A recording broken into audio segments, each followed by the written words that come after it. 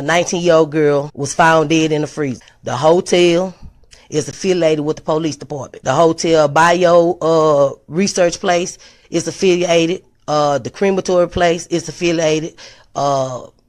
Everything that about that hotel is affiliated with that police department in Rosemont.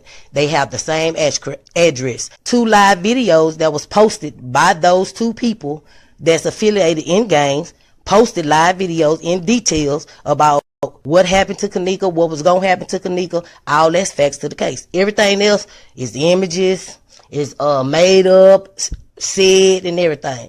Y'all people have to understand. Y'all got to figure out what's true and what's fake.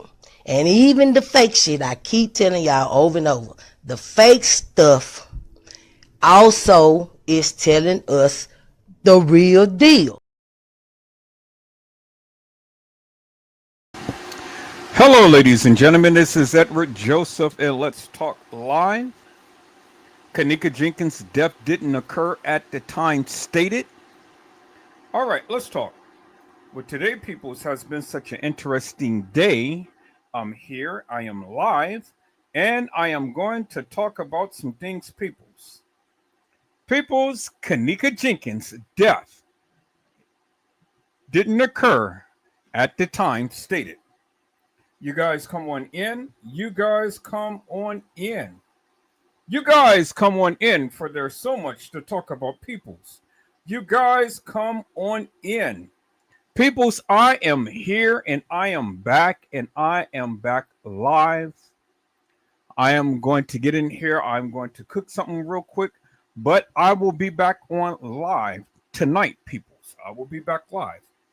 Right now, I am going to play back a video, but I will be back live. I don't have nothing else planned. I just have to cook me something real quick, and so I can sit down and eat, and I can be able to talk with you all. Is that all right, peoples? I greatly appreciate each and every one of you for coming in and supporting the channel. My numbers is growing, peoples. Now, my subscriptions hasn't grown, but my views have grown. And so that's wonderful. I mean, whether the people subscribe or not in things, that's one thing. But to have my views continue to keep and consistently keep growing, that's another thing. And I greatly appreciate each and every one of you who is taking your time out to watch the lives and watch the lives in its entirety. It is a wonderful thing, peoples. And I greatly appreciate each and every one of you for taking your time out of your busy schedule to watch Edward Joseph Let's Talk Live. Now, peoples, I am working diligently behind the scenes because we're going to be going and we're going to be streaming on a new platform. And it's going to be a little different than what StreamYard is doing. And so that's what I've been doing, working behind the scenes. So, and upgrading everything. And so it's amazing, people. This is one of the reasons why I can't really go live like I want to and stuff, because I got so much going on at the same time. But I am consistently and insistently making sure that the channel grows. And that means I have to get used to a different platform. I have to test some things out and stuff so I can make sure that the presentation is on point. So then when you guys come in and you guys see all of the good juicies I have created, it is just going to make for a wonderful experience. Is that all right, peoples? In order to elevate and celebrate, well, then you have to go ahead and you have to test out different things. And so that's what I've been busy doing, peoples. And this is one of the reasons why I haven't really been live because, again, like I said, I am elevating the channel to a whole new plateau. And it just takes time. It really does. It takes time and it takes effort and things. But it's all right, peoples, because I am getting there. I'm getting there. My numbers is up. The views is up. Everything is up. And I am like, wow, this is absolutely wonderful. And so, that's what it is, people. You just got to continue to keep pressing. You got to continue to keep pressing. And we're going to be talking about some new cases, people. So I got a nice little lineup coming up for you and stuff that we're going to be talking about. Some nice little graphics and some nice little, shorts and things that I'm going to be presenting and whatnot. So, once I get into that little rotation, people, it's just going to become second nature. But right now, all I am doing is learning a platform that I've never used before. But it's going to be okay because it's going to be better, a whole lot better than StreamYard. But that's all right. I'm going to still have StreamYard, but I am upgrading to a whole new platform and things. And I will be bringing more content to you. And I'm getting geared up to do my little podcast. Yes, you will be able to see Edward Joseph in the flesh. Well, some of you anyway, not all, but some of you and stuff, because that's going to require a little extra peoples. That's going to require a membership to the channel. And so when I do go live and show Edward Joseph, well, then you just, unfortunately, people have to be a member to the channel because I'm not going to go live on all my channels, only just upon this channel, but you're going to have to be a member. Is that all right, peoples? And so, once I get a certain number and things, well, then, hey, then and only then is when, I'll start to really branch out. But that is just only accelerating and getting the numbers up on my channel. Is that all right, peoples? Now, if you like me or if you hate me or whatever the case may be, that's fine because I love you with the love of Christ. And people's, like I say, it ain't nothing you can do about it. Is that all right, peoples? All right, people. So I am going to be back. I am going to be in the bushes for a moment because I'm going to cook me some turkey necks tonight. I'm going to cook me some candy yams, some collard greens, and some hot water cornbread. Sure enough, I said, sure enough, peoples. And so that's what I'm cooking right now. So I got to get in here while it's still early, but I will be back live tonight. I ain't got nothing to do, people. So we got all night. We're late hours anyway and stuff, but I just wanted to get as much of an early start as I possibly can when I can and while I can and things. But you know me, peoples. I had to brave that traffic and stuff, get in here, and I had to do some things and stuff. So you guys just got to be patient with me because, like I said, I got a new watch, I got a new phone, and I got a new tablet. And my phone is in the process of updating. So it's updating from things way back in 10 years ago. So I'm kind of like, well, golly, I don't need that type of content on my phone. But, I mean, that's what Google is doing. So it's literally loading up my text messages that I have made over 10 years ago. Why is that? I don't know. I don't know how to set it. T-Mobile don't know how to set it. It is what it is. But I know what I need to do is as it uploads, go ahead and start deleting a lot of the text messaging that I had back in the day that I really don't need. Are the people whom I don't really speak to on today. And then that way, that'll pretty much be erased from history and whatnot and stuff.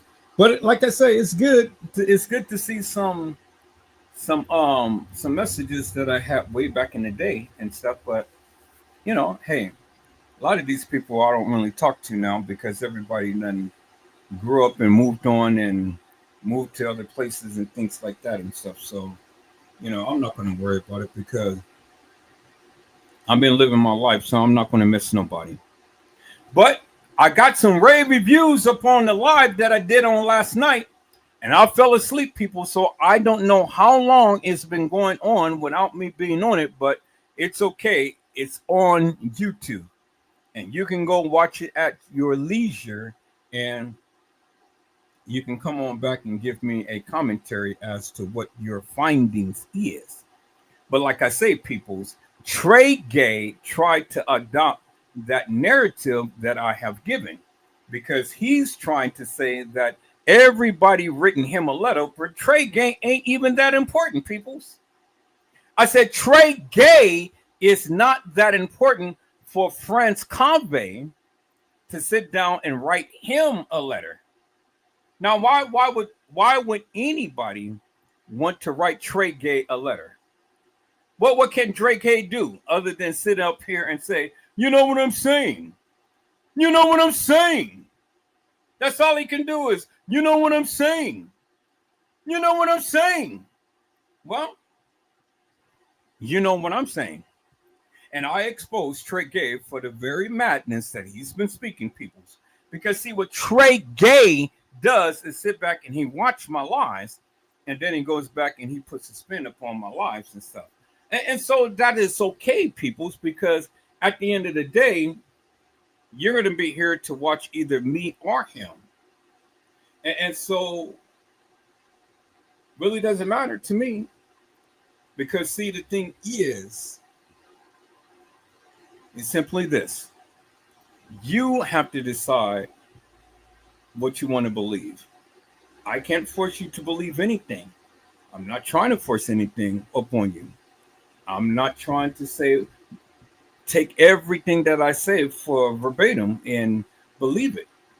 All I'm saying is just watch what I show you, and then you make the decision for yourself. Is that all right, peoples? All right, I see my peoples that come in and things, so let me go ahead and give a shout out to my peoples. Hello, Randall Robinson. How are you, my friend? It is a blessing to see you on today. Randall Robinson says, what up? Hello, Gina, to you, B. How are you, ma'am? It is a blessing to see you on today. Gina, to you, says, greetings, Edward. And then Gina, to you, had said, you guys come on and hit that like button. And let me tell you something, people. I greatly appreciate from the bottom of my heart all of you who's coming in and just immediately hitting that like button. Because what you're doing is you're putting me in the algorithm. And by keeping me in the algorithm, peoples, I'm able to reach a lot more people than what I ever able to do. And so every time that you come in and every time that you hit that like button, it is keeping me up and it's keeping me in the algorithm. And I want to say thank you.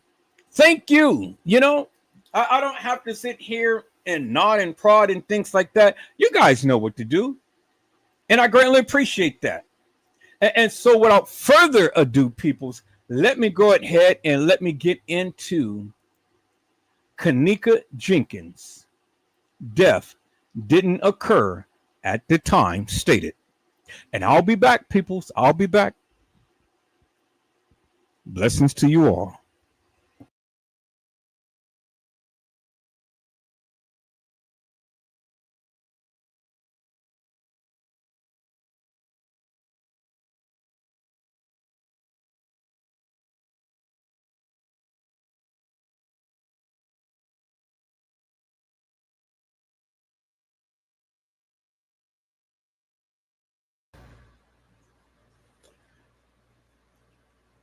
Hello, ladies and gentlemen. This is Edward Joseph, and let's talk live. kEnnEkA Jenkins' death didn't occur at the time stated. All right, let's talk. Well, today, peoples, has been such an interesting day. I'm here, I am live, and I am going to talk about some things, peoples. Peoples, kEnnEkA Jenkins' death didn't occur at the time stated. You guys come on in. You guys come on in. You guys come on in, for there's so much to talk about, peoples. You guys come on in. Peoples, kEnnEkA Jenkins didn't die at the time stated. kEnnEkA Jenkins didn't die at the time stated, peoples. And so we have literally talked about this case forever and a day. Literally been going over and over and over again the various scenarios that have played out in this particular case. And yet, and still, many people still want to stand with the notion that kEnnEkA had died on the 9th. Many people still believe that. Many people still are going with this narrative that the establishment has a given, that kEnnEkA had died on the 9th. And so it is amazing to me, so it's really amazing to me is after all of this time, the people still don't understand that kEnnEkA Jenkins did not die at the time that they stated, peoples. She didn't. kEnnEkA Jenkins didn't die at the time stated. And so, what I wanted to do on tonight, peoples, is I wanted to go back in time.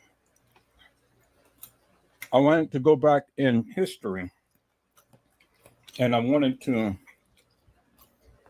go and take another look at this supposed timeline that they're given about kEnnEkA Jenkins. I wanted to come and explore again, peoples,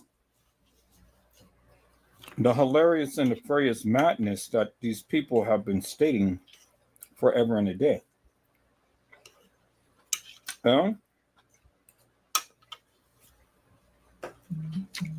Let's see if we can be able to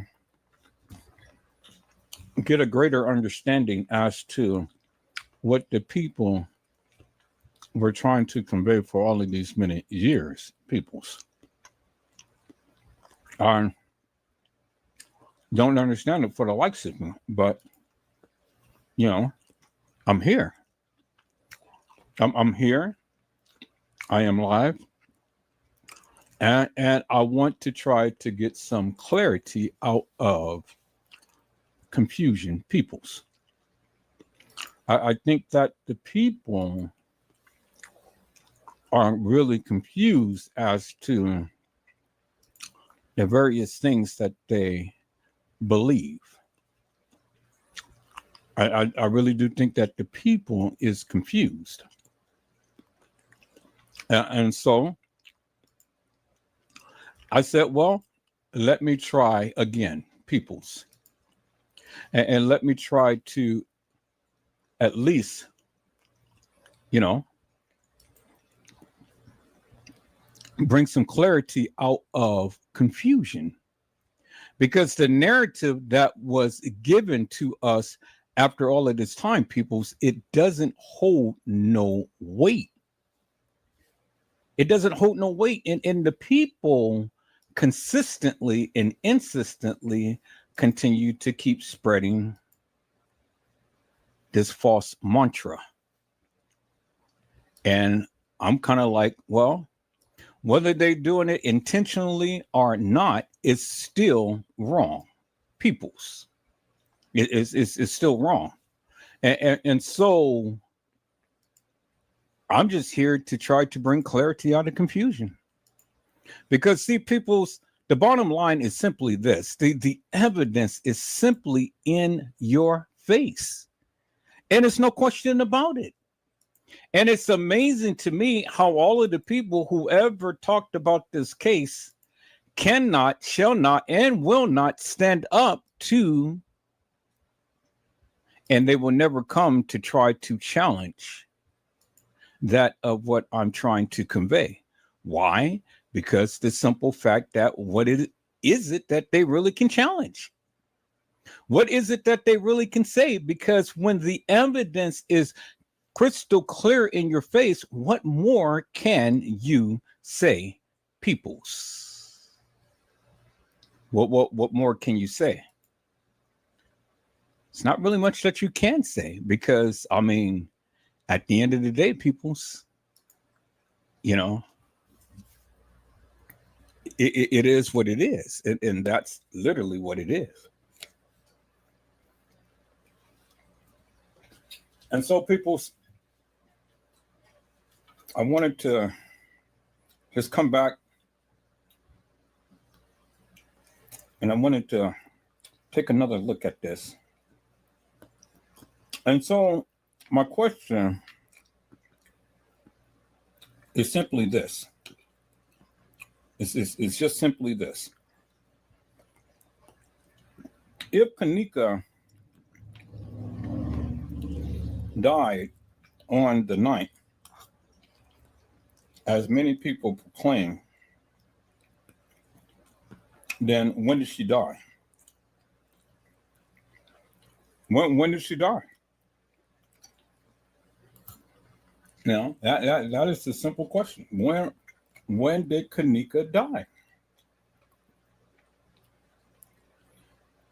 Because it was stated in the beginning that kEnnEkA had came to the establishment when her friends, we heard the old story, you know, she came in with her friends at 1:15, and then she took the elevator up with her friends. But the most amazing part about it is, peoples, there is no video footage of that at all. Period. That kEnnEkA Jenkins ever wrote on the elevator with Shemaya, Monifa, and Brubri. No crystal clear evidence whatsoever. And then when you want to refer back to that video that we have all seen for many years, well, help me to make that make sense. In that video, people, we seen the young lady who they called kEnnEkA with her eyes closed throughout the whole interaction that she was supposed to have been with Shemaya and Monifa. So help me to make that make sense, people, because a person who was supposed to have been alive in the elevator, well,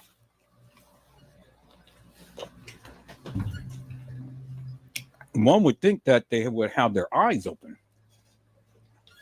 But the young lady never had her eyes open.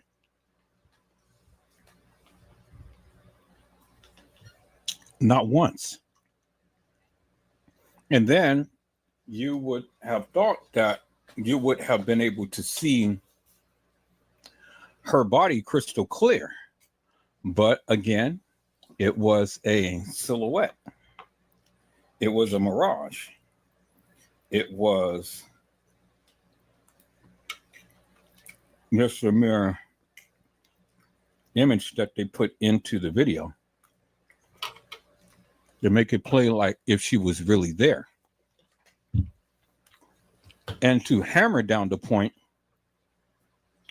Shemaya and Monifa could not have taken a selfie in the elevator when they were in a two-door elevator.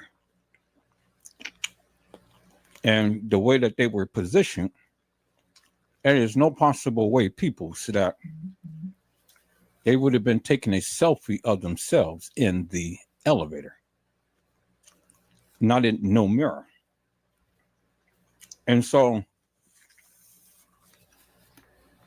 with that, people's, that totally debunks anything that anybody says that they were in the elevator, people's.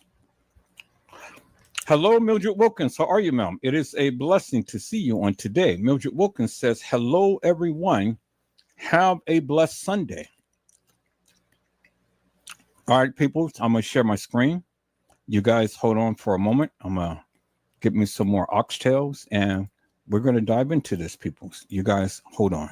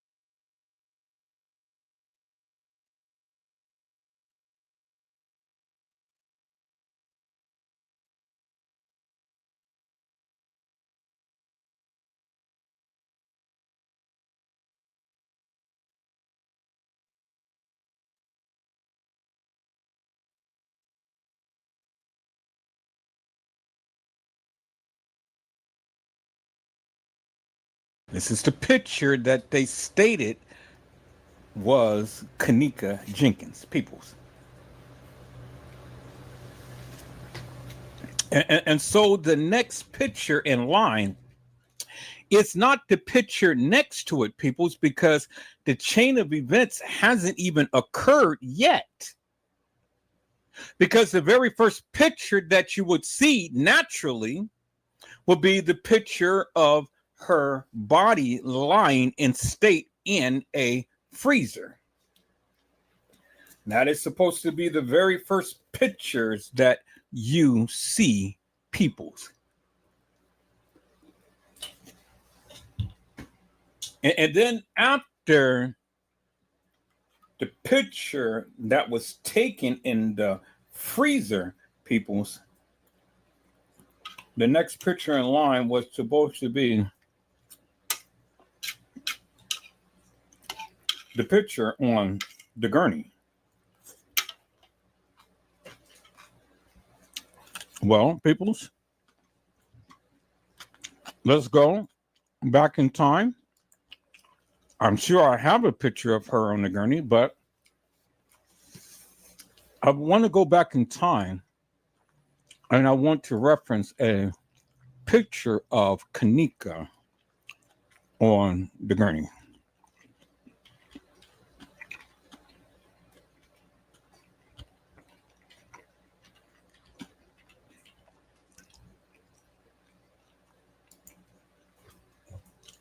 And let's see if we can call up a video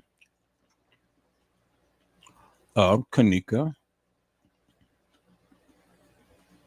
on the gurney, which we see one right there, but I want to try to get the actual video.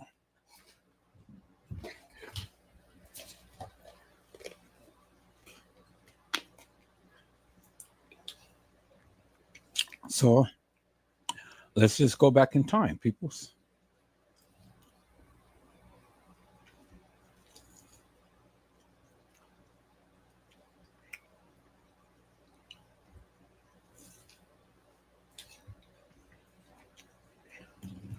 And let's see if anybody had that picture of kEnnEkA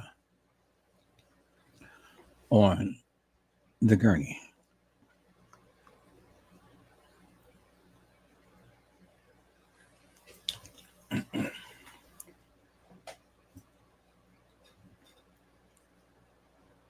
Okay, so we have kEnnEkA Jenkins full kitchen video when they found kEnnEkA. All right, so let's take a look at this here, peoples. We're going to mute that for one moment and let's go ahead and let's fast forward this a little bit. Okay, cool. So I think this is the part when they were taken out. Good. So he did have everything right there. All right. So what I'm going to do is I'm going to go ahead and download this, put it in my editing software, and we're going to take a look at this. So let me go ahead and download it. Let me put in my editing software. Yeah.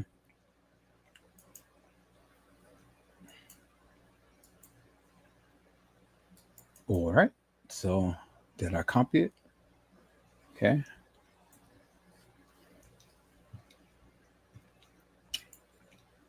There we go. Should be downloading in just a moment. Boy, I'll be glad when I get my internet, my fiber up and running, because my internet is running slow.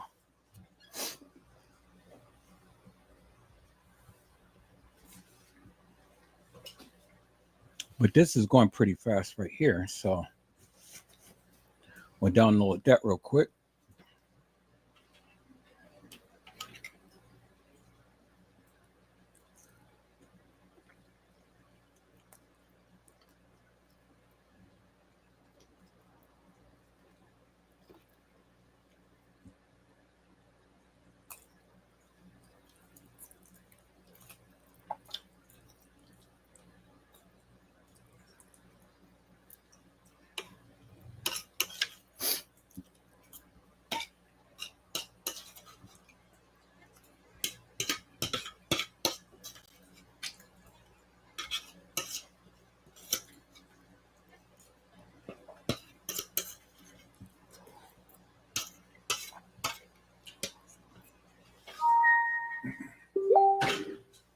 All right. So now I have it downloaded. Now I'm waiting for it to convert. And as you can see, it's converting real fast because my computer is blazing fast. So that'll be done in a moment. And then we'll be able to call that out.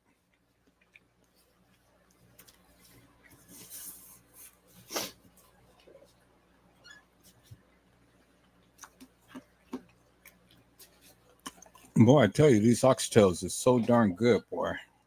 Oh my God.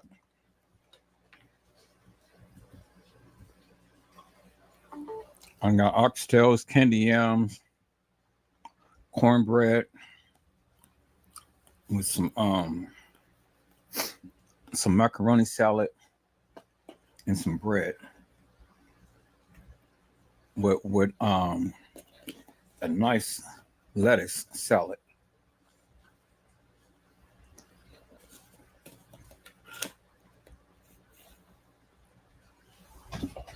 I was going to make some rice, but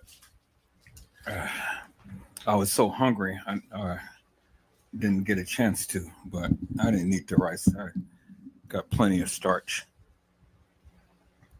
All right, so that's downloading. That's going to be a second before it goes and finish and things. So I'm gonna go back to the chat. Hello, Randall Robinson. How are you, my friend? It is a blessing to see you on today. Randall Robinson says, "What up, everyone?"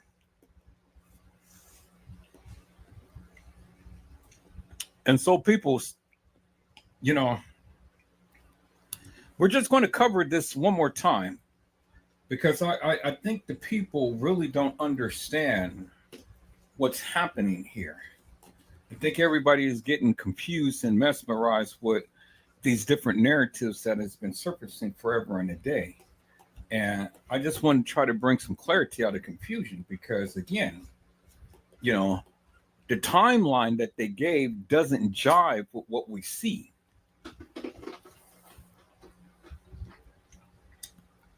I said the timeline, what they gave, doesn't jive with what we see. So, you got to help me to make this make sense.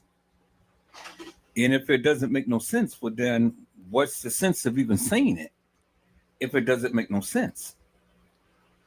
And so we are going to see if we can make some sense out of it. All right, so it's converting. So let's see how far we got right now. So we got about 6 more minutes.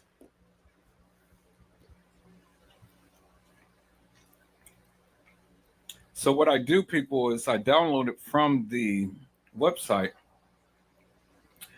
but then I have it converted to MPEG 4 so I can be able to play it back and be able to use it.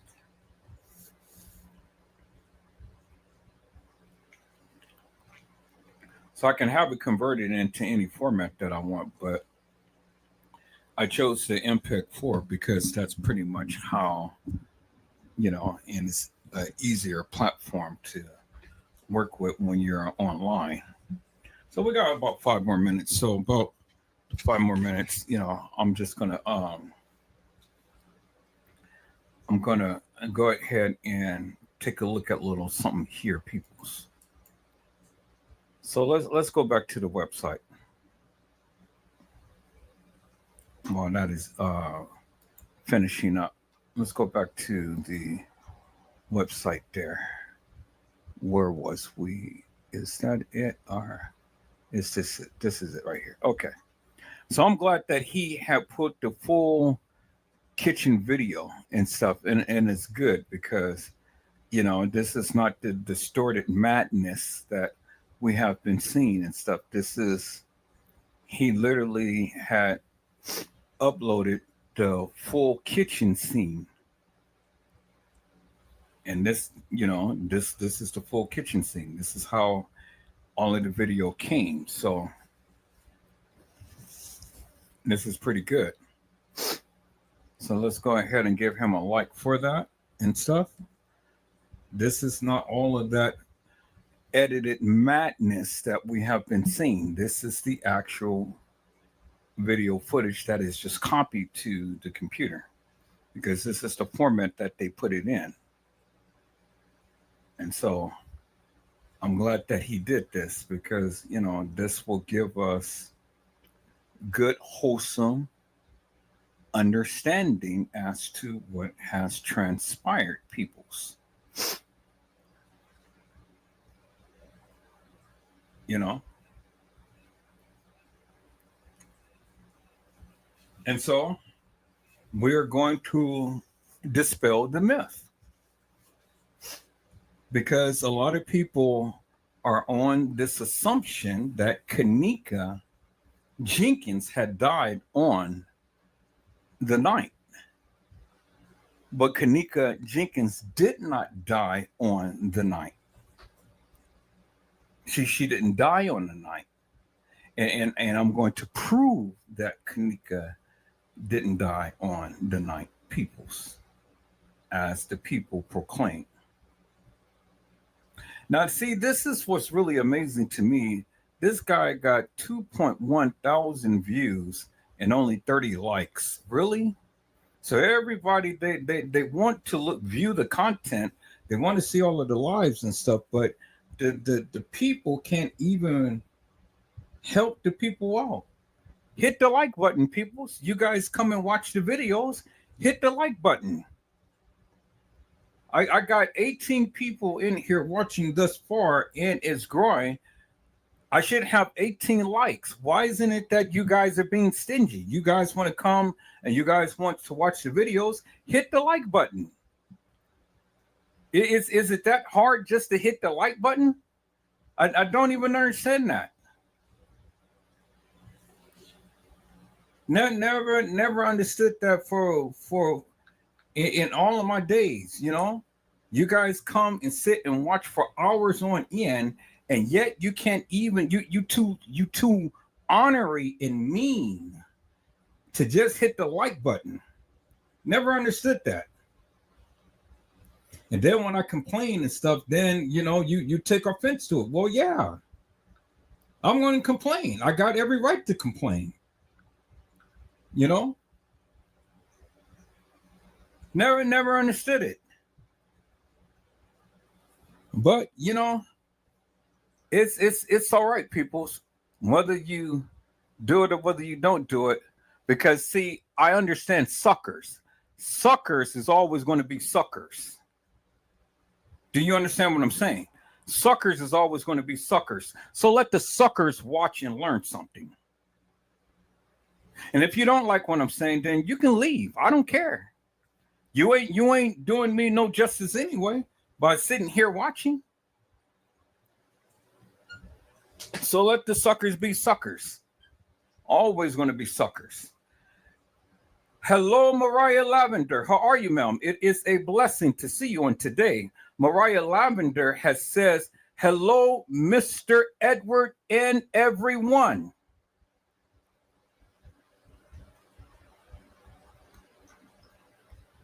Let's see where we are, people. Let's see where we are. We're almost there. Okay, and we got it. We are there now. So let me go ahead and open up that video. I don't have to go back to the website, which is okay. All right, so let me see if it got any sound to it. Doesn't seem to have any sound.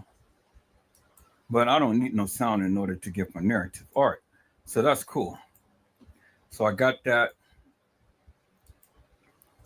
Hello, Kelly Davis. How are you, ma'am? It is a blessing to see you on today. Kelly Davis says, hi, everyone. Hit the like button. I don't understand it. The people come and the people watch. Is it asking too much just to hit the like button? Never understood that. You know, you guys all the time wanting to come watch the people, all the time got your mouths open and all the time got something to say, especially when you don't like what the people are saying and you want to go against what the people are saying, but you never participate. And then two, You know, you're just too honorary to even hit the like button. Never understood that. Now, if your job say come to work and we're going to pay you, and they don't pay you on time, you're sitting over there complaining forever and a day. So why are you coming to my work and you can't even come to show some support? I ain't even asking that much, but just hit the like button. You step into this house, hit the like button. That's it. That's all. You know? Jeez. Never seen a bunch of people who is just so damn honorary in all of my days. Never seen it, peoples. It's crazy to me. Then you guys all the time complaining, oh, well, when you going live? When you going live? I haven't seen you in a minute. Well, because your tails don't even support.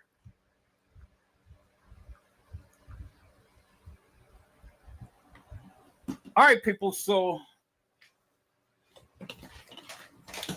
we got the video now. We got the video now. And so now let's take a look at the video here, peoples. We got the video. So let's take a look at the video. So what I'm going to do now, peoples, is I can do it one of two ways. I can look at it this way, and in this particular play thing, or I can put it into my editing software. But let's take a look at it like this first, and then if need be, then I can just go ahead and transpose it into my editing software. So now let me see. I don't think it's no sound, so at least I haven't heard anything. So let's fast forward through this a little bit and see what we are. All right. Cool. Now let's look at the chain of events. It is supposed to be 9:10 at 12:25 a.m. in the morning. As that's what his video starts off. 9:10 at 12:25 in the morning. 12:25. Okay, so understand, peoples. Understand one thing. I need you to get this. I need you to understand this. Understand one thing. If kEnnEkA was deceased, upon 9/9, okay? Stay with me. Stay with me, peoples. If kEnnEkA was deceased on 9/9,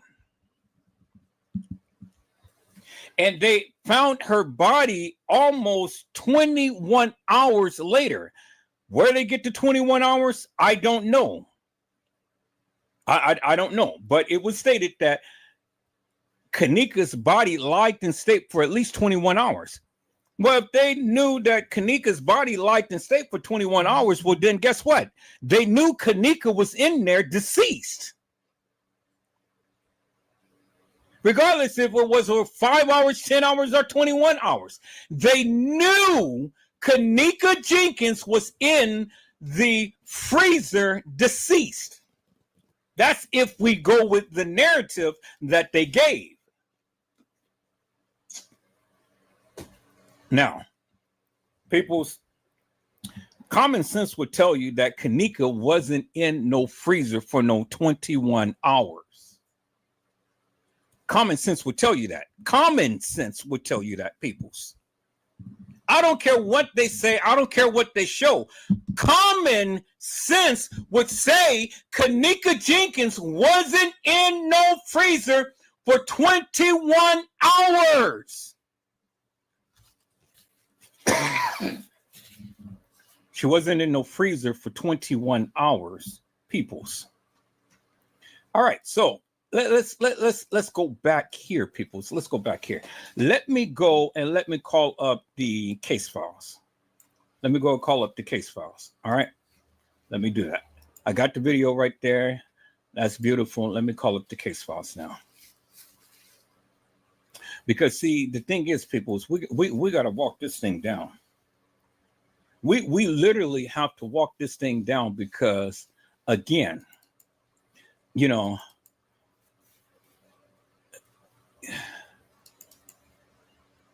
all right. So what? I don't want to open it up in that. So let me see if I can open it up with the PDF file. Okay, open. I don't see the thing where it says open with. That is not that. Okay, so let me see. I'm not trying to open it up in that. All right, so open is going to take me to that. Okay, open with. I don't want Google Chrome. I don't want that. I want the, where is my Microsoft? Oh, I don't want that. I don't want that. I don't want that. All right. So here, let me do this, peoples. Let me go to my Microsoft Office. MS Office. Microsoft Office. All right, there we go.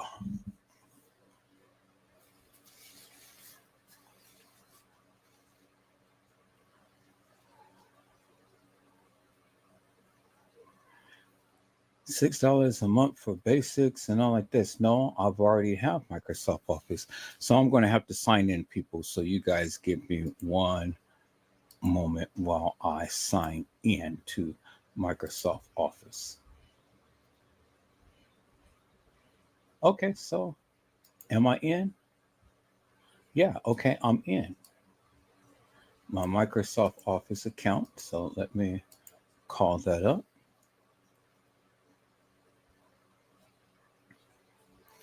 And let me call up the PDF file. Okay, so I already have a subscription. Manage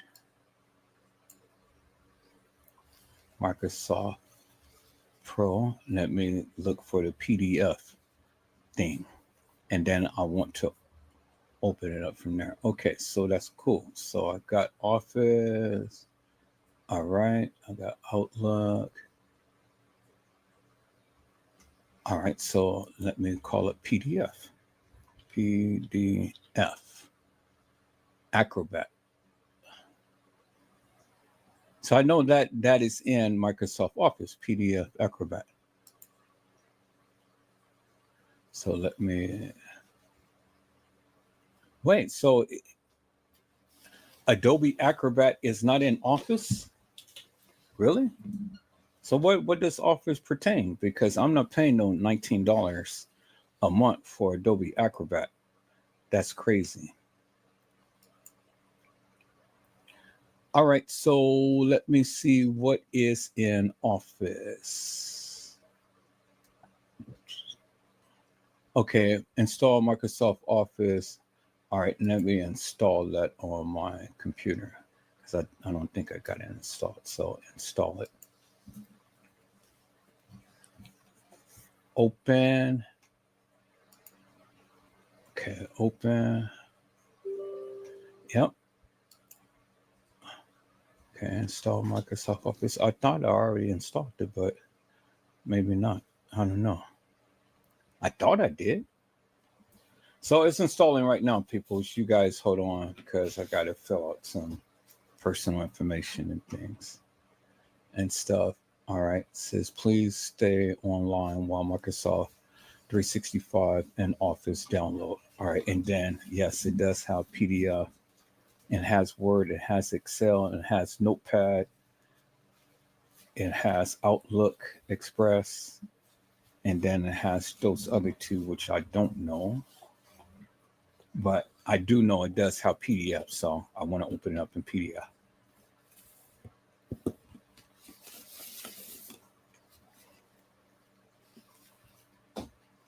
All right. So that is installing on my computer, people. So you guys give me a moment while it's installed. Thank you for the obedient people who have hit that like button and things. For those who wasn't obedient and didn't hit the like button, shame on you. Because again, you come, you watch the live, you can hit the like button. I don't understand why you just want to be so ornery and just don't hit the like button. Are you just that evil? Never understood it. Why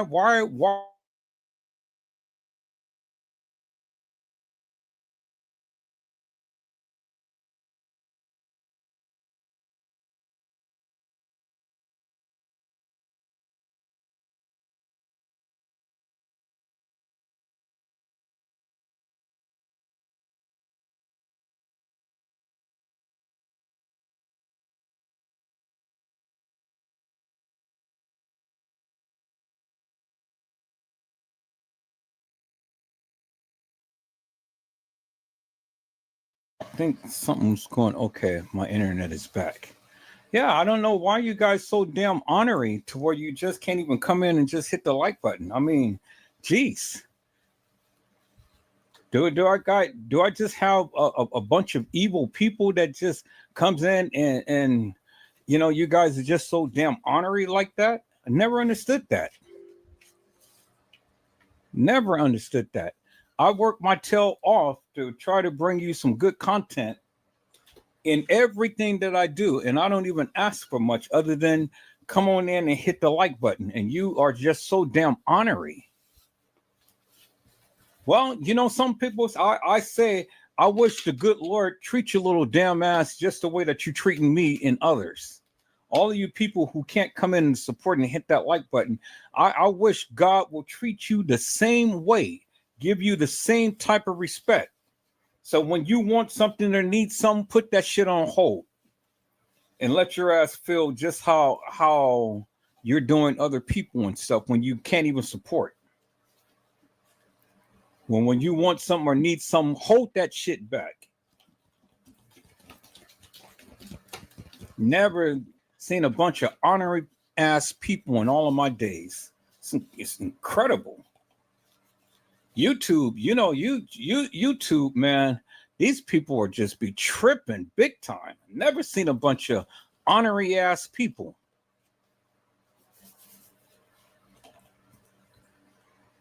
But it's all right because it ain't gonna stop me from doing what I'm doing. My heart, I have a heart of gold. And God always blesses me regardless. So whether you support or whether you don't support. And dang, this is taking forever to download. I don't know. I mean, my internet is so damn slow, peoples.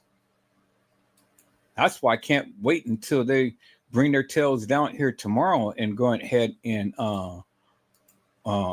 finish installing this fiber. See, look at that. Look where we are right now. Taking forever just to download. That's where I am right now.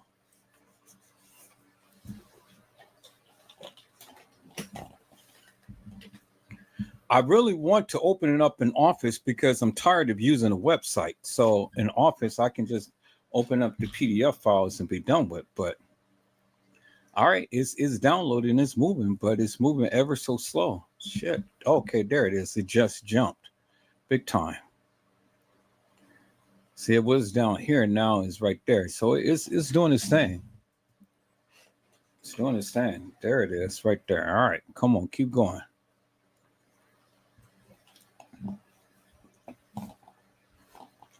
So I'm gonna wait for this thing to download. It's almost finished. And then I'm gonna call up PowerPoint. I think it's PowerPoint, and then I think this one. Does Office have PDF? I think they do. I think it does have the PDF thing. I know it's PowerPoint, Excel, Word, Notepad, Outlook, and then I don't know what these two is. I don't know what the P and the A is.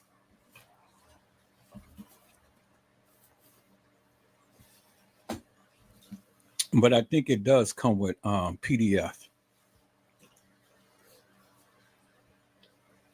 And if not, then I'm just going to get a PDF reader. I'm tired of. I don't want to spend no $20 a month just to open up a PDF file. That's crazy. But everybody's out to make money. They need to make money, and that's how they make money with the licenses and stuff. So it is what it is. But we're going to take a look at this, peoples, because again,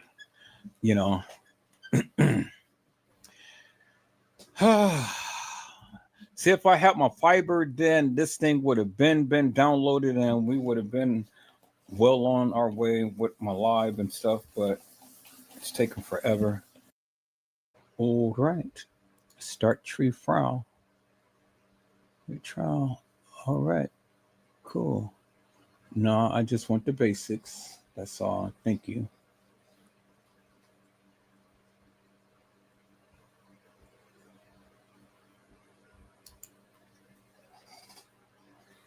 Proceed and review.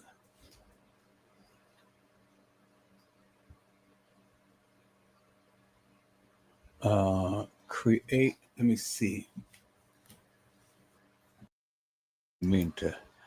Okay. Oh, okay. All right. Oh, I'm loving this, peoples. All right. Cool. That's exactly what I need right here. So I can go ahead and call up a lot of them all at once instead of having to keep going back. All right. That's cool. So that's exactly what I need. So I'm going to keep this. Hello, Carla Henry. How are you, ma'am? It is a blessing to see you on today. Carla Henry says, greetings, everyone. All right, people, since I got this thing up and running now and stuff, I'm sorry for it's taking so long, but you got to do what you got to do.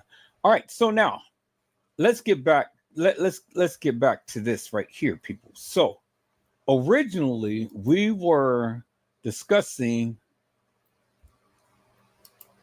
the pictures. Let's go back to the pictures, peoples. When it was stated that kEnnEkA had died, and this is what Teresa Martin had said. She said that, but God, this is how my babe looked when I saw her at the funeral home. So this is when kEnnEkA was supposed to have been at the funeral home based upon what Teresa Martin had stated, peoples. That, as you can clearly see right there, that's what she said. Okay. All right.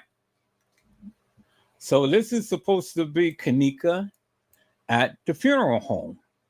She doesn't have no wig on or anything, as you can see.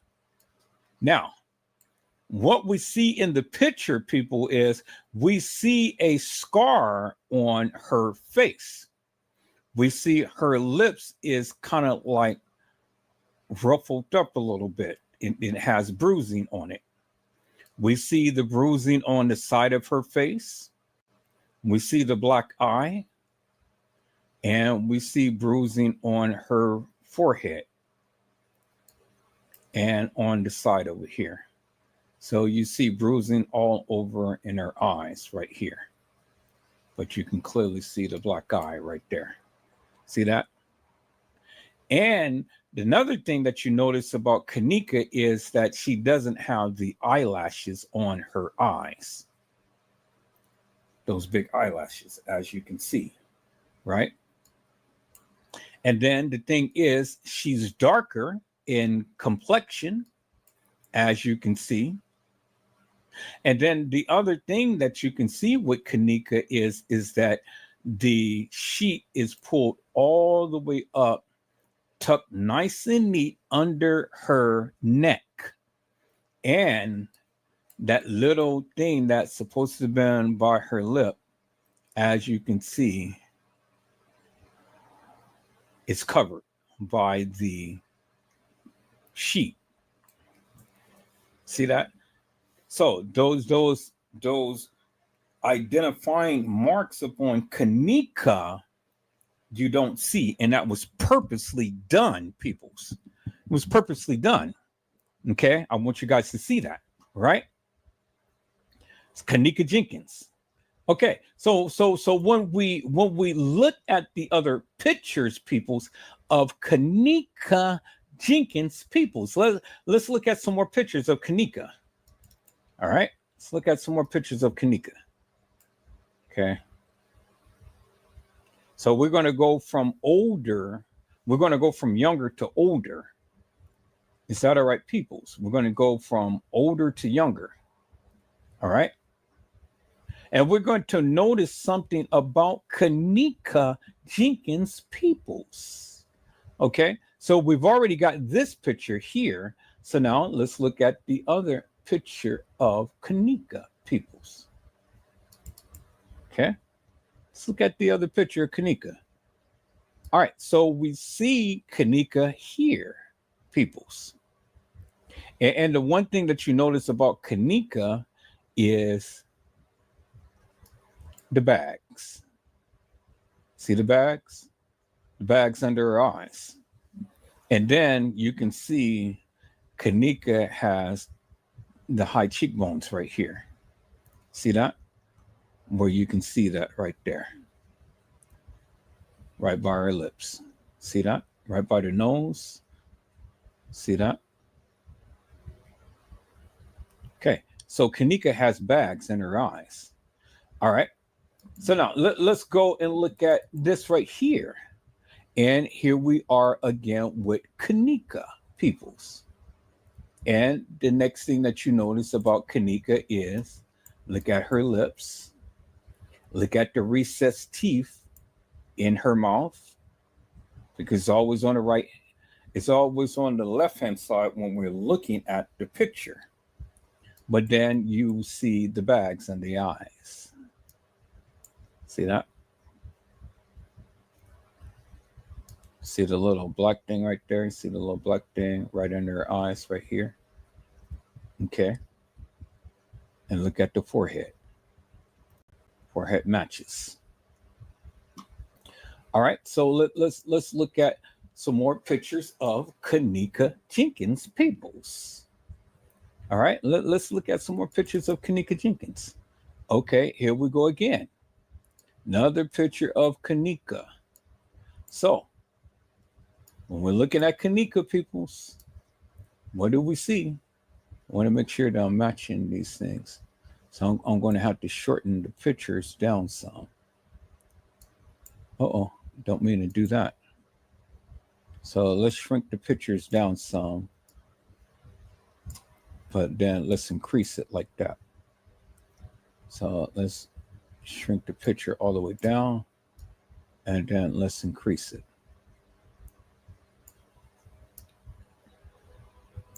Okay. Let's shrink this picture down. And then let's increase it.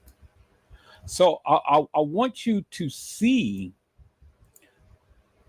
all of the pictures of kEnnEkA that the similarities is that she has the bags in her eyes. She has a rounded face. And then there's the recessed teeth right there. There's the recessed teeth right there. And there's the bags in her eyes. Okay. And then look at the different ways that her eyebrows is and stuff, peoples. See, eyebrows is always different in every photo. But what is the same is the nose, the mouth, the teeth, the eyes. And you can see the curvature right there, which is the curvature right there in the eyes and stuff. See that? The way that the nose is formed. So I want you guys to take a real good look at kEnnEkA. We're gonna take more. We're gonna look at more pictures of kEnnEkA, peoples. kEnnEkA Jenkins. Okay.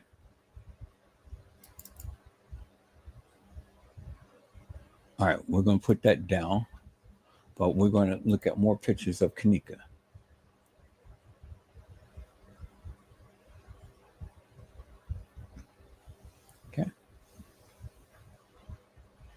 kEnnEkA Jenkins peoples.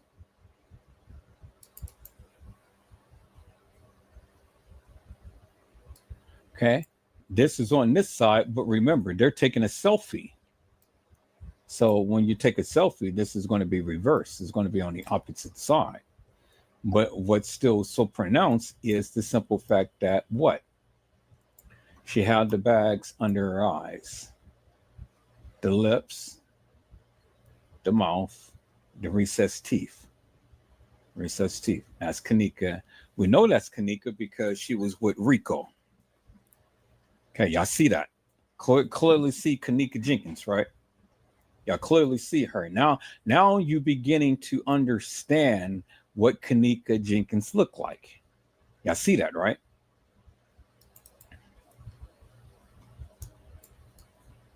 Okay, and then here we go with kEnnEkA again.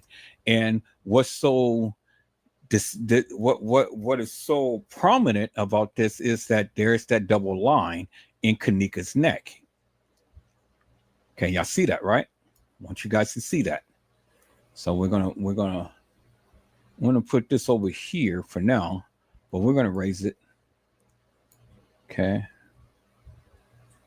All right, so I want you guys to really understand who kEnnEkA Jenkins is, peoples. I want you guys to really get a good look at kEnnEkA Jenkins, peoples. And not these hilarious and nefarious, fictitious people who they proclaim to be kEnnEkA Jenkins. Okay? kEnnEkA had a distinctive feature to her. So I'm going to raise this up a little bit. When we do that, so let's kind of shorten this up a little bit. Let's shorten this. Okay, raise that up a little bit, bring that over. Okay, bring that up, bring that over.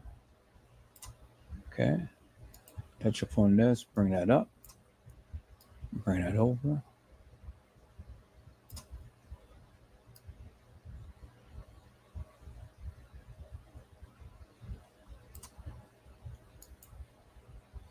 Okay, bring this up, bring it over. All right, I probably can get one more on there, but that's cool. So I'm going to stick with 1, 2, 3, 4, 5. I'm going to stick with 5 pictures. All right, so we're going to click on this one. We're going to bring this up, bring that down, bring that to focus, and bring that down right there. Okay, so then we're going to do the same to this. Bring it like that. Bring that over.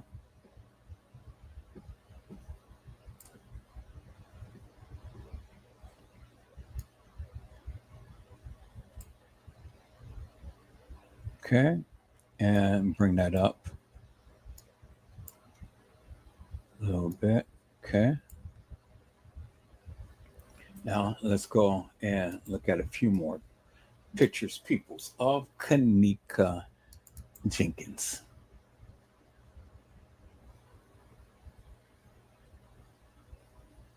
Okay.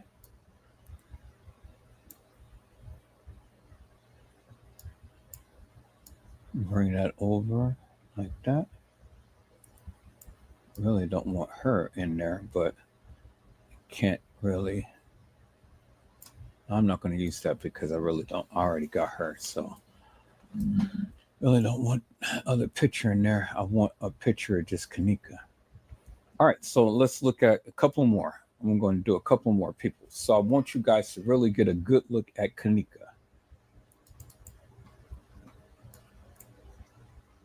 All right, and we'll do that one right there.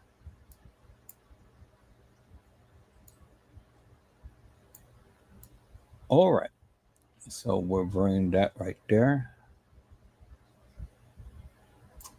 And shrink that down. All right. Bring that right there. Okay. So cool. And let me see if I can find one more. One more kEnnEkA. So no, you know what I'm gonna do? I'm gonna call up that picture right there. So let me call up that other picture. Right there. And then we're gonna shrink this down. Then we're going to shrink this over. All right, so, and then let's bring this over here, like such. All right, people, so, and let's bring this down just a little bit. Bring that down over. Let's bring this over.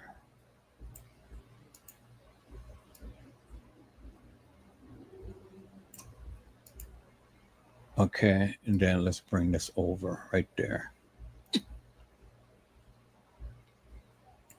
Okay, so now we have the pictures of kEnnEkA Jenkins in various times of her life, when she was younger to a little bit older peoples.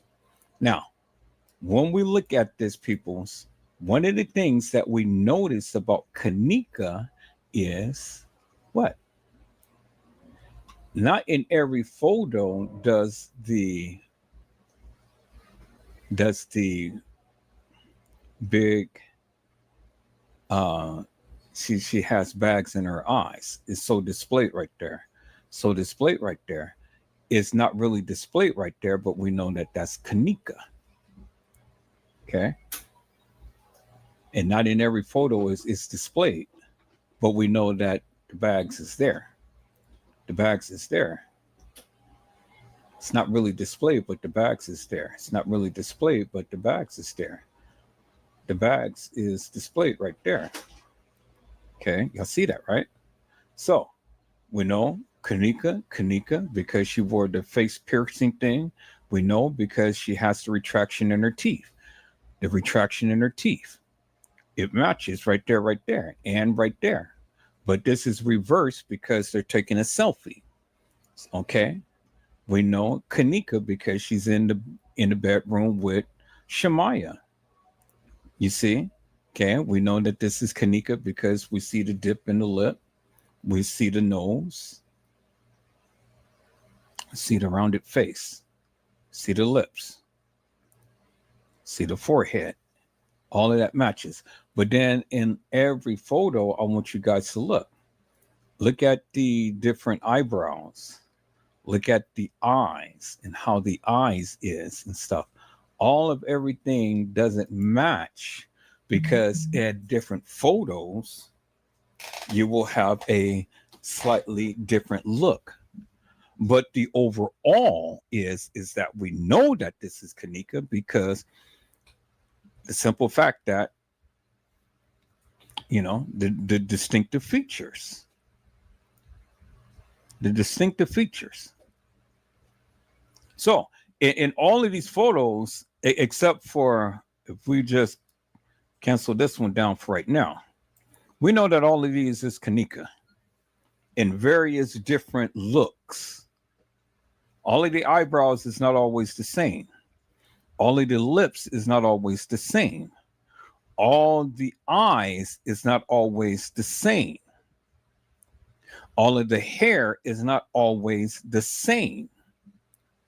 Do you understand what I'm saying, peoples? See, so when you look at kEnnEkA, you're seeing kEnnEkA as she evolves. So you can't get wrapped up, tied up, and tangled up in just one look and say, oh yeah, that's kEnnEkA because this, or this. No, peoples.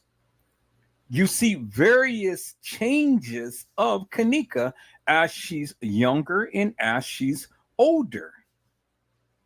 There it is right there. People, it's in your face. It is in your face. And so what are you going to tell me? You're going to say, Edward Joseph, well, all of these girls, they're not kEnnEkA because they look different? Well, I mean, haven't you evolved, peoples? And you don't always look the same, but the same features is pronounced. The same features is there, peoples.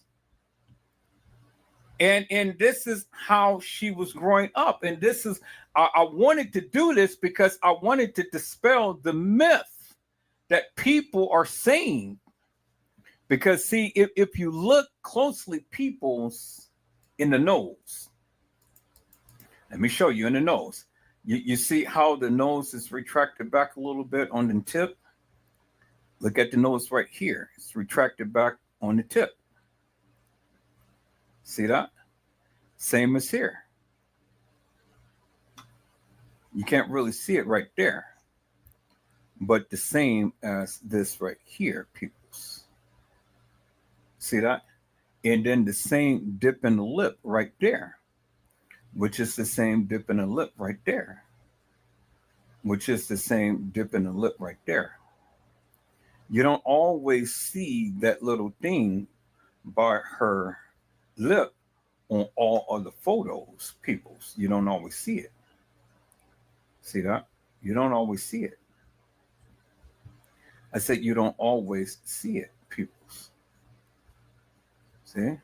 Can't see it there, can't see it there, and you can't see it there. So just because you can't see it, what? That's not kEnnEkA? Really?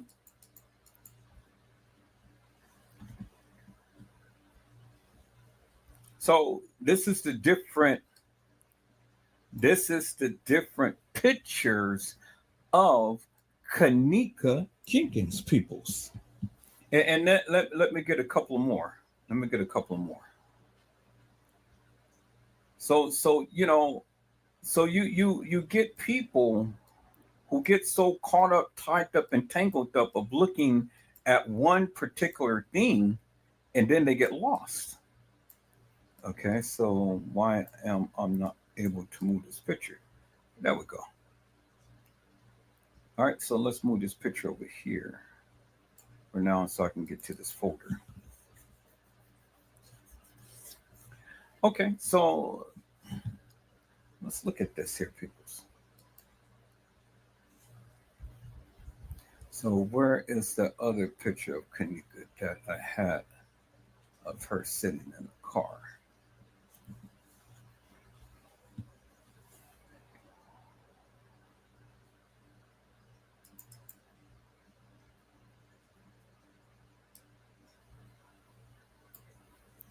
Okay, so now we see kEnnEkA. She's sticking out her tongue and things. kEnnEkA, she has the part directly in the center of her head because that's her trademark. See that? All right, so where is the other picture that I wanted to show people?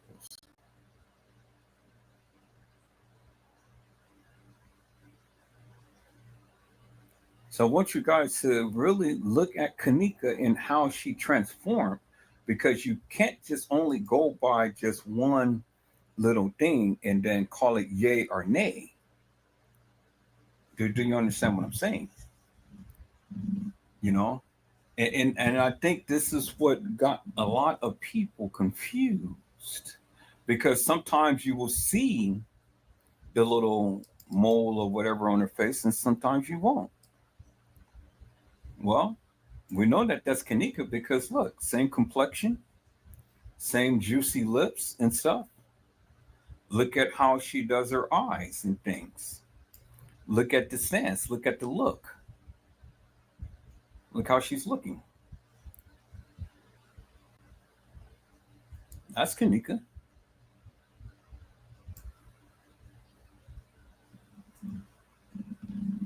Clearly see her right there, people. That's kEnnEkA. So she's not always going to look the same in every single photo, peoples, because she evolves. But some things just don't change, peoples. See? In some photos, she's got thicker eyebrows, but the lips don't change, peoples. She's got eyelashes. The complexion, it doesn't change, peoples. See that? Just depends upon the picture, peoples. See that? Look at the lips. And look how she's looking. Look at the eyes, peoples. It's kEnnEkA. You don't always see the little thing around her lips. But you can tell that it's kEnnEkA because look at the little dip in the lip. You see that? And then look at the little thing down by the nose, peoples. See that? And see how the nose, the opening of the nose is. See how the little curvature is right there, which is the same right here. See the little curvature in the nose? See that? So depending on how she's smiling and things, peoples, is going to be representative of whether you're going to see the little dip in the lip or you don't. Because some is so pronounced and some is not. But it is all kEnnEkA jEnkIns, peoples, as you can see, peoples. And then kEnnEkA has a slight sideburn, as you can see right here, as you can see right here. See the slight sideburn? It's a little bit more pronounced right there, but you can slightly see it right there. So as she evolves, peoples, everything ain't gonna look exactly the same, peoples, because she's evolving. She's growing up. She's becoming a young lady, but the features don't change, peoples. The complexity, her skin tone and everything, it doesn't change. The way that she does her eyes, it doesn't change. The way that she does her lips, it doesn't change. Some things just doesn't change, peoples. And then look, she got the bags under her eyes. She's got the bags under her eyes. She's got the bags under her eyes. kEnnEkA jEnkIns. And the bags is not always pronounced in every picture, peoples. But from a younger picture to an older picture, we know that the bags is there. Because she has the bags. Bags under her eyes. See that? See that, peoples? So the bags is not always going to be so pronounced in every picture. But the bags is there because the bags has been there since the day of time, as you can see, peoples. And then sometimes her eyes, she squints it even more so. Sometimes she has it open up real wide, as you can see. But kEnnEkA has that certain look. It just all depends upon her mood. But she has a very subtle look, peoples. kEnnEkA jEnkIns. And then if you look, her eyebrows is a lot different in all of the photos, peoples. See that? See that? It's different. It's different. Sometimes it's cut off, sometimes it's thick, sometimes it's very thin. Sometimes it's thicker and then real thin down at the edge. The eyebrows is going to always change, just the way on how you tend to want to look, that particular time, but it grows back. And so she's constantly getting her eyebrows arched and things, as you can see. But that changes. The things that doesn't change is the bags in her eyes. The thing that doesn't change is the little dip in her lip. The things that doesn't change is how her lips is so fat and juicy, as you can see. It doesn't change, peoples. The lips doesn't change, peoples, as you can see, peoples. You see that, right? You see kEnnEkA jEnkIns, peoples. kEnnEkA jEnkIns, peoples. You see that, right? Okay. And then kEnnEkA has the little double line under her, on her neck, right there. Clearly see that, clear as daylight. Clearly see that right there, people. There it is, right there. The line, the line.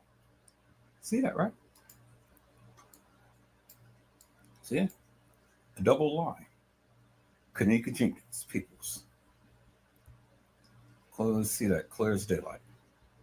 So there is distinctive markings on kEnnEkA that never changes, peoples.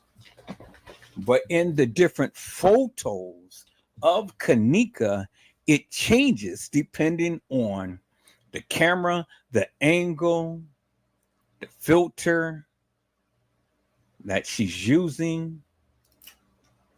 So every picture is not going to be exactly the same, peoples. But what doesn't change is her look. What doesn't change is her eyes. Her complexion changes at times depending upon the lighting, peoples. But you can clearly see all of these pictures, though different times, is kEnnEkA and kEnnEkA growing up, peoples. And not everything is so pronounced because, again, just depending upon whether you're using filters or not on the videos, the line is not going to always be pronounced, but it's there. There it is right there. There it is right there. Just like it is right there. Just like it is right there. It's not so pronounced, but I can still see it. Even in this picture right here. It's not so pronounced, peoples, but it's there. So I do this illustration, peoples, to show you a young lady growing up. In the pictures, it's not always going to be reflective of the same, but that doesn't make it seem, or that doesn't make it like it's not kEnnEkA jEnkIns, peoples. As in all of the photos that I'm showing, peoples, as you can see, they're all look different, but they're all the same person. Peoples. There it is right there. It doesn't lie, peoples. And even in the photo right here, peoples, as you can see, there's the double line right there. See that? See the line right under her neck? This is covering the other thing. But see the line? See the line right there? You can clearly see it, peoples. There's the line right there in her neck. And then on this one, there's the line in her neck. Because she has the band, you can clearly see one. But this is more closer. This is the second line down here. The other line is covered up with the band. But it's a double line, as you can clearly see. kEnnEkA jEnkIns, peoples. And she has the little mole by her lip, as you can see. Okay. Now, Let me go and show you the other picture, peoples. I'm going to show you the other picture, kEnnEkA.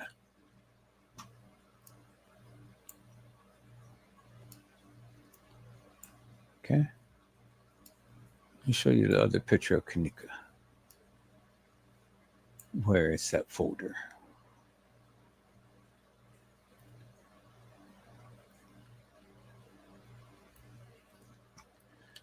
Where is that miscellaneous folder? I'm going to have to close up a couple of these pictures. Miscellaneous folder, where is it?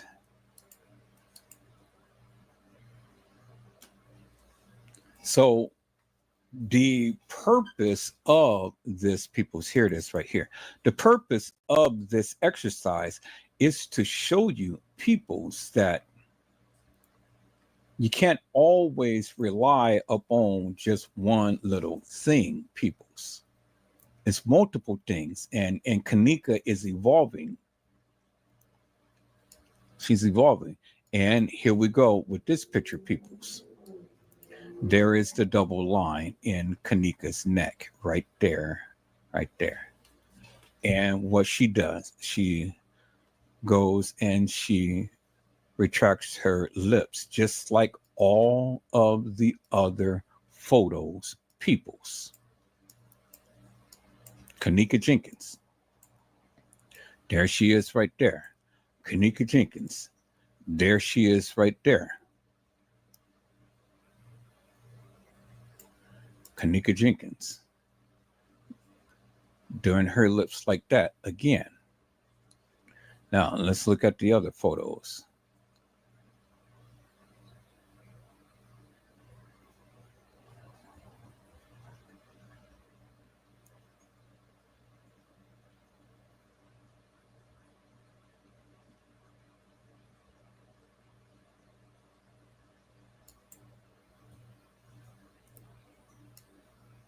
kEnnEkA. kEnnEkA. There is the line. There's the line. There's the line. There's the line. kEnnEkA. As you can clearly see, peoples.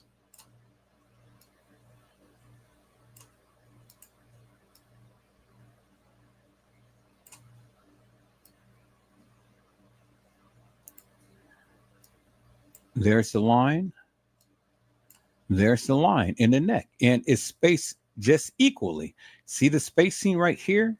See the spacing right here? It is kEnnEkA, peoples. kEnnEkA Jenkins, peoples. Crystal clear, and it's in your face. kEnnEkA was at the Crown Plaza with Shemaya, Monifa, Bree, Irene, at the Crown Plaza. She was not at the Marriott. She was not at Schiller's Park. She was not at the west side of Chicago, peoples. Clear as daylight. And the way that kEnnEkA puckers her lip is the way that we see her in this photo here, peoples. Clear as daylight, peoples. Clear as daylight. And we see the little thing on her neck right there, right there, right there, peoples. Puckering up her lips, puckering up her lips. kEnnEkA Jenkins, peoples. So when the stupid people want to sit up here and say, oh, well, look at this and look at this, look at this. Well, look at it. Look at it, peoples. The thing that is by her mouth is not always pronounced in every picture. The eyes is not always going to show the bags in every picture.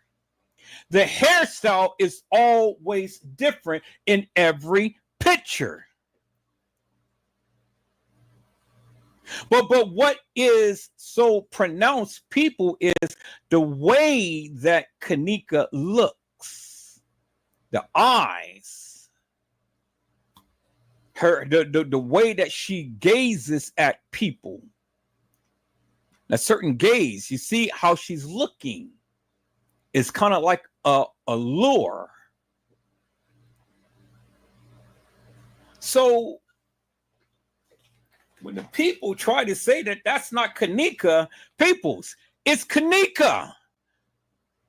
kEnnEkA is right here in the picture in the Crown Plaza in room 924, peoples. No, wait. Is it 924 or 926? Which let me go. I think it was 926. I got to go back to the picture of whichever side that door opens up, because the door opens up to they are in the bathroom, so they're in 926, because 924 the door opens up to the bathroom door opens up to the left. In this, the bathroom door opens up to the in this, the bathroom door opens up to the left. In 926, 924, the bathroom door opens up to the right. They are in 926. TY's Live was in 924. TY's Live was never filmed at the Marriott. kEnnEkA was in 926. There you see her. You see the many different pictures of kEnnEkA jEnkIns peoples. There it is right there. And what's so pronounced is that kEnnEkA, in a lot of her pictures, what? She wears the part in the center of her head, as you can see right there, as you can see right there. And in many other pictures, peoples. That wasn't always the case, but in a lot of the cases, kEnnEkA had wore her part in the center of her head. And you can see the many different pictures of kEnnEkA peoples. So don't always focus up on just one little certain factor, peoples, because there's many different factors to attribute to kEnnEkA jEnkIns peoples. And one of the things is the bags in her eyes, which you can clearly see in the picture right there. And then the way that her face is structured, how it's recessed right here. See that? See that? See how it's recessed like that, and see how it's recessed like that? See the eyes, peoples? So her face is not really sunken in, but it's sunken in enough to where you can clearly see certain features, peoples, as you can see.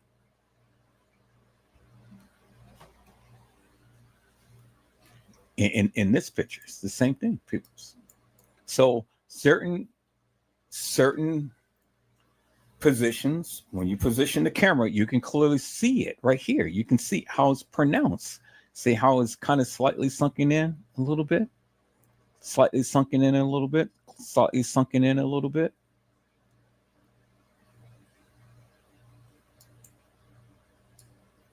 It's not fully demonstrated, peoples, but I mean it's enough there for you to see and know, because again, it all depends upon the angle of the camera.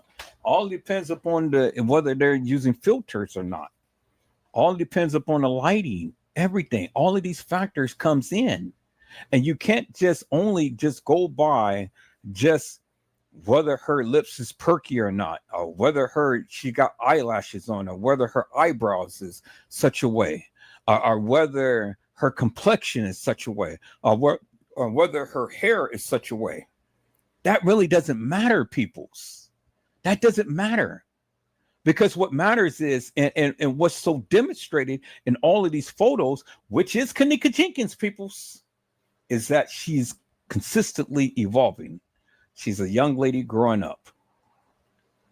And it's just certain things that's just not going to change. And that is her gaze. When she looks, the puckering of her lips, the hairstyle, which she literally wears, you know, wigs that is parted in the center of their head. And the eyes, peoples. kEnnEkA Jenkins, peoples. So as she evolves, a lot of her facial features and everything tends to evolve, peoples, as you can see. Okay, do we have a greater understanding now, peoples? Because don't be fooled and don't be stupid, peoples, because everybody evolves. Everybody is not going to look the same. Every picture is not going to look exactly the same. It's not. It's just absolutely not. But when you get into the habit of looking at the real kEnnEkA and see how she evolved, then there's certain traits, there's certain features, there's certain things about her that will always be people's. Always be. And in all of these photos that I've shown you, people, you didn't see kEnnEkA Jenkins frown. She's all the time smiling. She's all the time laughing. She's all the time giggling. She has a bubbly personality, peoples. It's kEnnEkA Jenkins. And she has that gaze, because in all of these photos, you can look how she is looking. Look at the gaze, peoples.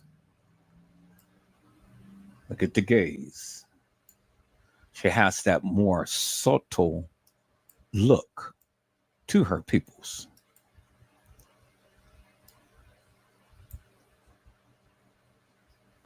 Look at the gaze.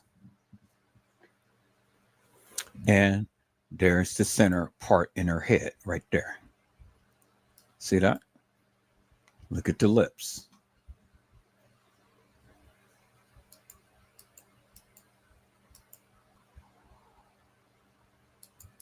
Y'all see that, right?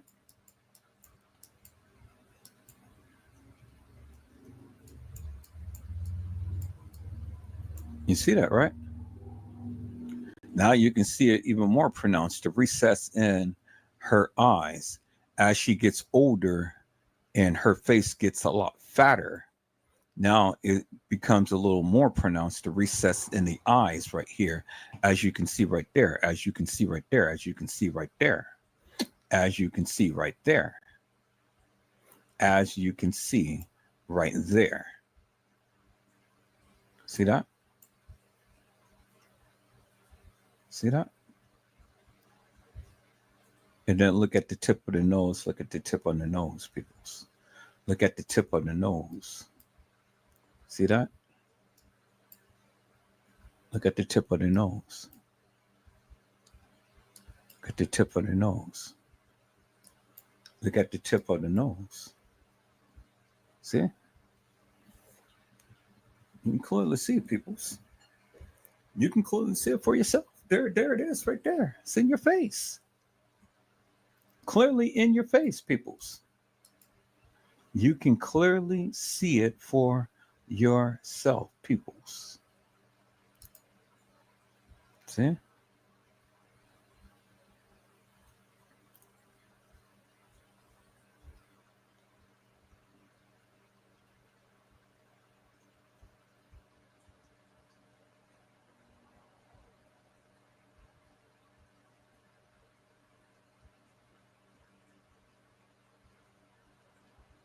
See, not every picture, people, is going to match up just perfectly or align, but we know enough to know that it's kEnnEkA.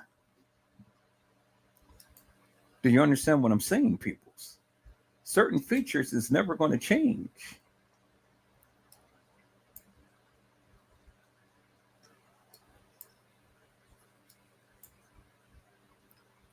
Certain features is never going to change.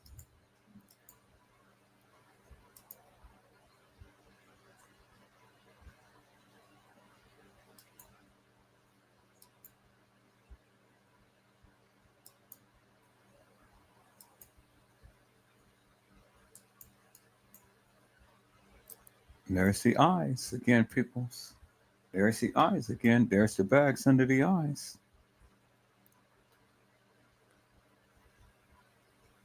So, some photos she's smiling real hard, some photos she's not. But it's all kEnnEkA.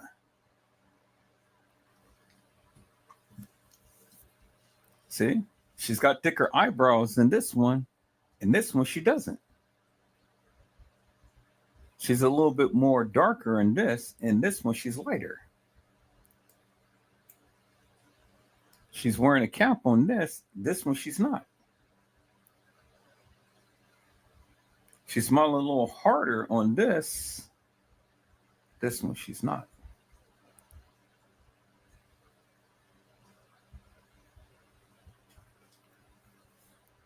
You see that, people's, right?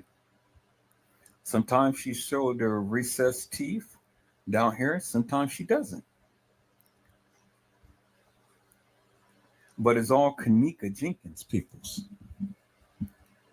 So I don't want you to get confused when you're looking at all of the different pictures of kEnnEkA, because again, you cannot, shall not, and will not be able to distinguish this girl just by just one marking and call it law and say, oh, well, yeah, this is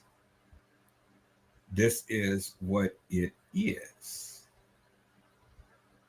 This is what it is. You can't do that, peoples.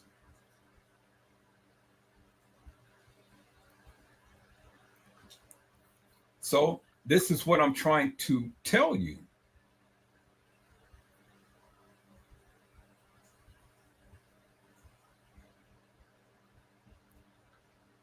All right, so have I established that fact with you peoples that kEnnEkA looks different in a lot of the photos as she was growing up, but the very pronounced thing is the bags under her eyes, the bags under her eyes, the bags under her eyes, the bags under her eyes, the bags under her eyes, the bags under her eyes, the bags under her eyes, the bags under her eyes. In some photos it's pronounced, in some photos it's not pronounced, peoples. Just depending upon the angle, just depending upon the lighting, just depending on whether she's using filters or not. Those features never change. The lips, it never changed. The gaze, it never changed. Sometimes she's fat and sometimes she's not. Sometimes she has, the dimples showing, and sometimes it doesn't show.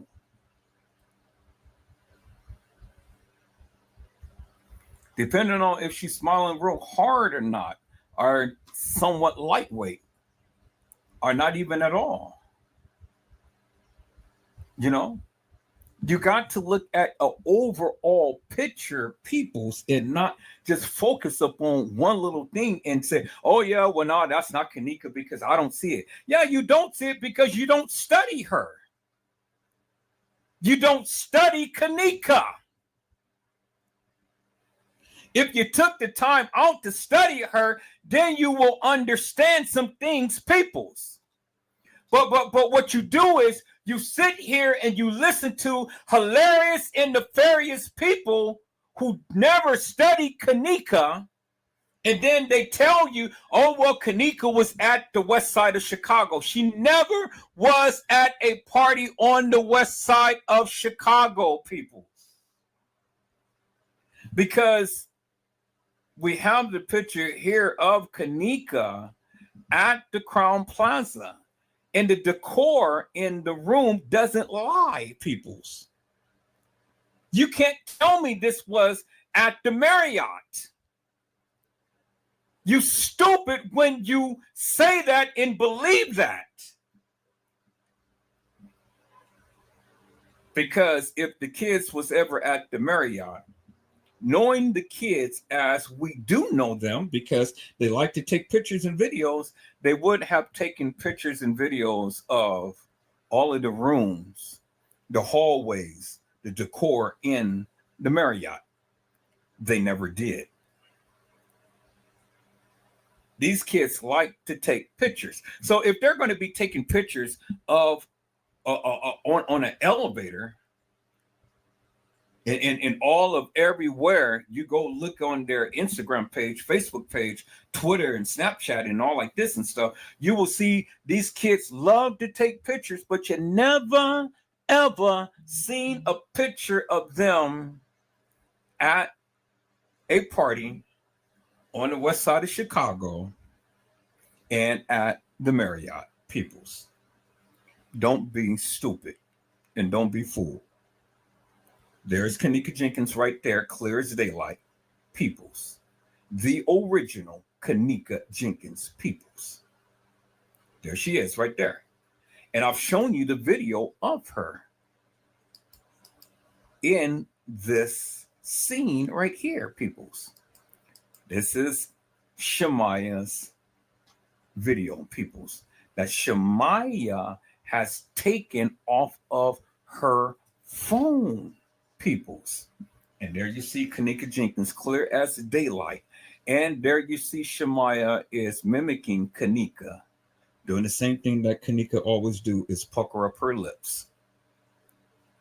Same thing, peoples. There she is right there. The pictures do not lie, peoples. The pictures in a video, it doesn't lie. The evidence is in your face. You can sit here and, oh, well, that's not kEnnEkA. Well, then you stupid. You just plain stupid.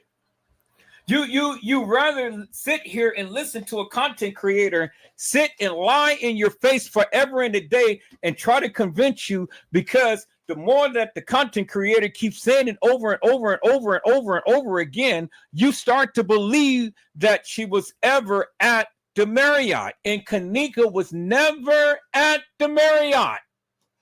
She was at the Crown Plaza.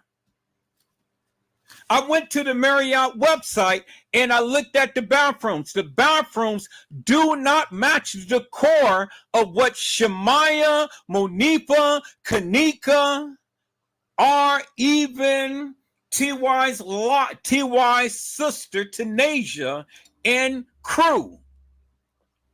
The bathroom, the decor doesn't match. Peoples, nothing at the Marriott. So you can be stupid and believe that they filmed half of this at the Marriott and half of it at the Crown Plaza. You stupid. And if you believe that stupid madness, you stupid.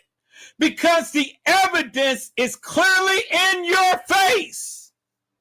How stupid can you be? You just stupid. I mean, you are just stupid. You can invoke everything in this case, peoples, but the videos and the pictures don't lie. It doesn't lie, peoples. And I've already taken the time out to show you. This is why the content creators will never take the time out to show you and study kEnnEkA's pictures, because I tell you why. Because they know that they're lying, and that they know that they can't back up what they say, peoples. Because the evidence is clearly in your face. I mean, peoples, how much do you need to go and show the decor, the layout of the Crown Plaza rooms and bathroom? You can sit here and say, oh, well, it was a pool that was emitting out of the room. People, that's stupid. That is stupid. They are on The ninth floor, peoples. How in the hell are you going to see a pool in the mirror, in the window of a ninth floor? The pool is on the inside at the Crown Plaza. The pool is on the outside at the Marriott, but there is a dome that covers the pool. It ain't no pool going to be emitting from nobody's window on the ninth floor. They didn't say that they was on the second floor. They said that they were on the ninth floor. And the way that the thing is designed at the Marriott, peoples, ain't no pool going to be emitting in nobody's room on no ninth floor. You stupid. Peoples, you got to understand depth of field. See, this is why many of you just don't get it. And this is why many of you are so confused. And this is why many of you run to these gabbermouths that sit here and consistently and insistently say that they got the proof to the truth, but they don't know shit.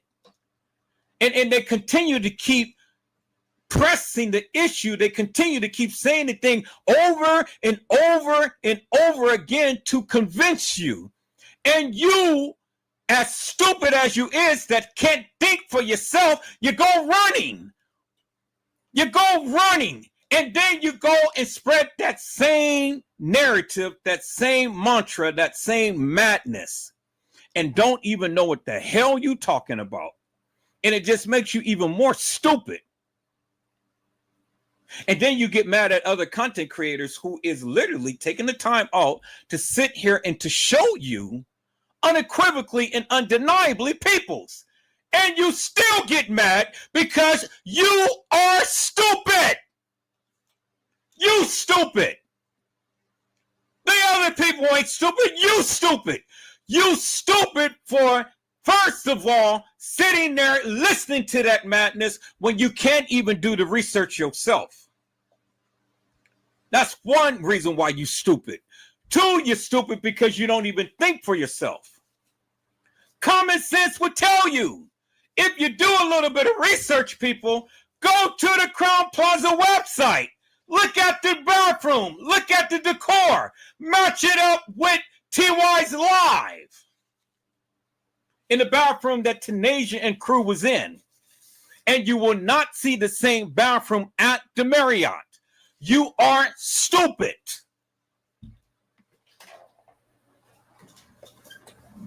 And then peoples, Teresa Martin didn't sue the Marriott. Teresa Martin sued the Crown Plaza. So if kEnnEkA was ever brought to the Marriott, help me to make it make sense. They said that kEnnEkA was at the Crown Plaza. So if kEnnEkA was never at the Crown Plaza, well then why would Teresa Martin sue the Crown Plaza? That's stupid.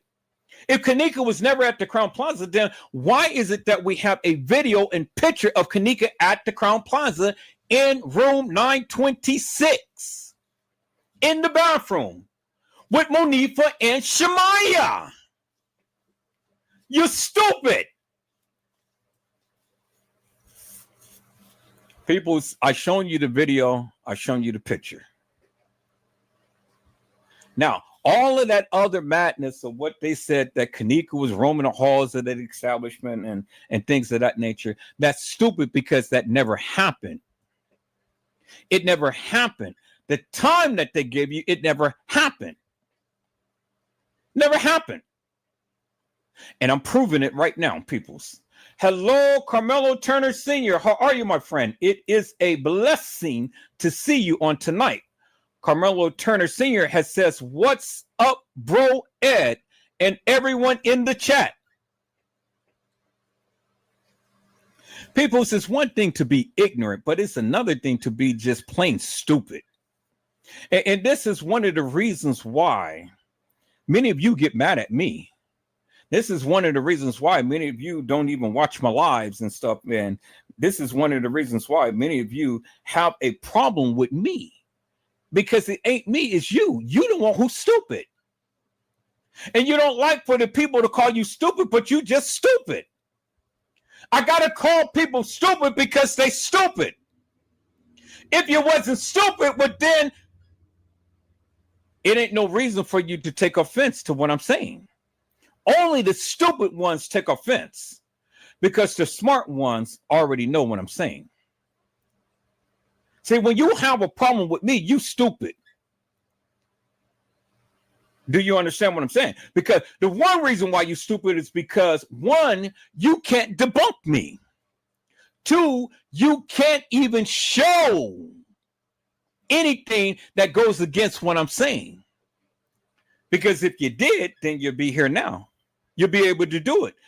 What, Edward Joseph? No, I formally disagree. I respectfully disagree. And then you go and you show us what you believe that you know. But you can't. And the reason why you can't, because you are stupid. And that's why you can't even challenge Edward Joseph. You have no leg to stand up on people's. I've already took the time. I've already shown you the different pictures, the different stages, the different styles and ways kEnnEkA jEnkIns look. She doesn't look like every picture. And every picture is not going to be pronounced with certain things, certain features of kEnnEkA. I've shown you that. I've clearly shown you that, peoples. And so I said, let me go ahead and let me take the time out to show the stupid people again what I'm saying. Is that all right, peoples? I said, is that all right, peoples? Now, since I have gotten your attention and I have already established with you certain features about kEnnEkA jEnkIns, let's get back into this, peoples. Let's get back into this. Now, Teresa Martin says that this is how my babe looked when I saw her at the funeral home. Right here. This is the picture right there, peoples. kEnnEkA jEnkIns. And we know this to be kEnnEkA jEnkIns because, again, the nose, the recess in the face, and it's not so much pronounced right here, peoples. But see, peoples, let me tell you something. Let me tell you one thing. Can I tell you a little secret? This is a picture of kEnnEkA, but this picture has been filtered. It has a filter on it, peoples. Okay, so you guys are not listening to what I'm saying. I said this is a picture of kEnnEkA on the gurney. Maybe not at no funeral home, but this picture has a filter on it. Okay. And you know why the picture has a filter on it, peoples? Because it is trying to camouflage all of the bruising on her face. Her face is swollen, peoples. Her face is swollen. This jaw over here is swollen. This jaw over here is swollen. She has bruising. She has bruising on the side of her face. She has bruising under her eyes, peoples. She has bruising on her forehead. That's why you see the filter. And then she has bruising on this side of the forehead right there. That's why that's why it's filtered, peoples. And then the thing is that she's got bruising around the lips, but she has a very distinctive mark right there. And that is a scar, peoples. That is what they couldn't filter out. They couldn't filter it out, peoples. See, because, and the reason why I know how this is filtered, because if you look at the picture, it is not crystal clear and clean and pristine. It is kind of like a muddled look. Okay, let me show you what I'm saying, peoples. Let me show you what I'm saying. Okay, this is a filtered picture, and This one is not. See how distinguished, peoples? Now I want you to notice something right here.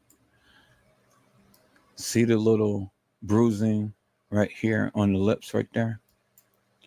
Look at the lip right here. See the little patch mark right there? Little patch mark right there. See that? Clear as daylight, peoples. You can clearly see it right there.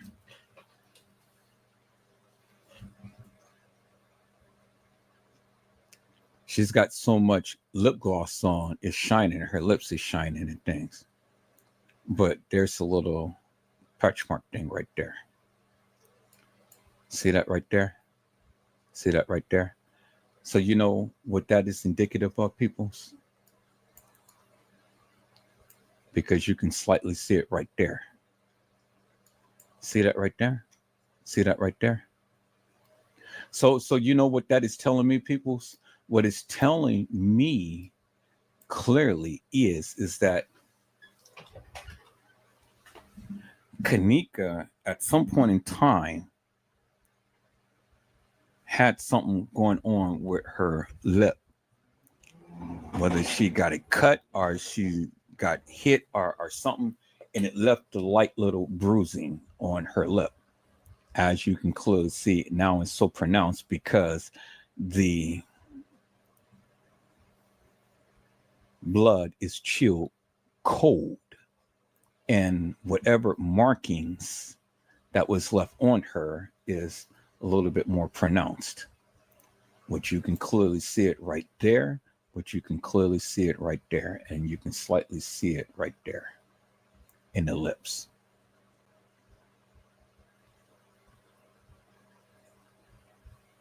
See that? So at some point in time, she bruised her lips, and it's crystal clear. But what she didn't do is she didn't bruise her face right here by her lip. She didn't bruise her face here by her lip. She didn't bruise her face here by her lip. She didn't bruise her face here by her lip.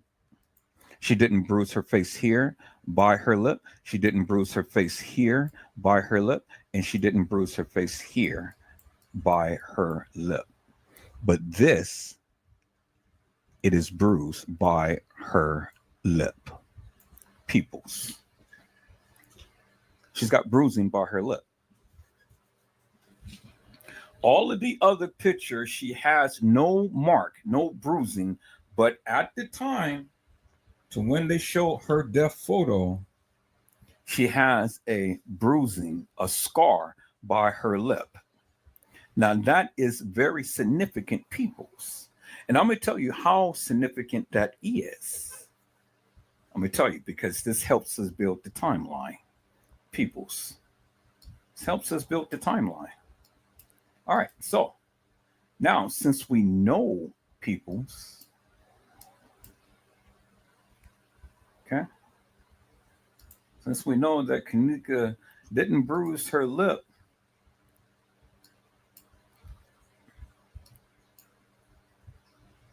okay, no, that kEnnEkA didn't bruise her lip, but her lip got bruised at the time to when she died, because there it is right there. All right, so let's go to the case files. Let's go to the case files, peoples. And let's go to the case file right here. Let's look at the case file right here. And let's zoom in. All right. So it says Rosemont Public Safety, Rosemont Department of Public Safety Death Hospitalization Report. Okay. It says the body was located inside. The body was found lying. The body was positioned face down. The body condition was cold, but the body color was normal. Okay. The body moisture was dry, but the unusual condition of the body was frozen. Where it says scars, marks, tattoos, etc., it gives no indication whether she had a scar on her face. It doesn't show, and it doesn't give any indication. It doesn't tell the tattoos up on her side of her stomach or even on her back. It doesn't even give the bruising on the ankle of her legs, peoples. Why is that? I tell you why it is, because it's not kEnnEkA. Now, see, we can argue the point up and down, peoples, until we blow in the face. But see, if they're going to be reflective of what the body looks like, well, then you need to be cohesive with your report. Your report has to be reflective of what we see. You can't leave the stuff out, peoples, because if this is a death report or a death investigation, well, then this has to be reflective of what we see, right? So where it says scars, marks, tattoos, or whatever, it didn't reflect the scar that was by her lips on her face. Where it says scars, marks, and tattoos, it didn't reflect no tattoos on the back of her body, on her back. When it says scars, marks, and tattoos, people, it didn't even reference the tattoos that was on the side of kEnnEkA jEnkIns. So if the report here, peoples, is not reflective of what kEnnEkA had on her body, then how could you say with certainty this was kEnnEkA jEnkIns? You can't. You can argue with me up and down, but I don't care, because you're stupid. Because if they're going to tell me that a body was cold, but the body color was normal and not gray ashen, well, then people's help me to make this make sense. You got to be the most stupidest person in the world, because how in God's name is this girl going to be looking like this, but then ultimately looking like this? And the body is cold. The body is cold.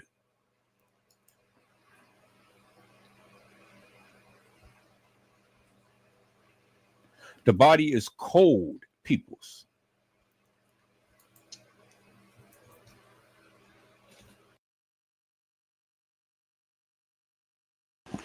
And see, peoples, this is exactly what I have been saying forever and a day.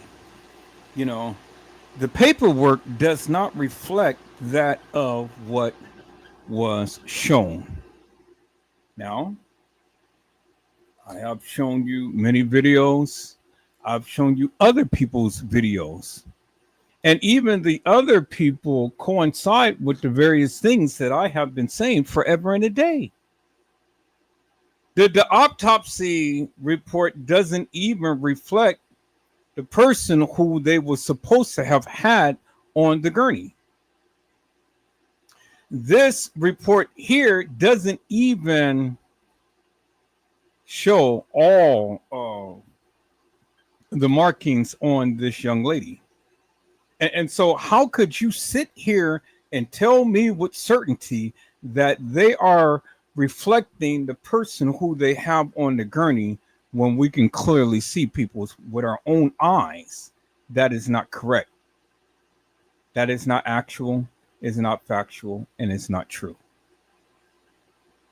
They didn't even put the markings that was on her face. They didn't even put the markings that was on her body, peoples. No scars, no tattoos. no nothing. And so if you notice the pattern, peoples, right where she has her hand is where she would have that little mole on her face. But then on the gurney, as you can see, that same area where the mole would have been pronounced, they go and cover it up. So why is they covering up the mole? So she just happens to go to a freezer, lay down and die, and her hand is up by her face where the mole on her face would be so pronounced, peoples. Really? Really, peoples? I mean, come on now. Come on now. Who is these people playing with? Who is these people playing with? Give me a break, peoples. It's just so happened, it's just so convenient that certain aspects of this case, and they want to continue to keep covering up and want to continue to keep telling you the things that they want you to know. Help me to make it make sense, peoples. I said, help me to make it make sense, peoples. Do you understand what I'm saying, peoples? See, the thing is, peoples, had kEnnEkA been in that freezer for any length of time, the bruising that is on her face would have literally been pronounced. And I'm not talking about hours. I'm talking about within minutes, peoples. I'm talking about minutes.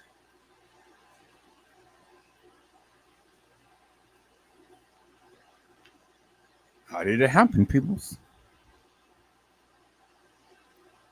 You know, because see, I filmed so many bodies in my lifetime by filming funerals, 20 years worth. And if people have been beaten, the bruising will be pronounced unequivocally and undeniably. The bruising will be pronounced, and you know, they will take a whole lot of makeup and foundation to cover up the bruising, which they tried to do on the gurney picture, but they put a filter on it to cover up the bruising because she has bruises on the face, no doubt. She has bruises on the face. I mean, we can clearly see that. But they didn't do a good enough job to camouflage everything. Her face is swollen, peoples. Lips swollen. Remember in the autopsy, her brain has swollen. You guys remember that, right? She was supposed to die of hypothermia, right? But her brain has swollen. Well, how could you die of hypothermia and your brain swells? Hypothermia doesn't allow your brain to swell, peoples. You know, if you ever listen to the young ladies whose video that I have placed up on this live, I did a couple of lives back, and you listen to those professionals because they are professionals. They are professionals. And so they told you themselves, peoples. It ain't no way that this girl could have died of hypothermia and her brain swells.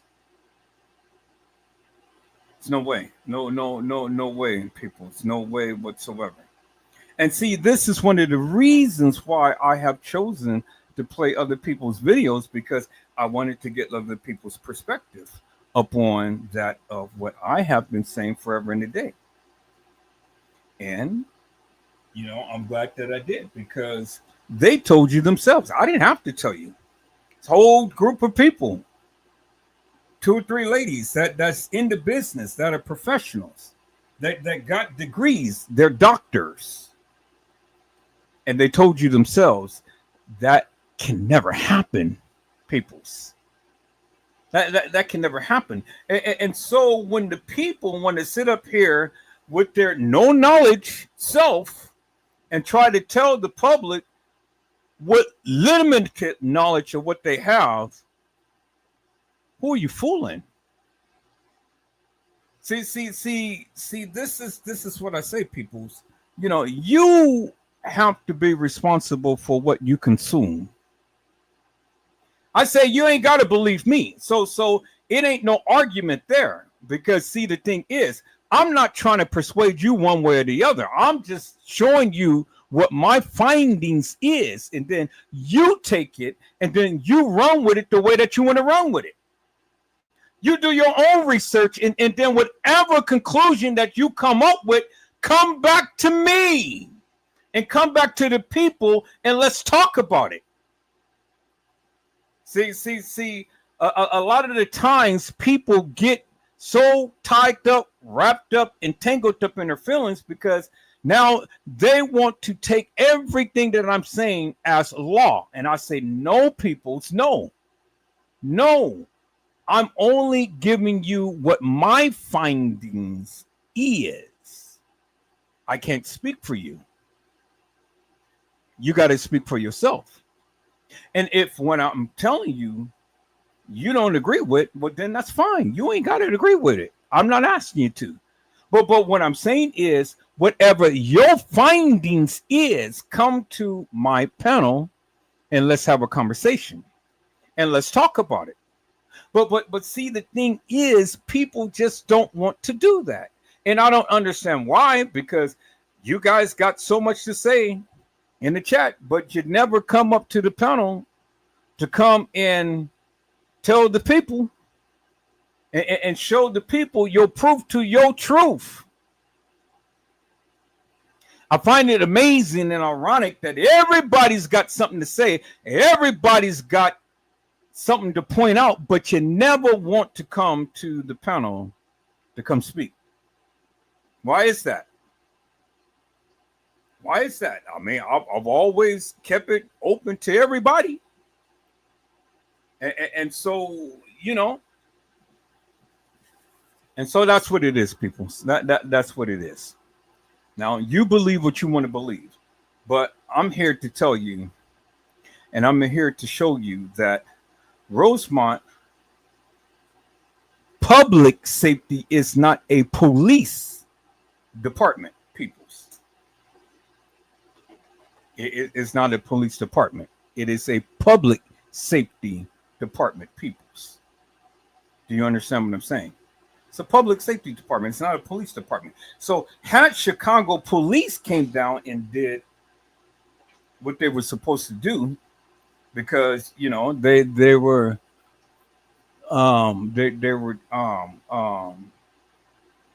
in a joint venture, and they even said it on their paperwork here. It's that in case of a death or whatever and stuff, then they should contact the Chicago Police Department. Well, you know, they stated that it was a death investigation. Then they turned around and said it was an accident. Well, I mean, which is it? Was it a death investigation, or was it an accident? And even if you consider it an accident, it's still a death investigation, right? And so if it's a death investigation, well, then why isn't that you don't want the outside people to come in? Because you got some nefarious stuff going on. That's what it is, people. They don't want the outside to come in. They didn't want the FBI. They didn't want the Chicago police. They didn't want no help.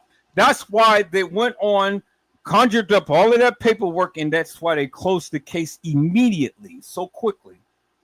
But because there was more evidence, they had to open it back up again. And so there was some things going on in this case that TM did not want everybody to know. And one of the things that TM did not want everybody to know is the things that kEnnEkA Jenkins was doing, because she didn't want that to paint a picture of kEnnEkA. Well, I mean, it is what it is, people, and that's what it is. She didn't want that picture to be painted, but it was already painted when Lenore had stated that your clothes don't make you who you is. And the hotel was known for X, Y, and Z. Well, she already stated that. And so It didn't take a rocket scientist to figure it out, because Lenore said it herself. And that's why Lenore had said that you need to check out number 3 and 4. And see how we know that they were down there up to no good, because in the commentary it says his dick is little. And let me be a thought in peace. Well, who is down there doing splits on the dick? How in the hell you think you got here? Ah! Isn't that what TM said with kEnnEkA? And she was back there doing a split on a makeshift dick? But you don't want your daughter to be tainted with doing splits on a dick. The peoples didn't take a rocket scientist, because they told on themselves for what they were doing. They told on themselves for what they were doing splits on a dick. And his dick is little, and let me be a thought in peace. That's what they said. I didn't say that, peoples. That's what they said. And so let's listen to this, peoples. We're gonna get into this, because see, the thing is, TM closed this thing for a reason. She did not want kEnnEkA's name to be known as Miss Thought or Miss Hot. But she said it right when she said my fucking daughter. And if you don't add anything else, she said my fucking daughter. So she knew her daughter was what? Okay, I'll leave it right there. Let's go, peoples. Let's go. And the body is dry, but the color of it is normal. So how in the hell are you going to get a body looking like this, and then she's looking like this? So now people's, now this is my point. This is my point. And this is why I say that the death timeline doesn't match up, because if you're looking like this and you're so bright and so plush and stuff, when you walk into the freezer, but yet you go and get on a gurney and then you're looking like this. Well, she wasn't looking like this on the gurney, being taken out the freezer. I said she wasn't looking like this or like this when she was taken out the freezer. You stupid. Because, peoples, I compared this to the body that was taken out the freezer. It ain't looking like this. I got the video, peoples. I got the video, peoples. So,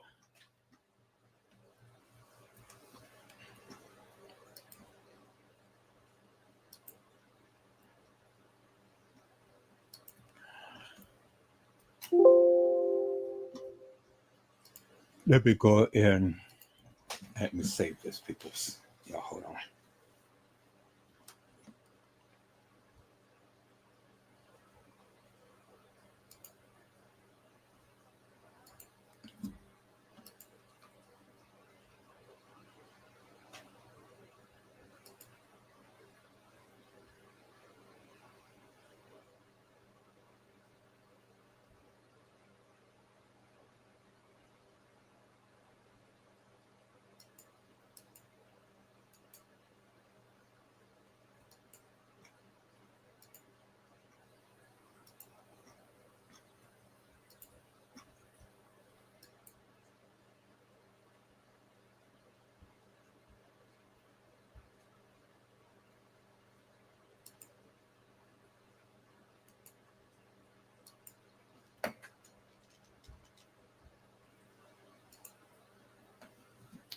All right, let me go ahead and open up let me go ahead and open up this. Let me start a new project.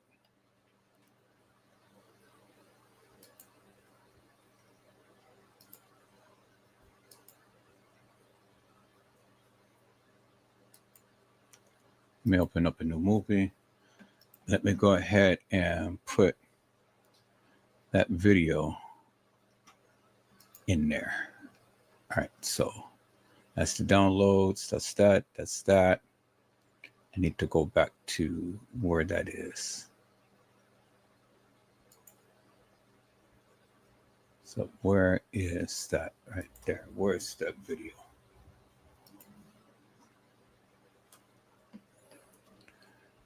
Okay. Where's that video at?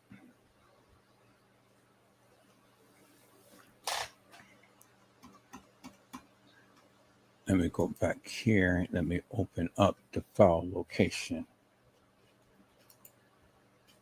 Where is the file location for this video? Open up file. Videos. There it is right there.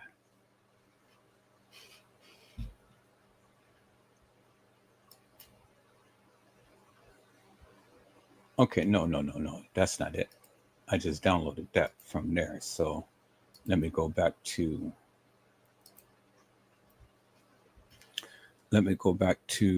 my editing software. So let me close that out.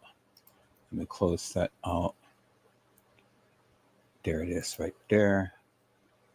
Open up the file. There it is right there. We're going to put you into my editing software right there. Bingo.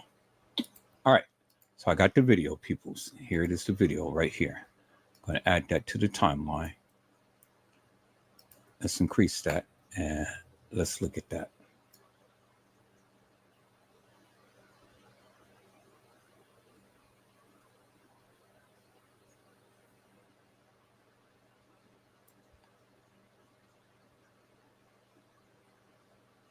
Okay.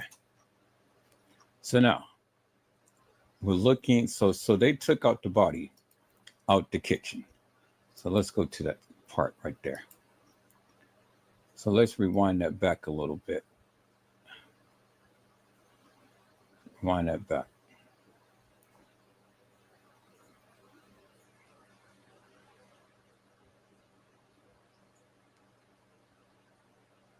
Okay, we're going to rewind that back. So they go and they start taking the body out and things from the back. Okay, so they got the body out of the freezer, as you can clearly see, and they got the body in the body bag. It's on the floor. The body is on the floor. Clearly see it in the video right there. See that? Body is on the floor. Okay. What time is it? It is 9:10 at 4:52 a.m. in the morning. 9:10 at 4:52. So that's beyond 9:09. It's 9:10 at 4:52 a.m. in the morning. Y'all see that, right? All right. Okay. So now let's go ahead and let's take a look at this, peoples. So they got the body out. So let's see what they do. Now they're strapping the body down. They raise it up. And then they bring the body out.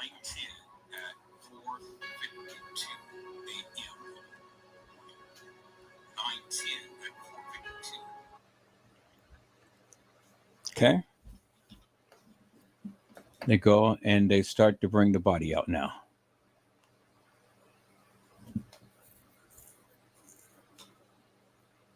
So the body is all wrapped up. And then they go and they bring the body to the side. Locks it into place. Okay. So it's 4:53.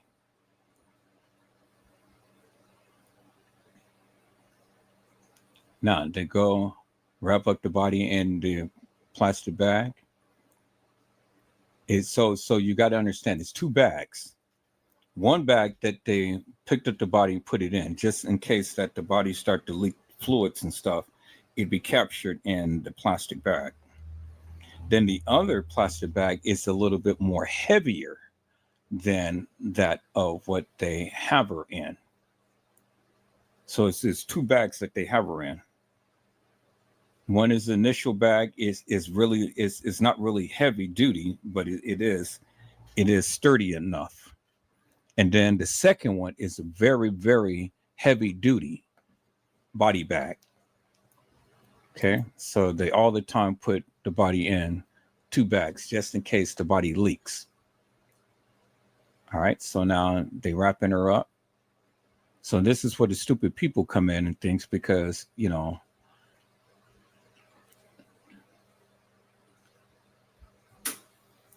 so now he unlatches that, locks it down, straps the body down and stuff, opens up. So the only thing they can see is from the head on down. Now he retracts the bag backwards. See that?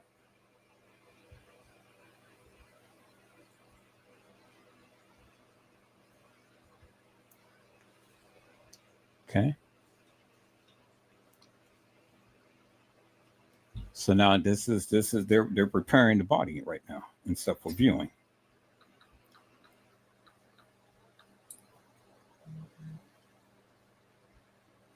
Okay.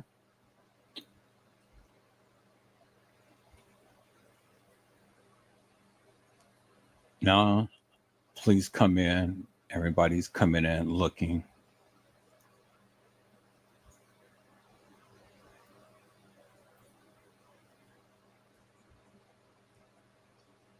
And everybody goes back.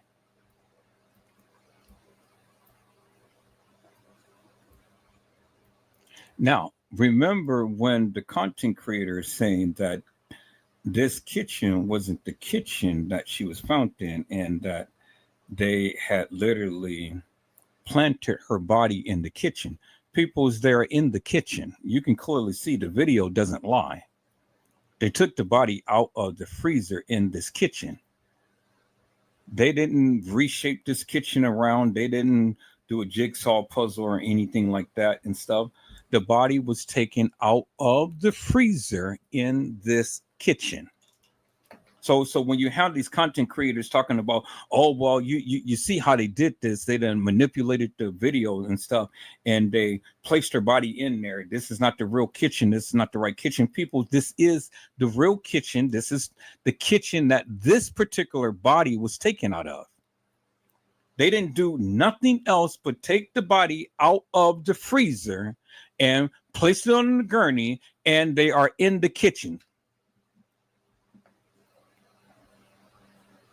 So when you listen to these stupid content creators, and I know who was the one who had started that rumor that, oh yeah, they done switched the freezer around and the kitchen around and all like this. People, you can use Photoshop and all of that to manipulate any videos or whatever, but the video doesn't lie.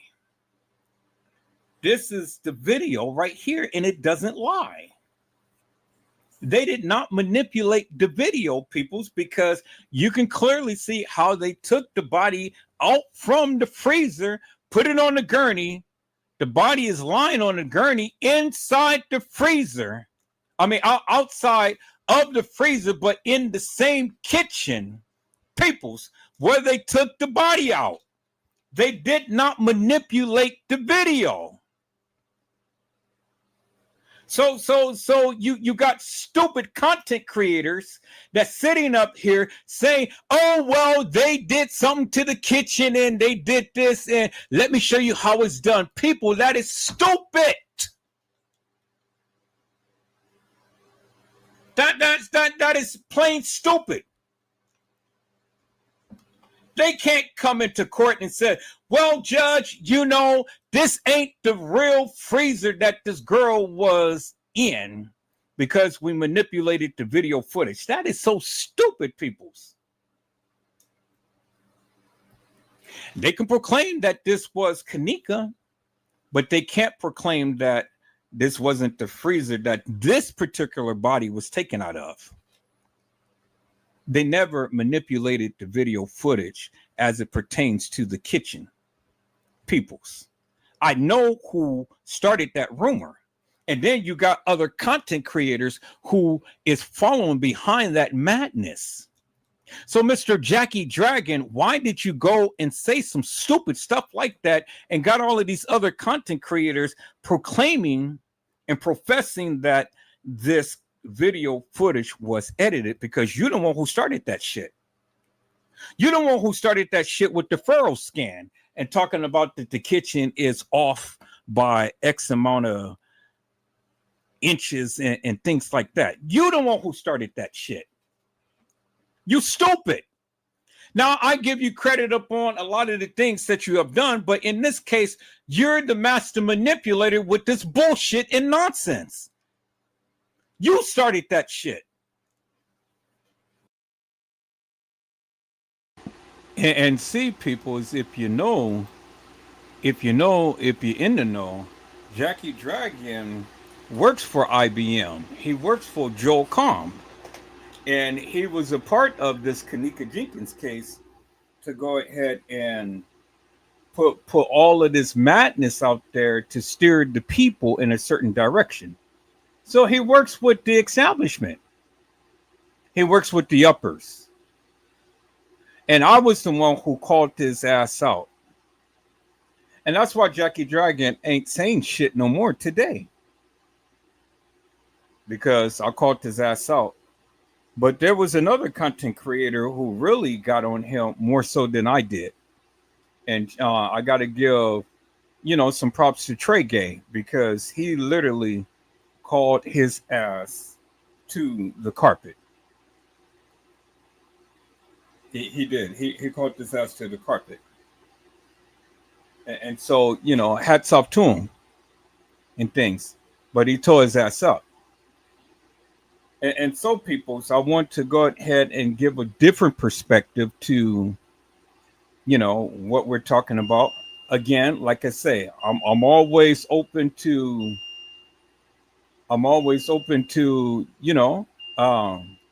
sharing different thoughts and views and things. It's not always something that I'm going to literally just show and say, okay, well, this is just, this is just only my narrative and whatnot. But I share other people's views and things. Only if I believe that, is going to be something that is going to help out in this case. And it's always good to share other people's views to get a sense as to what they are saying as well. And honesty, thank you for sharing all of this good juicy in the channel. Thank you so much, because I'm going to get around to it. Yes, I am going to talk about it.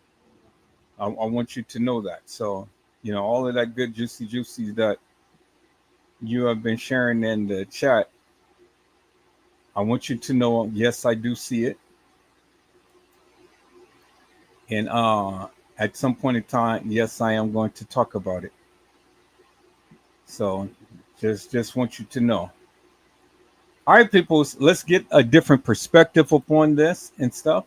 This is some content of what my moderator had sent me and things. And we're going to take a look at to what this person had to say. Is that all right, peoples? All right, so we're going to watch this first video, and then we're going to come back and watch the second video. Then we're going to get back to what we were doing. But let me share this video, peoples.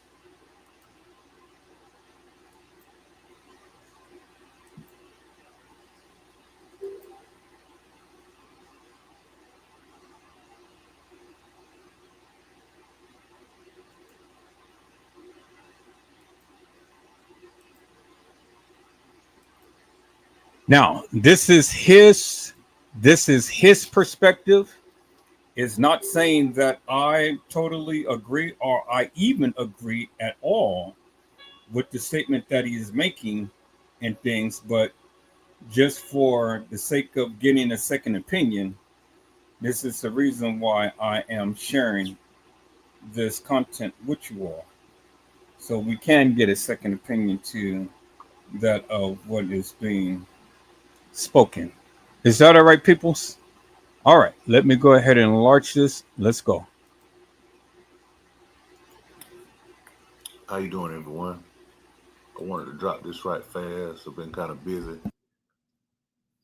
The kEnnEkA Jenkins anniversary or belated anniversary, depending on if it happened before 12 or after 12. Okay? Now, the part I was mentioning about the football in reference to her motion in her foot or leg. Okay? Now, here you go.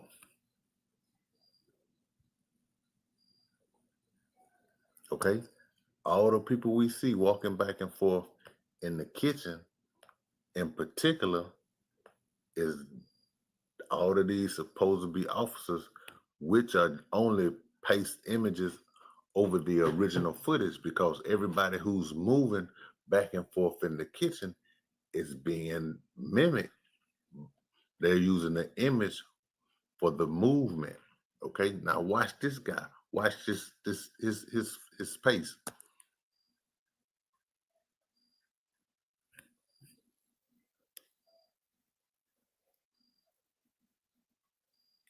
See how he goes in?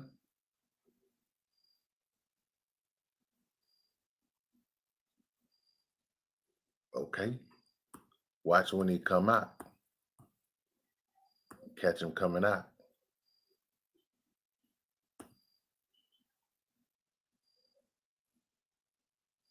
You see that there? See that range of motion he made?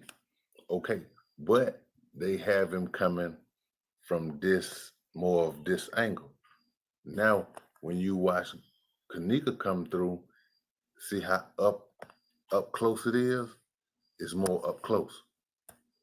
You know what I'm saying? It's like it's up front versus this one is like, from a distance, not so sharp. Okay. Now here's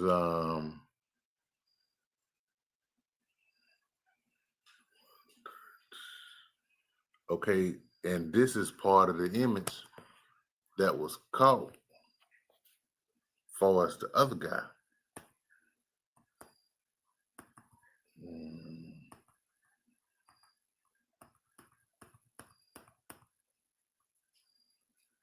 Okay, these people walking through here, watch this guy right here. Watch him. And this where that leg motion come in.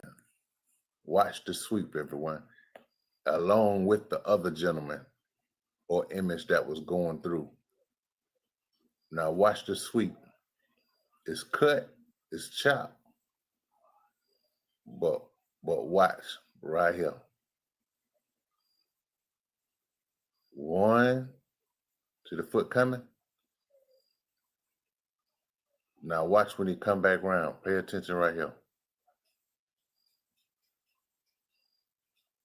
Here come the sweep. One,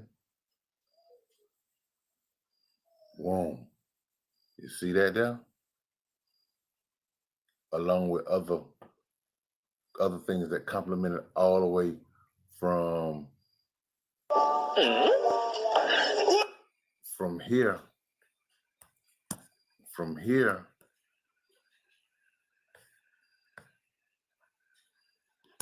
all the way to this point. One is movement is way faster than the other.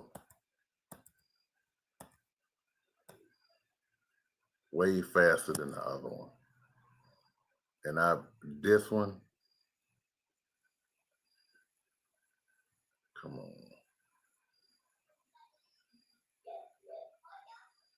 It's part of that situation. All right, thank you. I'll be back soon. I just been a bit busy, everyone. Thank you for stopping by.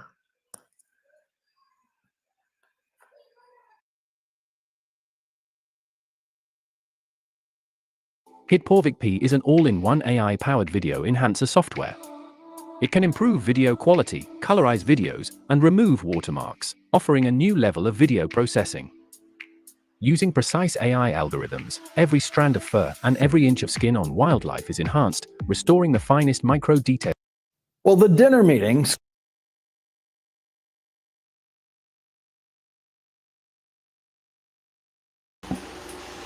Okay, people. So, you guys go back and play that video back and take a look and see what he was talking about. I got to go back and really examine that. But it looked like he got some good points in things. I have to examine it thoroughly because this is my first time ever seeing this and stuff. Like I said, it's all the time is good to get a different perspective was what the people say and stuff, because you know that way, you know, you'll have a different outtake upon this. So let's take a look at this other video that he had did in things, and let's see what we can be able to gather out of it. But I must say, you know, I must say, and hats off to him in things. He does have some points. So I gotta sit in here and take a look at that and stuff to see exactly what angle is he's coming from in things. But from what I see just off of face value for what he was talking about, he does have some interesting points. So we're going to go back and we're going to really examine that and stuff to see, you know, what is it that we can find. All right, people, let me go ahead and let me share my screen again. Let me go to this new video that was sent and stuff. And let's see if we can get some clarity out of confusion. Let's go.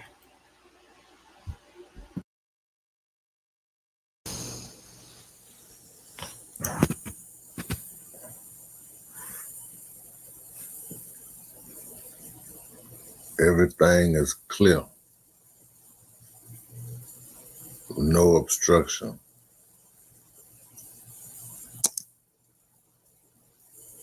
You want to show everybody something else. See right here?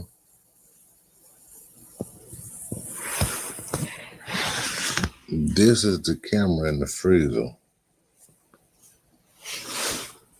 Right here. This is the camera in the freezer, right? Okay. We're going to back it up. Pay attention also. Remember, I was calling this little area here the red zone. The red zone, right? Hopefully everybody can hear me. Okay, here we have, I'm going to call it a bottle of disinfectant. Sanitizer, what you're supposed to have in the kitchen, different things. All right, up here, remember was the cup or the water bottle. All right, that don't appear to be anything on the table at the moment, but you have, okay, calendar, whatever. All right, now everything is clear. Now they finna obstruct the view. Deface.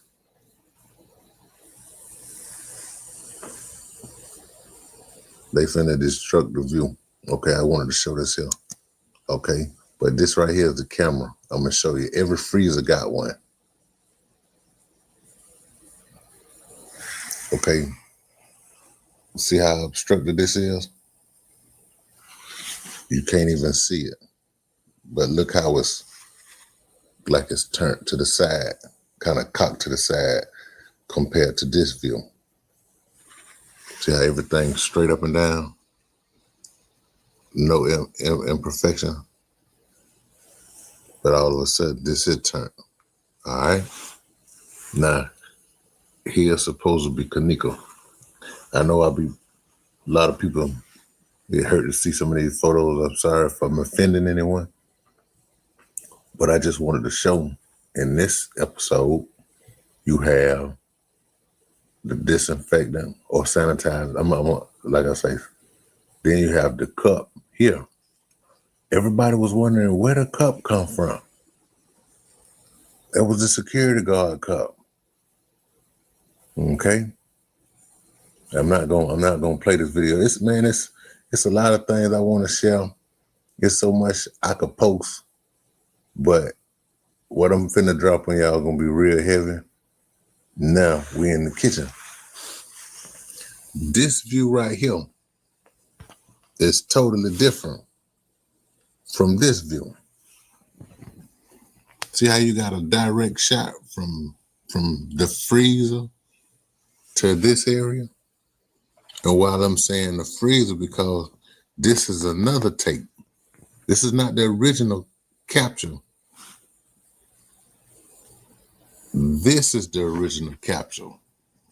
And while I say that is because, let's see why.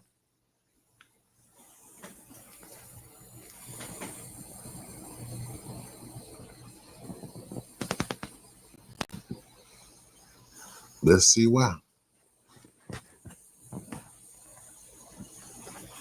This is the guy with the cup right here.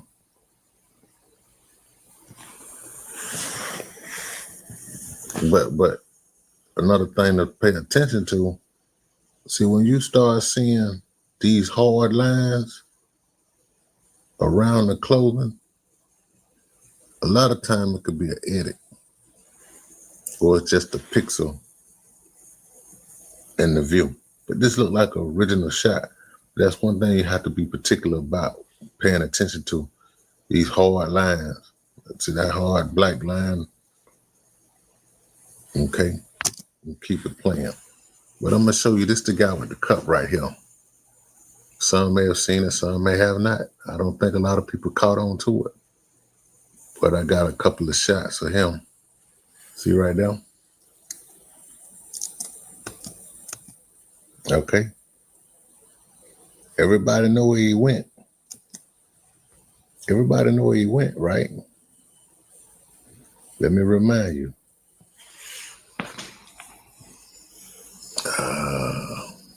He went right here. He walked right to this area. And like I say, you can't catch that view from right there. See what I'm saying? All right, so now here go the other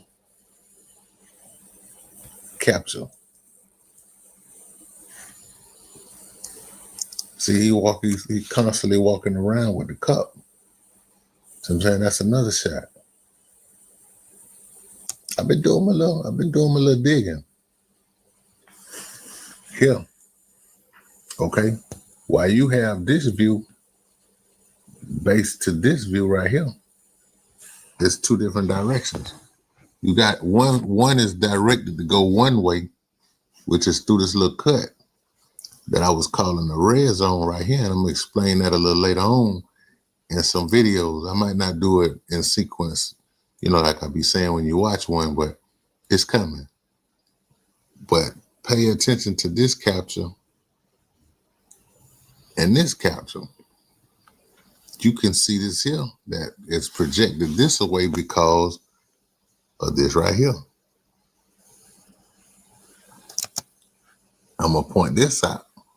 Miss Martin, this is what I was telling everybody about the camera on the freezer. It's a camera on every freezer due to inventory purposes.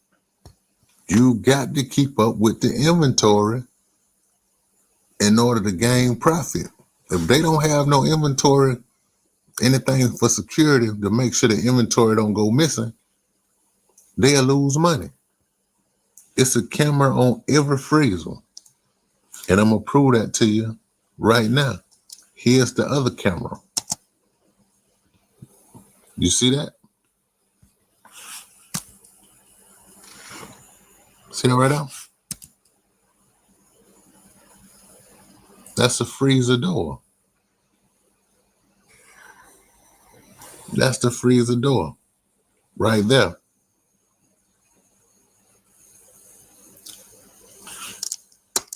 it opens twice, but the page tripping. I don't want to refresh it to lose what I'm doing. Now,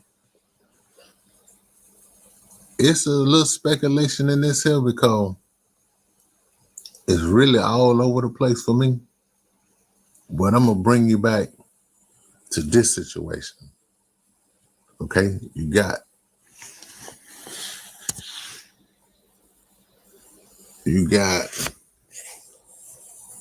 the cup on the table that we seen the gentleman with. Okay, and I want to bring this here. This is the raw footage, the kEnnEkA footage when her mother, Miss Teresa, came in. So I'm gonna play a few clips and I'm gonna bring something to everybody's attention other than the cup or the supposed to be water bottle. Okay?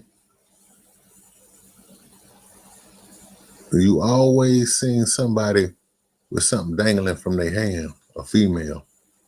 Okay? This is obstructed. That's obstructed. You can't see anything compared to this. You see what I'm saying? Big difference. Now I want to point this out. I take y'all back here. All of this right here. Okay, let's step it back a few spots. All right. It's something else in the picture that was overlooked. Something was overlooked. And it's in every shot.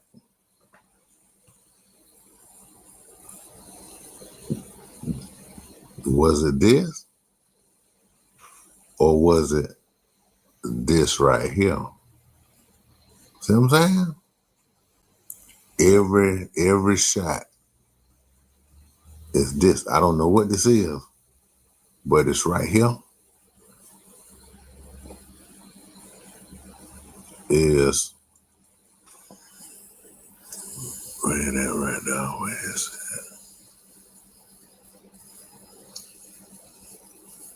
Okay. This from start to finish. Let me catch kEnnEkA part. I moved it. Okay, I think this is right here. I think this is right here. Okay, I wanted to show this piece right here because whatever they doing is showing right here the same thing. Now this is also in this clip as well, other than this right here. It's two things that's inconsistent. It's this water bottle. This water bottle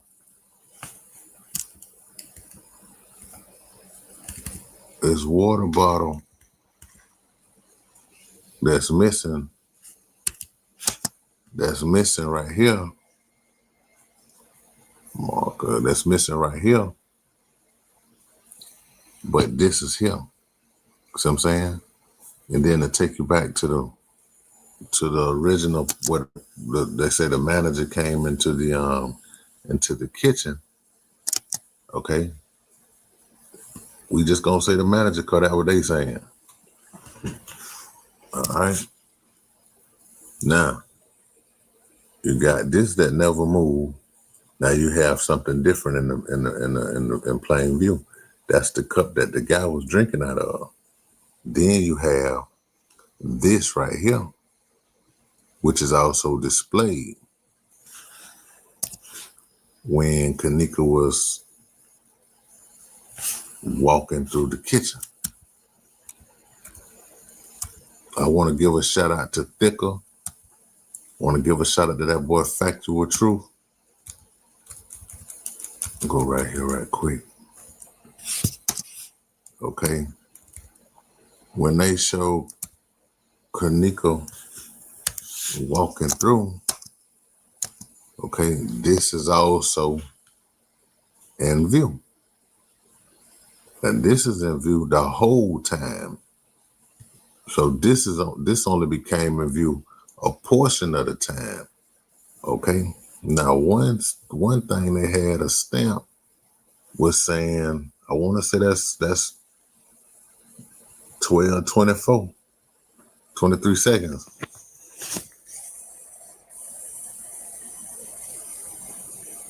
Okay. All right.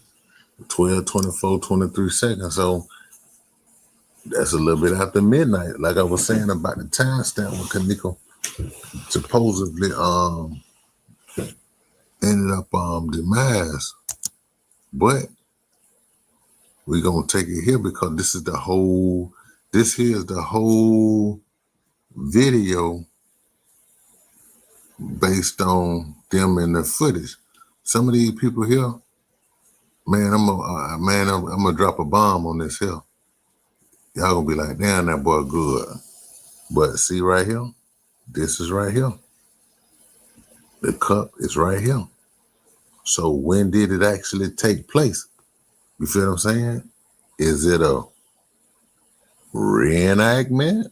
Can we say that, or is that still a speculation? You feel what I'm saying? Now I'm gonna skip through this a little bit and push it on up a little further.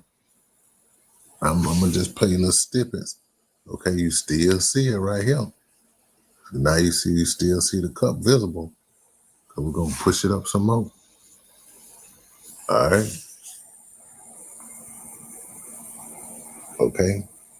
Just gonna keep pushing it up and show that everything is mimicked. You get what I'm saying? When they actually started it, I don't know, but I'm pointing out. Feel me? Little piece still right there. Still right there. So, you get what I'm saying? When the police was in there securing girl, but at the same time, like the obstruction, you never see them go in the freezer. You might see them walk back there, but over here in this corner is where all the activity supposedly is. And we're gonna push it up some more. All right. I just wanna, man, I want me about 2 million of this video. You know what I'm saying? Because it's crazy. They go to piece right here also, it's still there, and that's still here. Now this was when kEnnEkA mom, Miss Martin, came in, like right here. It's still right there. And this here, let's back it up and see if we can catch them out the way. Okay, see right here?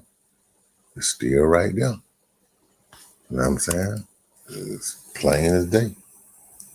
Plain as day. All right, let's push it on forward. All right. But now, if you look at the view compared to the kitchen, it's a different shot. So how do you get this and this right here? You feel what I'm saying? It's got to be 2 cameras right here. You understand what I'm saying? It's got to be 2 cameras because it's not a motion camera. If it was a motion camera, it would have captured that one sweep. You feel what I'm saying? But you got 2 episodes. You got two conjunctions. You know what I'm saying? So it's still right there. Gonna push it on up. You know what I'm saying? It's still right there. You know? And you got a piece still right there. So somebody lying. Somebody telling a big fat lie. A big fat lie. And I'm gonna show y'all this right here. Watch this. I want y'all to see something. I'm gonna point it out. I don't think I'm gonna hurt nothing. But watch this here. I'm gonna show y'all something.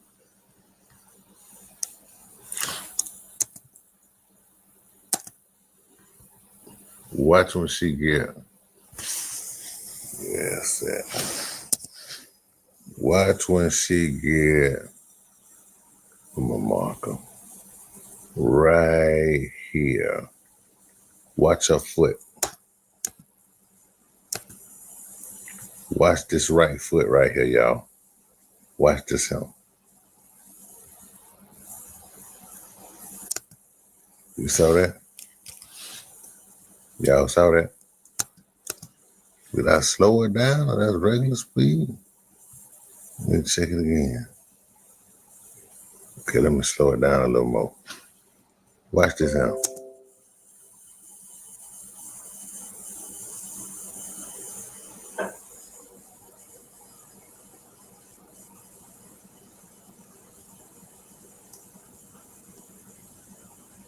It's kind of hard to catch that down, but it was like a foot was sweep from up under.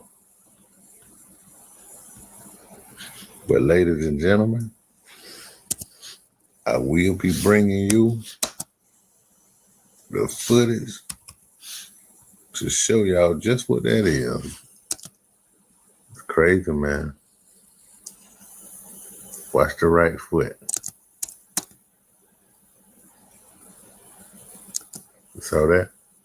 Like she kicked a football, like somebody kicked a football. Whoa. All right. I want to thank once again everybody stopping by. I don't usually ask this here, but I'm going to say, like and subscribe. Like and subscribe, everyone. And I'll be bringing you some more to come. Have a nice day. Hey guys, what's up? It's Savannah. Welcome back to my channel and welcome back to another true crime episode here on my YouTube channel. As you guys can tell by the title of today's video, today we are discussing the kEnnEkA jEnkIns case. This has always been a case that I've been very interested in covering and learning more information on, so I was really excited to really dive into it this week. And I'm also extremely curious to hear what you guys have to say about it, so definitely let me know your theories by the end of this episode. And I do want to mention that if you enjoy podcasts and want to listen to this video in podcast form or any of my other true crime episodes here that I have on my channel, and there are actually some podcast episodes that haven't been put into video form on my channel. So there are a couple bonus episodes over there that you can check out as well. I have a true crime podcast called Killer Instinct. It's always linked in the description box below, but you can listen to it on Apple Podcasts and Spotify. So with that being said, let's just jump right on into today's case. So this is kEnnEkA jEnkIns. kEnnEkA was born on September 15th, 1998 to her mother, Teresa Martin. kEnnEkA graduated from Voice High School, and back in 2017, she had actually gotten a job at a nursing home. Unfortunately, I wasn't able to find too much information about who kEnnEkA was as a person. To me, that's just a very crucial part of a case. I always like to let you guys in on who this person was, who their personality was. This does not define who they are as a person. So I always like to look at the bigger picture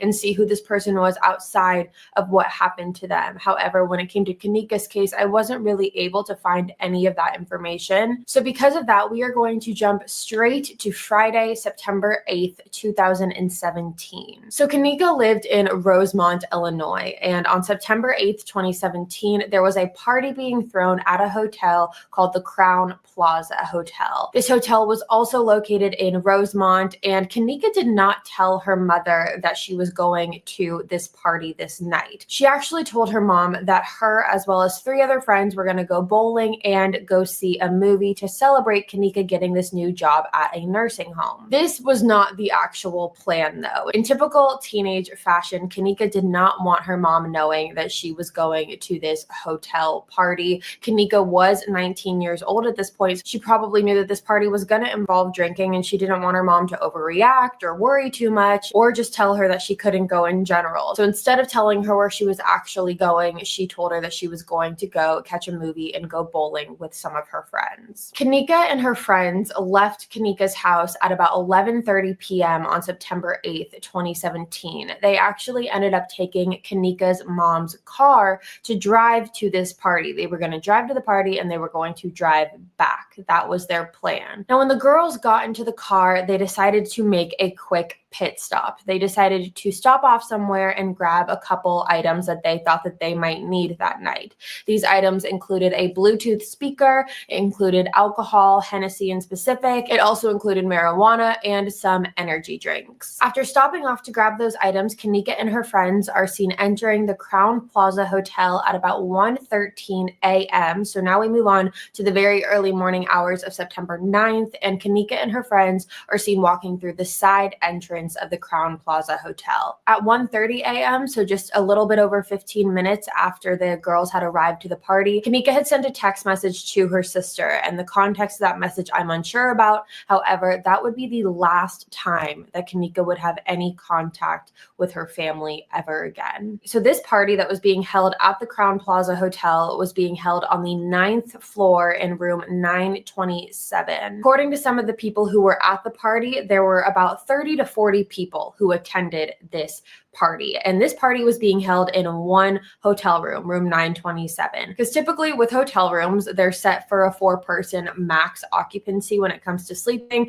You can get around that by adding a 5th, 6th, 7th person sometimes, but you're going to be a little bit crammed in there. You can imagine 30 to 40 people being in a one hotel room. And because of this, obviously they couldn't all fit in the hotels. So some of the people who were in attendance at this party ended up trickling into the hallway and hanging out a little bit there. So you had people in the hotel room and in the hallway, and there was at least one noise complaint that night for this party. However, the party was never shut down. Now, kEnnEkA was in attendance at this party in room 927, and the people who saw her there stated that she was drinking this night. She was drinking a pretty heavy amount, and she wasn't smoking. She was never seen smoking any weed or doing any drugs, but she was seen drinking a pretty decent amount of alcohol. Now, from my understanding, this party was being thrown in the first place because it was a birthday party. There was a girl who went on Facebook Live at about 1:36 a.m., so just a little bit over 15 minutes after the girls had arrived to the hotel. And this girl went on Facebook Live and she gets told happy birthday by someone in the background who compliments her appearance and tells her she looks really pretty,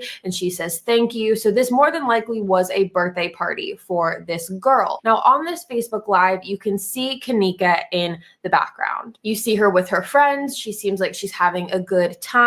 And throughout the rest of the night, there were multiple stories posted on Instagram and Snapchat that kEnnEkA was involved in. She was in multiple different people's stories that night. One in particular was on her friend's story that was posted at 2:17 a.m. that appeared to be in the hotel room's bathroom. And at that point, nothing about her behavior seemed too alarming to anyone. So now we move on to about 3 a.m. So the girls had been at this party for about an hour and 45 minutes, and they decide that it's time for them to call it a night. So kEnnEkA and her 3 friends leave room 927 and head towards the elevator. Now, when they get to the elevator, kEnnEkA informs her friends that she actually left her cell phone and her car keys back in room 927. So instead of one of the girls staying with kEnnEkA and 2 of the girls going back into the party, or someone going with kEnnEkA back into the party, or all of them going together, it's decided among the friend group that kEnnEkA should stay at the elevator by herself and wait for all 3 of her friends to go back into this party,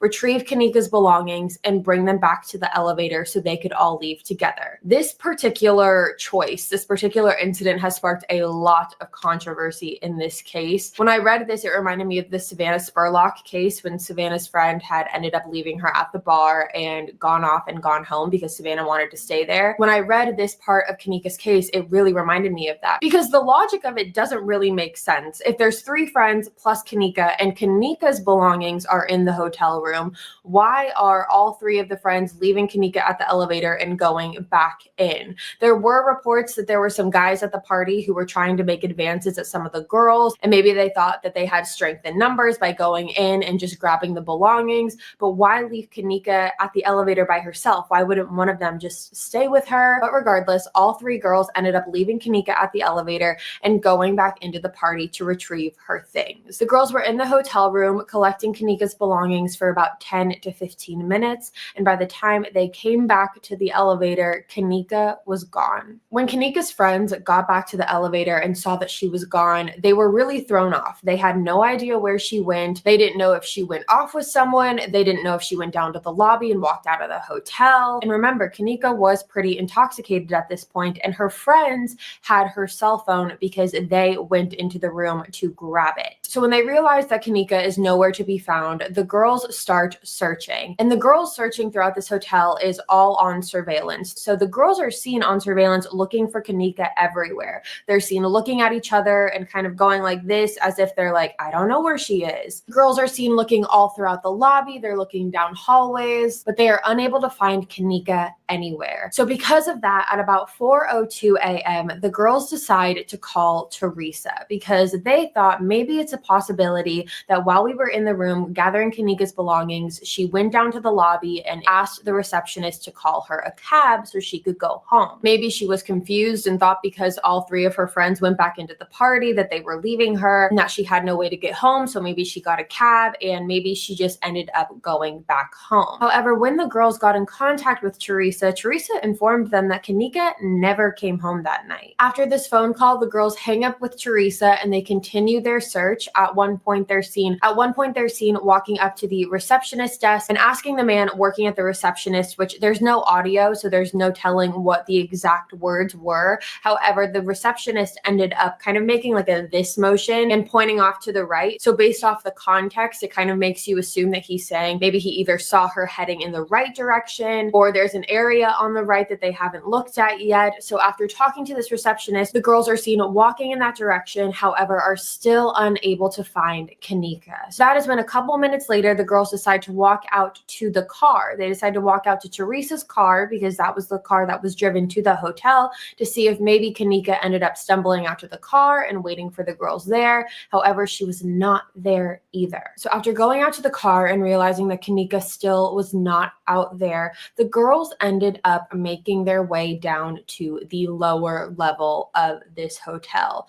I'm unsure if it was the receptionist who made them aware of this lower level or how they thought to get there, but the lower level of this hotel, just to give you an idea of it, it basically is where the more business operations side of the hotel is kept. At the Crown Plaza, there was a stairway that led from the lobby to the lower level. The lower level was below the lobby. That's why it's called the lower level. And a lot of hotels have them. They're typically marked LL on elevators. And for the Crown Plaza, the lower level is where there was a lot of different conference rooms held. There were some offices down there. There were bathrooms, there were auditoriums, and there were also 2 kitchens down there as well. So kEnnEkA's friends are seen on surveillance footage going down into the lower level. They look around the lower level for a little bit. They don't do a very extensive search because there are signs all across the lower level that basically said employees only, do not enter, staff only, things like that, to indicate that this level was strictly for the employees who worked for the hotel. But kEnnEkA's friends did kind of just vaguely browse over the area. They went into the bathroom and checked the bathroom to see if kEnnEkA was in there. However, when she wasn't in there, the girls then went back upstairs to the main lobby. So the gist of this part of the case is the fact that kEnnEkA's friends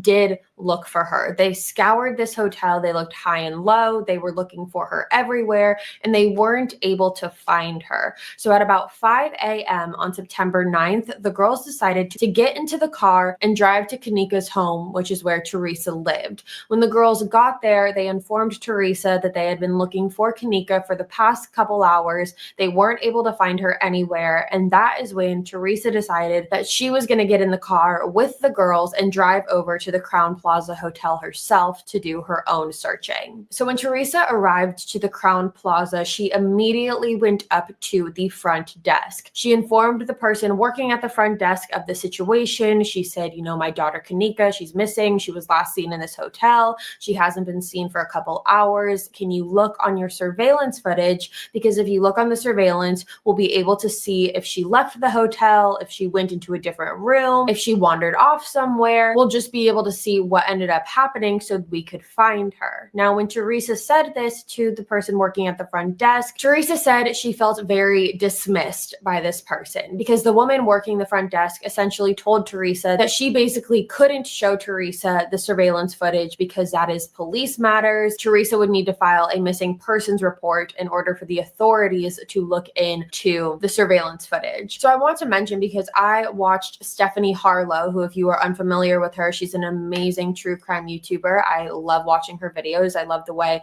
she presents and the way she tells a case, and she goes into so much detail, and she's great. And so when I was watching her cover this case, she had said that she had worked in retail before, and when it came to the surveillance footage, with her position, she wasn't able to look at the surveillance footage if need be. However, the person that would be able to do so was always just a quick phone call away. So it does make you question, did this person not want to look into the surveillance footage and not want to call their supervisor because they didn't think it was a big deal? Or was it actually that the police were the ones that had to look at it? There's just a lot of questions, but I thought I would throw out what Stephanie said about that because I thought that to be very interesting and telling. So after kind of feeling like she had been blown off by this receptionist, Teresa decided to start looking through the Crowne Plaza Hotel herself. She started looking all throughout the floors. She looked through the lobby. She looked outside the hotel, inside the hotel. She did the search that the girls had done earlier that night as well. And at about 7:15 a.m. is when Teresa decided that she needed to file a missing persons report for kEnnEkA. Because remember, kEnnEkA didn't have her cell phone. kEnnEkA didn't have her car keys. She was under the influence. A young, missing, intoxicated person is always a scary thing to think about because your mind automatically goes to all the different things that could have possibly happened to her. So Teresa didn't want to waste any time, and that is when she called 911 to file a missing persons report. Now, similar to when she talked to the receptionist, Teresa also felt very dismissed by the 911 operator as well. When Teresa called 911 and basically said that she needed to file a missing persons report for her daughter and explained the story, she had gone out to a party, she'd been drinking, she's missing, we can't find her. The 911 operator basically told Teresa that she's probably just off, sleeping off the alcohol somewhere. Give it a couple hours. I'm sure she'll turn up. And if she doesn't, then give us a call back after 24 hours and we'll file a missing persons report. Obviously, Teresa was very frustrated by this because she knows her daughter. She knows that her daughter would not just walk off and sleep it off somewhere. And I know some of you might be sitting there saying, well, she didn't tell her mom that she was going to the party, or maybe it was like her behavior. It's parental instinct. And Teresa knew that this was not something that kEnnEkA would do. So now we're still on September 9th, but we fast forward a little bit over 12 hours after Teresa tried to file a missing persons report, and the authorities at 8:30 p.m. actually arrived to the Crowne Plaza Hotel, but not for the reason that you would think. Authorities didn't arrive to the Crowne Plaza Hotel to help Teresa to file a missing persons report or to help her look for her daughter. The authorities arrived to the Crowne Plaza Hotel because hotel staff and management had actually called the authorities on kEnnEkA's family, because all throughout that day, kEnnEkA's friends and family were searching all throughout the hotel. They were passing out flyers to different people asking if they had seen kEnnEkA. They even went as far as pulling the fire alarm, which is really smart, pulling the fire alarm to see if kEnnEkA would walk out of the building or if someone who had kEnnEkA would walk out of the building. So hotel staff and management actually called the authorities on kEnnEkA's family because they were causing a disturbance to their hotel. So when the police got there,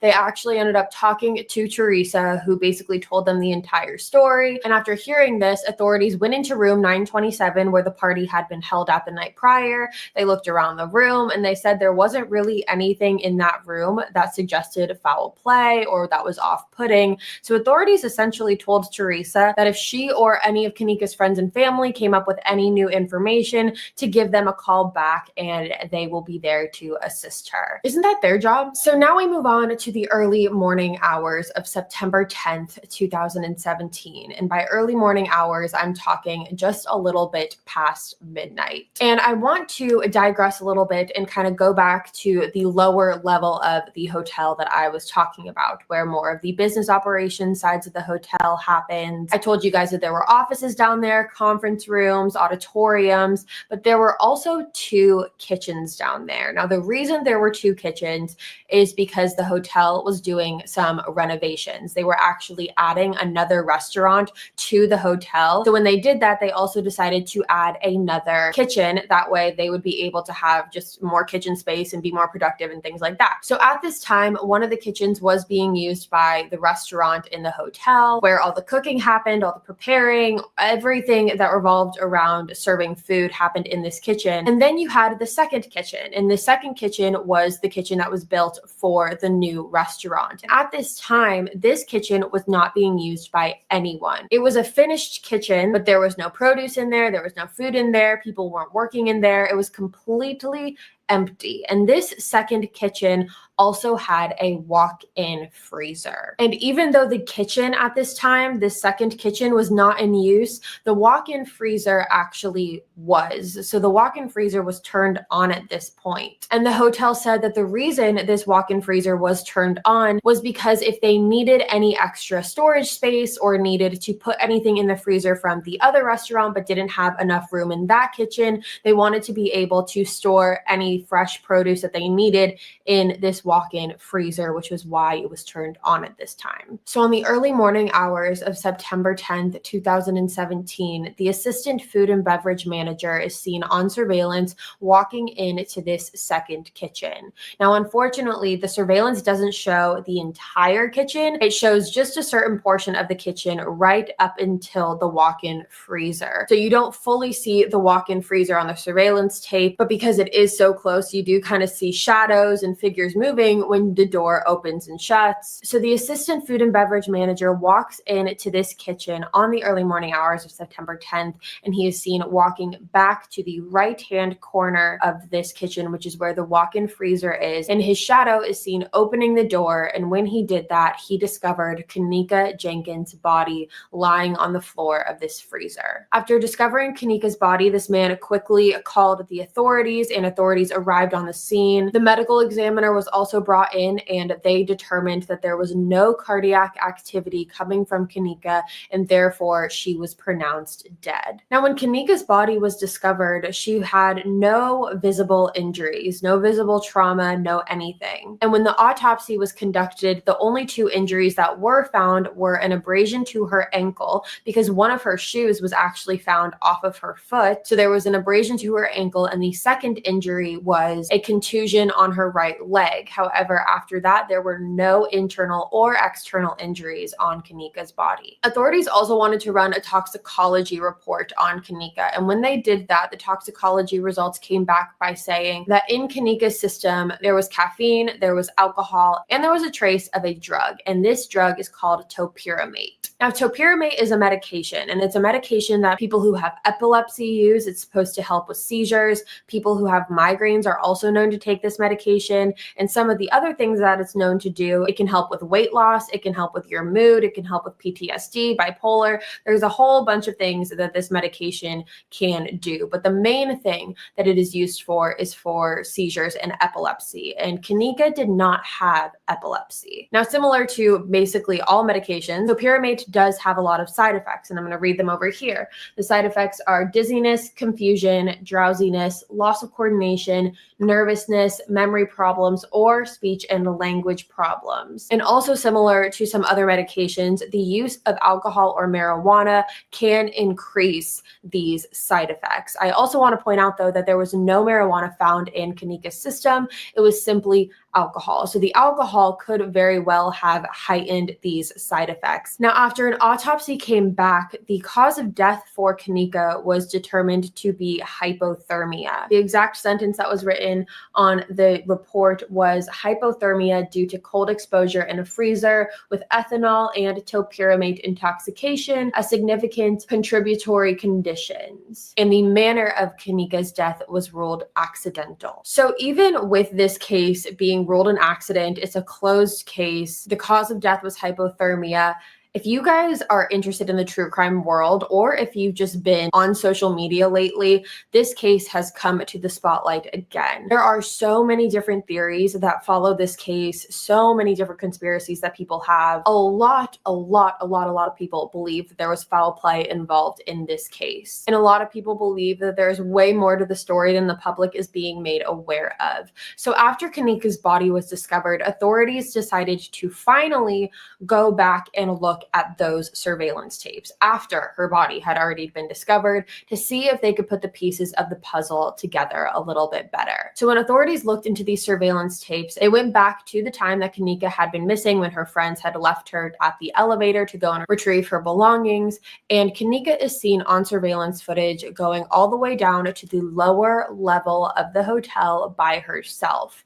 When she exits the elevator, she's seen wobbling back and forth, side to side, from one side of the wall to the other side of the wall. She's seen grabbing onto the wall to hold her balance. She's stumbling. She's seen walking in to the stair rail that would have led up to the lobby, and she has to kind of hold on to the rail in order to keep herself from falling. The surveillance footage shows kEnnEkA walking into the men's restroom, and she's in there for about 45 seconds before she turns around and comes out. And it also shows that kEnnEkA walked into the unused kitchen by herself, and she is seen walking back to the corner of the room where the surveillance video stops because the camera angle doesn't go that far, and you see the shadow of the freezer door opening and then shutting, and kEnnEkA is never seen walking out of that kitchen again. Now, what's incredibly frustrating about this is that if Teresa's claims and requests to see the surveillance footage were taken seriously when she had first asked about it, we can't sit here and say that it definitely would have saved kEnnEkA's life. However, they would have found her a lot sooner. There would have been no question about it. The fact that they waited until after her body was discovered to look at surveillance footage is really mind-blowing to me, and I don't understand it, but that was just the way that they did things. Now, when kEnnEkA's body was discovered, the authorities are seen on surveillance footage pulling Teresa to the side into a conference room to give her the unfortunate news that her daughter's body had been found. On this surveillance footage, you see authorities bringing Teresa into this room, and moments later, you see Teresa running out of this room screaming. She runs into the lobby screaming. She's obviously hysterical. Now, once Teresa finally leaves the hotel, when she leaves the Crown Plaza, she actually went on Facebook Live to update people on kEnnEkA's case. When she went on this Facebook Live, she told everyone that kEnnEkA's body had been discovered. She said that her daughter was dead and that it was accidental. There was no foul play involved, and that it was incredibly tragic and incredibly sad, but it was accidental. But then not too long after kEnnEkA's death, Teresa had actually appeared on the Dr. Oz show. She went on the Dr. Oz show with Nancy Grace, and when Nancy Grace and Teresa went on the show, they disclosed to Dr. Oz that they felt like kEnnEkA's death was not accidental. They felt like there was definitely foul play involved. Some things just weren't adding up. Things weren't making sense, and that Teresa fully, wholeheartedly believes that kEnnEkA's death was not an accident. Teresa said that the condition that kEnnEkA's clothes were found in proves that there was someone else involved in kEnnEkA's death. And what she's referring to is when kEnnEkA's body was discovered, her shirt was pulled up and she was exposed. Now, Teresa said that because of this, there was obvious, sexual assault. Someone could have been really aggressive with her. And along with that, one of kEnnEkA's shoes, like I said earlier, was also found off of her foot. So based off of those two things, Teresa said she thinks that someone messed with kEnnEkA and that there was someone else involved. Along with this, Teresa said that the drug topiramate that was found in kEnnEkA's system was not a drug that kEnnEkA took. It was not a prescription that she had, not a medication she took regularly. So someone had to have drugged her. But here's the thing, and I don't know how this is even able to be proven, but I think it's really, really amazing that technology has advanced this far. When the toxicology report was conducted and topiramate was found in kEnnEkA's system, it was also discovered that this was not a one-time take for kEnnEkA. This is a drug that she had taken regularly. There were traces of it in her system in the past. Again, I'm not sure how they're able to figure that out, but it's really amazing that they're able to do that with technology. But basically what they were saying is that kEnnEkA had taken this prescription multiple times before. This was not something that she just found this night and decided to take it for the first time. kEnnEkA is 19 years old, so she's not underage. She's considered an adult, and if there was a prescription that she wanted to take that she didn't want her mom to know about, whether that was for a mood stabilizer, whether that was for weight loss, whatever it was, if she wanted to get the prescription for it and didn't want her mom to know about it, she probably could have gotten that done. kEnnEkA's medical reports have never been released to the public, so I don't know if this is something that authorities have looked into behind the scenes, but it would be interesting to see if this was something that she was either prescribed to or given to through a third party. After kEnnEkA's body had been discovered, authorities also approached Teresa and asked asked on 2 separate occasions to look through kEnnEkA's phone. Now, when authorities asked Teresa this, Teresa said no, she did not allow it. She did not want the police going through kEnnEkA's phone. I'm not sure if she ever gave a reason as to why she didn't want them to do this. I'm just making an assumption, which I don't like to do. But in this case, I feel like Teresa was probably just wanting to feel like she could still protect her daughter. She wanted to maintain her daughter's privacy. She wanted to have control over the situation in a world where she kind of just felt like everything shattered right in front of her and she had no control over anything. And the one thing she could control was kEnnEkA's cell phone. It was her lifeline. It was the closest thing she had to her at that point. So she didn't want authorities to go through it. So that's my belief on why she didn't want authorities to go through her phone. Maybe there's something else that I'm just completely unaware of, but that is what I believe. Now, again, to kind of go back to what I was saying earlier, if you're familiar with this case, you're familiar with the countless conspiracies that come along with it. When you look up kEnnEkA Jenkins' name anywhere, YouTube, Google, Twitter,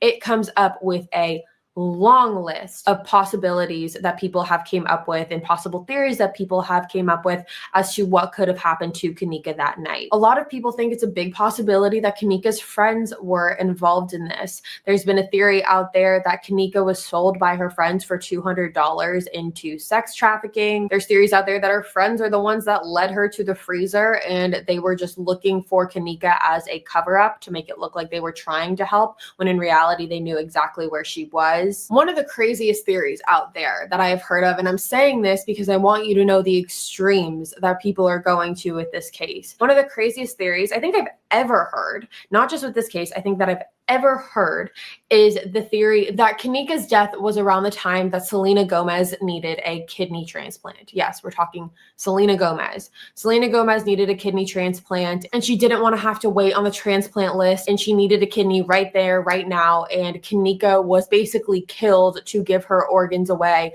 to Selena Gomez. It's absolutely ludicrous. It is so ludicrous and it's insulting. It is so insulting to this case. It's insulting to kEnnEkA. The fact that we're saying Selena Gomez wanted to, like, it's just, I don't even want to say it because I think that it's so insulting to this case. But the reason I'm sharing it with you is because I want to show you how far people are reaching with this one. So many people out there are looking for foul play in this case. They're looking for someone to point the finger at. And I do want to say that authorities did interview 44 people, and it was confirmed that 30 of the 44 people were in attendance at some point to the party in room 927 that night. Now, when it comes to kEnnEkA's clothes and how Teresa was saying kEnnEkA's shirt was kind of pulled up a little bit and she looked exposed, scientists have actually come up with a term for this because this is not completely uncommon when someone is going through the stages of hypothermia. The exact term for this is called paradoxical undressing. Now, this is essentially what happens in the final stages of hypothermia, and what ends up happening is your body basically tricks you into thinking that instead of being freezing,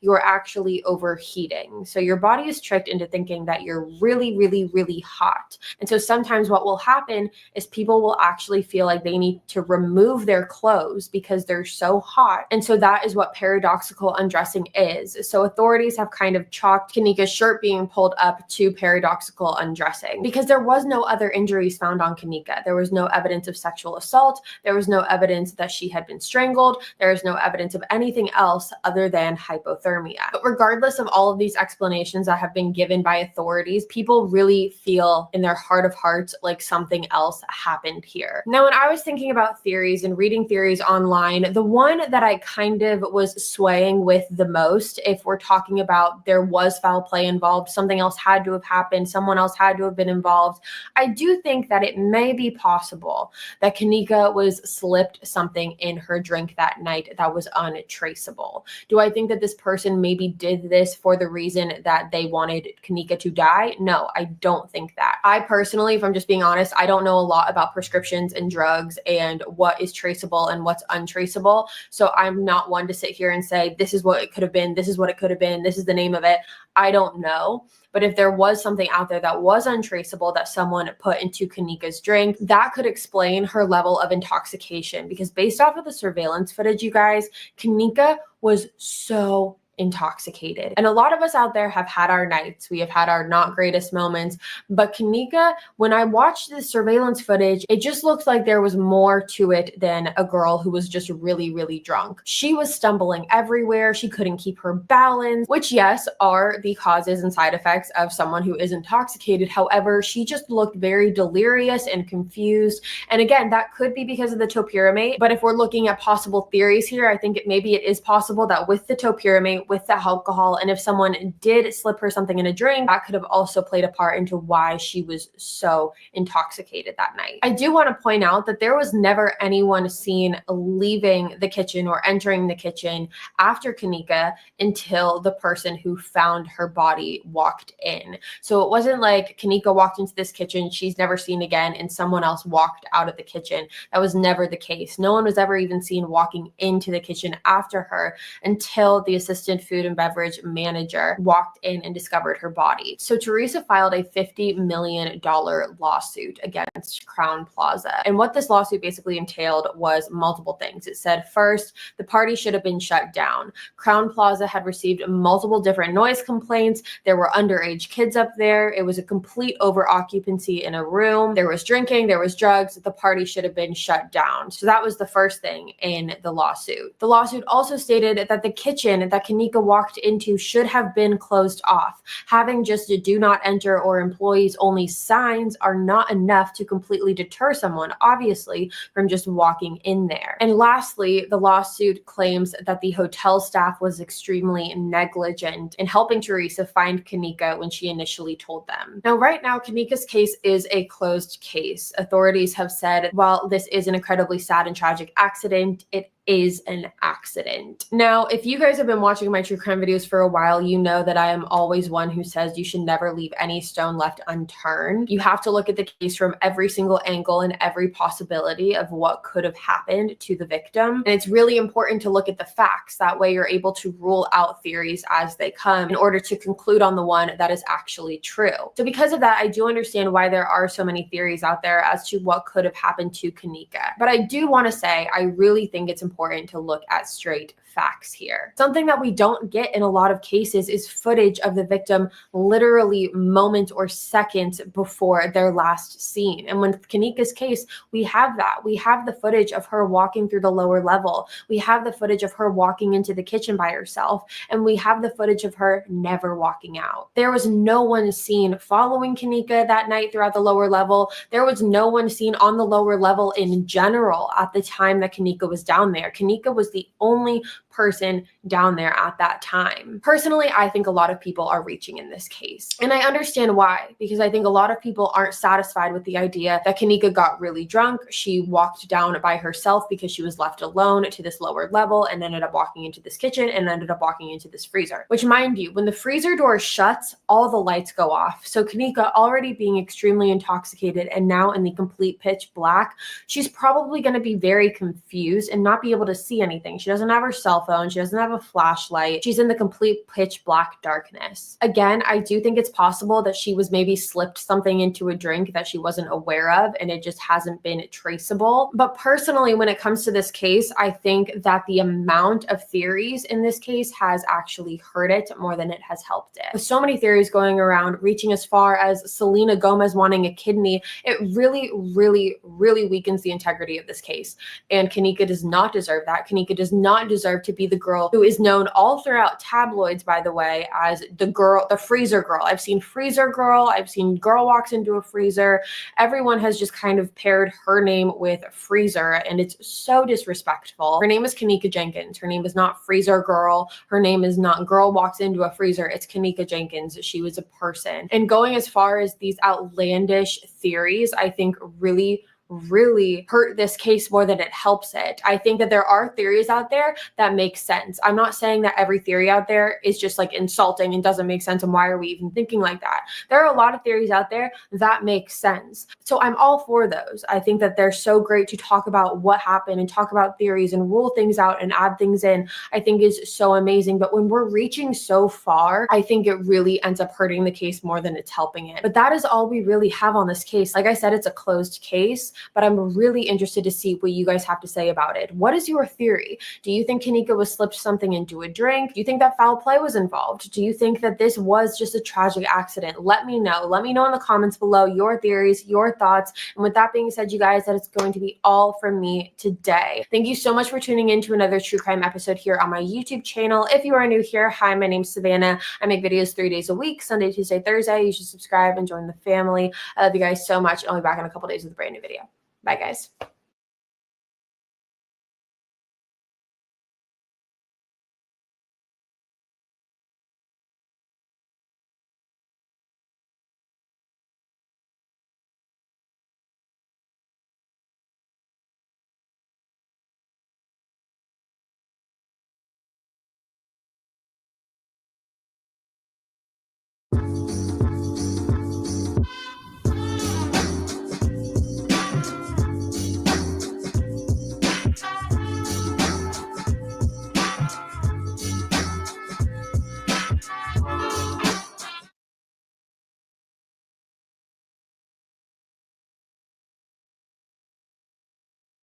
Hey guys, what's up? It's Savannah. Welcome back to my channel and welcome back to another true crime episode here on my YouTube channel. As you guys can tell by the title of today's video, today we are doing an updated video for the Vanessa Guillen case. And I do want to take a second and apologize. I know that I mispronounced Vanessa's last name in the previous video that we did. So I just want to take a second and apologize for that. Her last name is Guillen. So we are talking about the Vanessa Guillen case and all of the updates that we have on her case thus far. Before we get started, I want to thank today's sponsor for this video, and that is BetterHelp. I know I've talked to you guys a lot about BetterHelp in the past. So BetterHelp is an online counseling website that connects you to a professional counselor in a safe and private online environment. BetterHelp is extremely convenient, and you can get help on your own time and at your own pace in the comfort of your own home. BetterHelp has licensed therapists that specialize in depression, anxiety, LGBTQ+ matters, family conflicts, grief, self-esteem, trauma, relationships, sleeping. Anything you share with your counselor will 100% be confidential. And if for whatever reason you are not happy with the counselor that has been provided to you, you can always switch your counselor at no additional charge. There's 4 communication modes with BetterHelp. You can either do text messages, video calls, phone calls, or online chatting. Financial aid is available to those who qualify with BetterHelp. And overall, BetterHelp is just convenient, professional, and affordable. So if you guys have ever thought about getting professional help, but weren't really sure where to start, this is a great place to do it.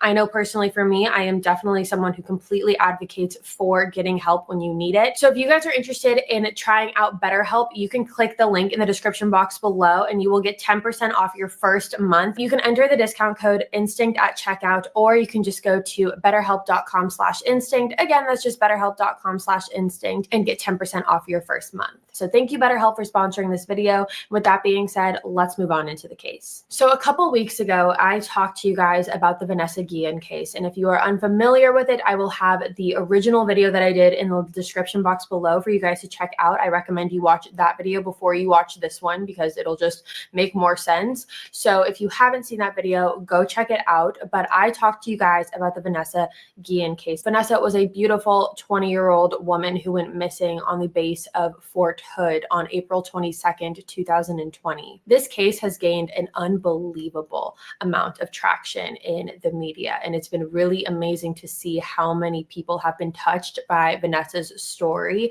and have been infuriated by the way this case has been handled. So the brief overview of this case is that on April 22nd, 2020, 20-year-old Vanessa Guillen was on the Fort Hood Army base, and she had been working inside the arms room that day. That is the room where they keep all of the weapons, and she was working in that room that day. Vanessa was seen by a witness leaving the arms room that day. And when she left a lot of her belongings there. She left her keys, she left her Army ID, and I think she left her wallet as well. The reason she left the arms room to begin with is because she was walking from one arms room to a different arms room. So there's multiple different arms rooms around the base, and she was walking from the one that she was scheduled to work at to a different one. And she was doing this because she was supposed to be confirming some of the serial numbers on the weapons. So I'm going to refer to the the arms room that Vanessa worked at as arms room 1, and then we're going to refer to the second one as the second arms room, just so it's a little bit easier.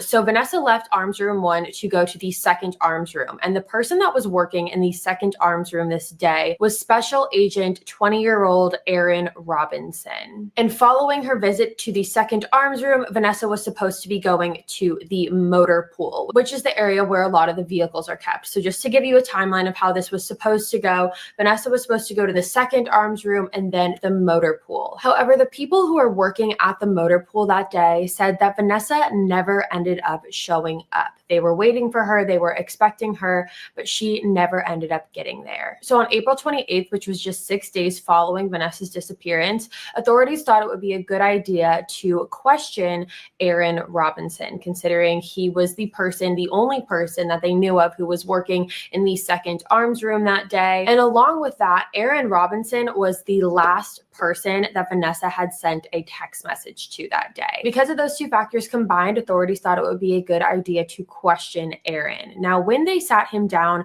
Erin told the authorities that on April 22nd, Vanessa came into the arms room that he was working at. Once she got there, she read Erin some of the serial numbers for the equipment that they were using. And then Erin said he gave Vanessa some paperwork and a .50 caliber machine gun. Erin said that Vanessa was instructed to take these items over to the motor pool, which is why they were expecting her that day. But like I said, she never showed up. So after Erin gave the authorities his story of what happened that day when he saw Vanessa, authorities also asked Erin about his whereabouts for the remainder of April 22nd. Now, Erin said that after work on April 22nd, he left the base. After he left work, he went straight home to his off-post residence to spend the entire night with his 22-year-old girlfriend, Cicely Aguilar. So in order to confirm his alibi, authorities then spoke to Cicely, and she basically confirmed Erin's story. She said the two of them had been together the entire night at home the night of the 22nd. And then according to Erin, he said the next day he left his house at about 6:30 a.m. to go back to the Fort Hood base to complete some of his work and start his day. But that was really his entire alibi. He just said he went from the base to home with his girlfriend, stayed there the entire night. So this initial story that Erin and Cicely gave the authorities were really what the authorities had to go off of for the next month following Vanessa's disappearance. However, on May 18th, 2020, there was some new information that was presented to the authorities. And this information came from two witnesses. Now, these two witnesses approached the authorities and told them that on the night of April 22nd, Erin was seen pulling a large tough box out of the arms room and into his car. He was seen kind of struggling, trying to get it from the ground into his car, indicating that whatever was inside the box was extremely heavy. However, once Erin was able to get the box inside of his car, he got right into his car himself and he drove away. Now, if you aren't aware of what a tough box is, because I certainly wasn't, a tough box is basically just a very heavy duty plastic container. I'm going to pop up a picture of it so you guys can get a better visualization, but it's a very, it's tough. It's tough material, hence the name. And these tough boxes can sometimes have wheels, so they're easier to transport, and that is what happened in this case. So once authorities got this piece of information, they actually approached Erin and asked to look through his cell phone and look at his cell phone records, which he agreed to do. When they did this, they found that on the night of April 22nd, going into the early morning hours of April 23rd, Erin had made multiple different phone calls to his girlfriend, Cicely. Now, obviously, when authorities saw this, they questioned why, if the two of them had been together the entire night, as they first said that they did, why would Erin be calling her multiple different times throughout the night? So authorities approached Cicely with this question. They asked her that same exact question, and according to Cicely, she said that that night she had actually misplaced her cell phone and she had asked Erin to call it. So that is why there's history of him calling her cell phone. However, these calls lasted for multiple minutes at a time. It wasn't just a couple seconds and a quick hang up. So because of that, it didn't make any sense to authorities. So based off of those inconsistencies with the phone call, authorities approached Cicely again and asked her again, this isn't making sense. This isn't adding up. What are you not saying? And this is when Cicely decides to change her story. According to Cicely, on the night of April 22nd, she and Erin both drove to a park in Belton, Texas to look at the stars together. She said that they waited there for a couple hours, looked at the stars, and then drove drove home and spent the rest of the night together at their home. So along with the unexplainable phone calls, authorities also found something else when tracking Aaron's GPS on the night of April 22nd into the early morning hours of April 23rd. When authorities tracked Aaron's GPS, they were able to figure out that he had spent about 2 hours at the Leon River. Now, the Leon River is located in Bell County, and according to Aaron's GPS, he was there at approximately about 1:59 a.m. on April 23rd for about 2 hours. Cicely's phone also showed the same exact travel patterns as Aaron did. Now, once the Belton Police Department was made aware of Cicely and Aaron's location the night of April 22nd, moving into the early morning hours of April 23rd, they decided to go there themselves and search through the river. They searched through the river and the surrounding areas, and while they didn't find any human remains inside of the river, they did find the remains of what seemed to be a plastic tote, which is very similar to a tough box. Now, this search happened on June 21st, 2020, and along with finding the remains of the plastic tote, authorities also discovered the burn site. They were able to figure it out because the burn site was a lot more damp and soft. The soil was a lot more damp and soft than any of the surrounding areas. Now, several days later, on June 30th, 2020, there was a group of contractors at the Leon River working on a fence. And while they were working, they came across what appeared to be human remains. Immediately among finding these remains, these contractors contacted authorities, and authorities arrived on the scene right away. Authorities described the remains to be scattered throughout the area and appeared to be placed in a concrete-like substance as well. Now, when these remains were discovered, authorities immediately questioned Cicely again, because remember, this is the exact same location that Cicely and Aaron's cell phones show that they were at on the early morning hours of April 23rd. And this is when Cicely's story pretty much came completely undone. According to Cicely, she claimed that on the night of April 22nd, 2020, Aaron came and picked her up from her job at a gas station. She claimed once she got into his car, he drove her to the Leon River, which is where the two of them got out of his car, and he walked her into the woods. Aaron walked Cicely up to a tough box and removed the lid on top of it, and that is when Cicely said she saw the body of Vanessa Guillen. According to Cicely, she said that Aaron told her that he had bludgeoned Vanessa over the head with a hammer multiple times. He said he did this while the two of them were in the arms room together earlier that day. He said he then put Vanessa inside of the tough box and drove it into the woods. Now, according to Cicely, she said that the original plan when it came to Vanessa was going to be to burn her body in order to get rid of her remains and any evidence. So they attempted to do so. They tried to burn her body. However, when that happened, it was taking a really long time and it wasn't really working. And the smoke that was coming off from Vanessa's body, as well as the plastic being burned, the smoke was actually rising. It was rising about 15 feet into the air. And Aaron and Cicely were both pretty worried that it would attract attention to what they were doing. Someone would see it and maybe freak out or call 911. And so they decided to forfeit that idea completely.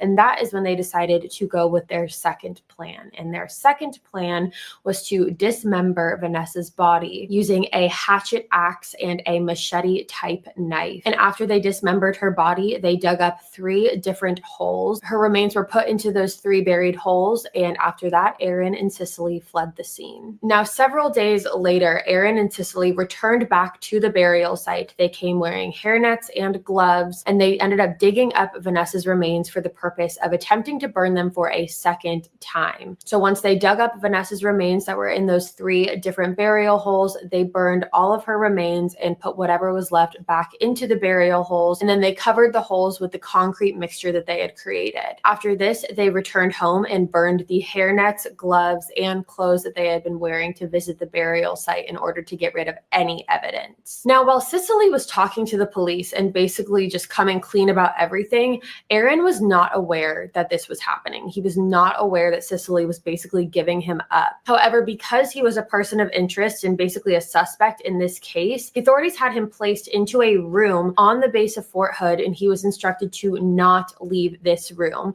I believe they told him that it was for COVID reasons and also for the fact that he was being looked into as a suspect for the Vanessa Guillen case. However, even though he was instructed not to leave the room and he was actually being watched, Aaron was able to escape. He was able to get out of the room. This was on June 30th, 2020. So he fled that room and basically led police on a huge manhunt trying to find him. Now, while being interrogated by the authorities, Cicely was actually instructed by the police to call Aaron. And the purpose of this was basically to get Aaron to agree with what Cicely was saying in regards to what happened to Vanessa. She basically reiterated the story to him of what happened that night, and he just went along with it. He was like, yeah, that happened. I know. Da, da, da, da. He didn't disagree with any of it. So once Cicely told the authorities where Vanessa's remains were located, that is when they went out and found them. And the media was so all over this case already. So the media picked up on this story immediately that there had been remains found. And while Cicely was in the interrogation room with the authorities, Aaron was texting her different articles about Vanessa's remains being discovered and saying they found the pieces. Authorities were able to find Aaron later that night. They found him walking along the sidewalk, and when they tried to approach him, Aaron shot himself in the head, which ended up ending his own life. Now, Cicely Aguilar has been arrested. Obviously, she came out and basically told the authorities what happened. So she has been arrested. She's facing, I believe, 20 years in prison and a $250,000 maximum fine. Now, I have seen multiple different reports of what her actual charge is. I've seen reports that have said that Cicely is being charged with conspiracy to tamper with evidence. And I've seen other reports saying that Cicely is being charged with, and I'm going to look over here so I get it exactly right, felony alteration and mutilation to impede an investigation. I've seen both charges floating around online. I'm not exactly sure why she hasn't been charged with accomplice to murder, but that's just me. I'm sure we'll learn more about her charges as more information comes out and as this continues as well. Now, I want to talk about what we discussed in the beginning in the first video that we did regarding Vanessa's case, and that is motive. What was the motive here? And obviously, there's never an excuse. There is never a reason. Nothing that happens to these people that we talk about is ever justifiable in any way. However, when these things do happen, you're curious about motive. And we talked a lot in the last video that we did on Vanessa about the fact that she was being sexually harassed. She had told her family she was being sexually harassed. She had told her boyfriend she was being sexually harassed. And looking at what we know now, it's pretty clear that at least one of the people that Vanessa was referring to that she was being harassed by was Aaron Robinson. There are reports that there was a superior above Vanessa that walked in on her while she was showering and just kind of stood there and stared at her and wouldn't leave and made her extremely uncomfortable. That has been alleged to be Aaron Robinson. Now, whether Aaron wanted to seriously pursue Vanessa as a relationship and she rejected him, or if it was multiple different times of sexual harassment against Vanessa, and maybe if it happened this time on April 22nd and Vanessa just decided to fight back and stand up for herself, it could have caused Aaron to be triggered and just snap. The lawyer representing Vanessa's family has actually come out and said that Vanessa was planning on filing a harassment claim against Aaron Robinson just the day after she disappeared. Now, I want to talk about Cicely for a minute. Now, Cicely was actually married while she was dating Aaron. I believe she had an estranged husband who also was a soldier on the Fort Hood base. And it wasn't until February of 2020 where her and Aaron got together and started having their relationship, or at least that's when they became like official. So Cicely, being a 22-year-old, you know, has an Instagram page and posts basically just selfies of herself on this Instagram page. And that's not the important part or the telling part. The telling part here is the captions that she posts on her Instagram. Cicely started posting regular content on Instagram just 2 days after Vanessa's death. She started posting regular pictures. She was posting multiple pictures a day. And I'm going to actually read you some of the captions that she had posted on her pictures. So on April 24th, she posted a selfie captioned, quote, "No one can make you feel inferior without your consent," end quote.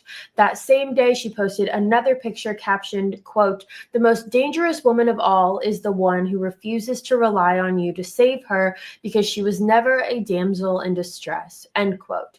That same day, she captioned another selfie with, quote, "She was born in fire, fierce to melt the iron. You fell in love with a woman who knows how to tame the dragon. She's the Targaryen of her own soul," end quote. I'm sorry if I didn't pronounce that word right. I don't know what that is. On May 1st, she posted another selfie captioned, quote, "I loved her, the dark side of her. Any girl can play innocent, but her demons are what drove me wild. Her secrets, her pain, she masked with laughter. The darkness she tries so hard to hide, that's what made me fall for her," end quote. The same day, she captioned another picture with, quote, he showed her the darkest part of him. She said black is my favorite color, end quote. The same day again, she posted another selfie captioned, I will not have you without the darkness that hides within you. I will not let you have me without the madness that makes me. If our demons cannot dance, neither can we, end quote. The last picture she posted on Instagram was on May 25th, captioned, quote,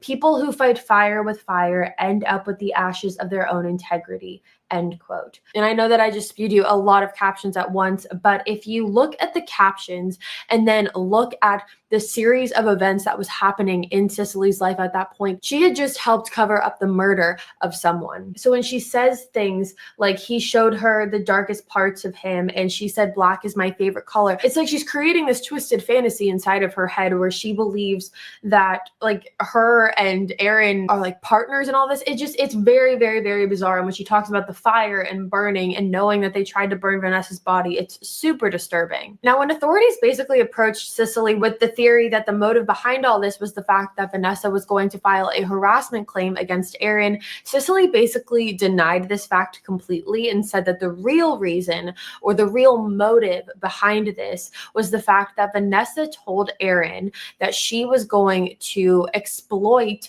him and Cicely for having this affair while Cicely was technically still married. Like I said, Cicely was still technically married to her estranged husband, who also was a soldier on Fort Hood. And so Cicely said that the reason and the motive behind this was the fact that Vanessa was saying that she was going to exploit Aaron for what he was doing and that she was going to ruin his career and all of these different things. Personally, I think that's BS. I think that there's no way that Vanessa would care enough to try to exploit Aaron and Cicely. Clearly, if she was planning on filing a harassment claim, she wouldn't really want to get in the middle of him being with someone else, if that makes sense. So to me, it seems like Cicely is just extremely either naive and doesn't want to believe that her boyfriend could want someone else. Based off of just like her Instagram and her captions and things like that, she clearly thinks that she's like greater than thou in a sense. So if her boyfriend was interested in another woman, she probably just doesn't even want to accept that fact. Personally, I still believe that the true motive behind all of this was sexual harassment.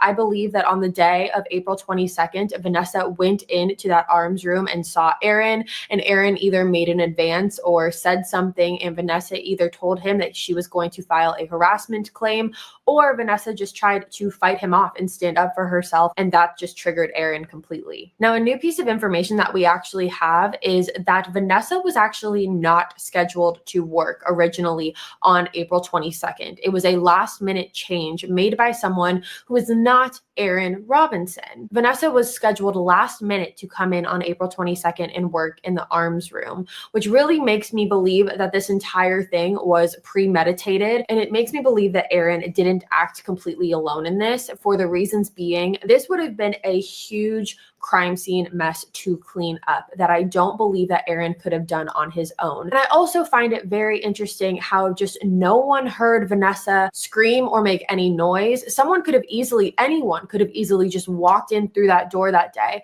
but no one did. It makes me wonder if there was someone either waiting on the outside of the door to make sure no one went in. It makes me wonder if someone was waiting there to go in afterwards and clean up the crime scene. And I personally do believe that whoever that person is the person that scheduled Vanessa last minute that day. I believe that Aaron probably told this person that they wanted Vanessa to come in, and maybe he told them what he was planning on doing. And that's how it kind of all got orchestrated, because for Aaron to act completely alone in this, it just kind of seems too far-fetched. He most likely had someone to help him throughout this process that wasn't Cicely. Cicely came afterwards, but Aaron probably had someone on base to help him who was also of a superior ranking. If Aaron asked a superior ranking to schedule Vanessa in that day for the purpose of murdering her, that's premeditated murder. Now, since Vanessa's death, there have been countless people, countless women who have come forward and said that they too have experienced sexual assault while on base, while serving this country, from people who are superior rankings to them. And because of Vanessa's death, people have genuinely been questioning these military bases, saying that this is all just one big cover-up system. Everyone is covering up for someone else. And now this is is not to say that every high-ranking soldier is a terrible person. That's not what this is about,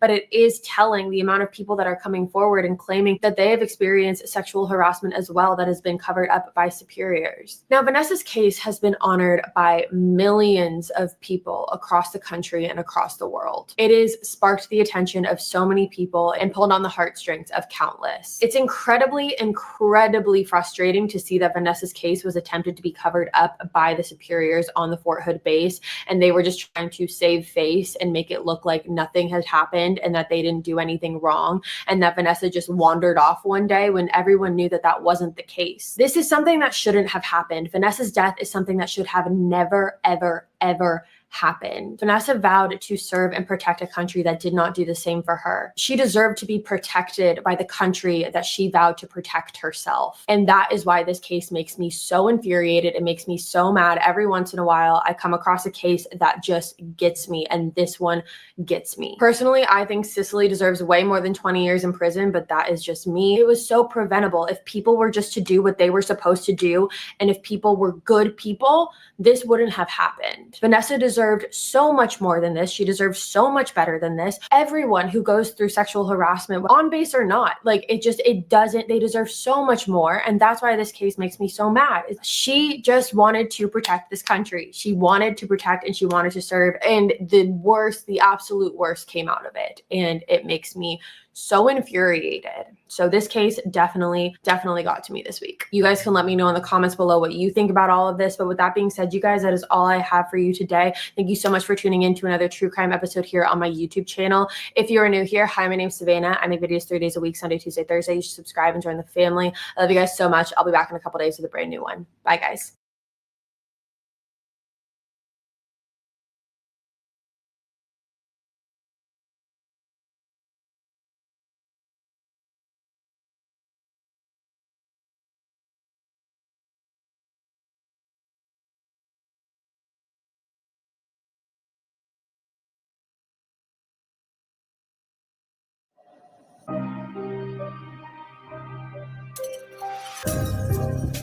Hello, everyone. What is up? Welcome back to another episode of Killer Instinct, you guys. Thank you so much for joining me here today. If you're new here, hi, my name is Savannah, and I am your host of Killer Instinct. Before we get started, make sure you go ahead and hit that subscribe button. That way, you never miss an episode. We post weekly here on the podcast every single Wednesday, and you are not going to want to miss it. We also upload the video version onto YouTube on Wednesdays as well, so make sure you are subscribed. Now, if you guys have been keeping up for the past couple months, you would know that for the year of 2024, we have been dedicating every single month to a different true crime category. We have covered unsolved cases, celebrity cases, serial killer cases. Last month, we did sadistic stalkers. And for the month of August, we have dedicated this month to female killers. For the past few weeks, we have been talking about some of the deadliest women in America, and today's case is no different. As you guys can tell by the title of today's episode, today we are discussing the brutal and tragic murder of Ryan Poston. Ryan was only 29 years old when his life was ended in the year 2012.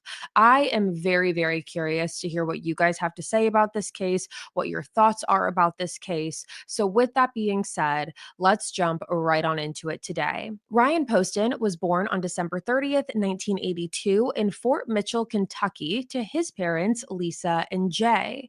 Now, Ryan was the eldest of 4 children and had 3 younger sisters. So including his parents, they were collectively a family of 6. Now, Ryan's parents did end up getting divorced when he was younger, and his mom went on to remarry a man named Peter. Now, Ryan was very close to his family as a whole. That is something to know about him, is that he was a family man. His family was his world. They were all very tight knit, and Ryan had a very special bond and relationship with each and every one of his family members. Now, Ryan and his father, Jay, specifically shared a very special bond. They had a very close relationship. They had that traditional father-son bond that really anyone would ever dream of. They were incredibly close. But Ryan was also very close to his stepdad, Peter. He really looked up to Peter and saw saw him as a second father figure in his life, so much so that Ryan ended up legally changing his middle name to Peter's last name. So once he got that name change, his legal name became Ryan Carter Poston. Poston being his father's last name and Carter being Peter's last name. He really had these two prominent male figures in his life who he looked up to, and both of them equally loved and adored Ryan as well. Now, everyone who knew Ryan said that he was incredibly smart. Ryan initially attended Indiana University, where he triple majored in history, geography, and political science. At this point, he decided that he wanted to have a future career as a lawyer. So he went on to law school at Northern Kentucky University, where he graduated and then began working at a prominent law firm. The firm that Ryan worked at mainly worked on civil law, and Ryan was incredibly successful at his job and had an extremely bright future ahead of him.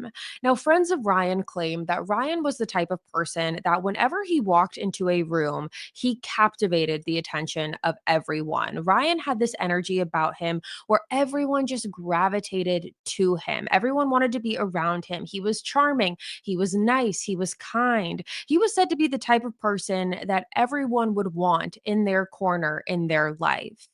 Now, this case really begins in March of the year 2011. And on one particular day in March, Ryan was scrolling through his Facebook feed. And upon doing this, he stumbled across a profile of a girl who he had several mutual friends with. Ryan thought this girl was attractive and decided to reach out to her over Facebook Messenger. And the girl responded, and the two of them started talking over Messenger. That led into exchanging phone numbers and begin texting one another. And then the two met the following month in April of 2011, and ultimately they started dating. And the girl that Ryan was in a relationship with was named Shayna Hubers. Shayna Hubers was born on April 8th, 1991 in Lexington, Kentucky to her parents, Sharon and Robert. Now, growing up in high school, Shayna was said to be both equally academically brilliant and creative in the arts. She was very book smart. She got straight A's and was in almost all AP classes. She graduated.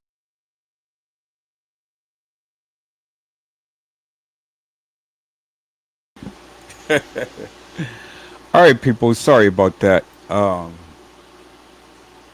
had to live up on another something that I wasn't really meant to play in things. Um,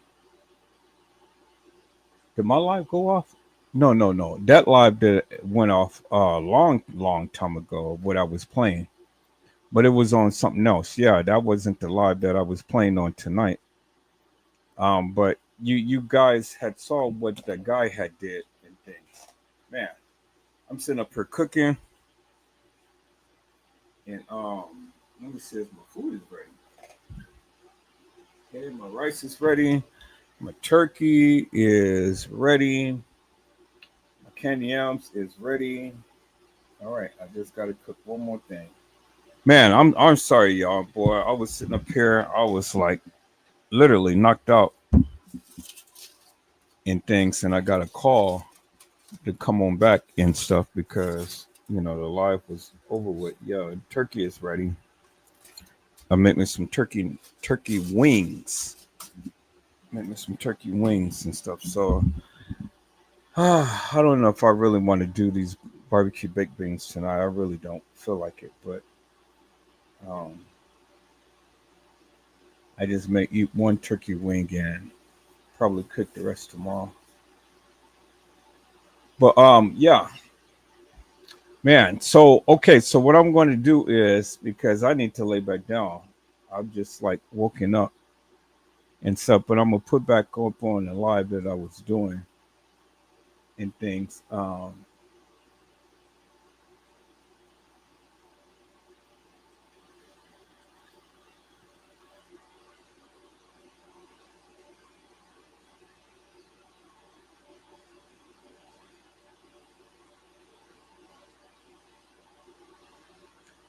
So what is going on? What's going on? What is it that I missed? because I don't think that anything that I was playing was referencing anyone personally. So what is going on? 82.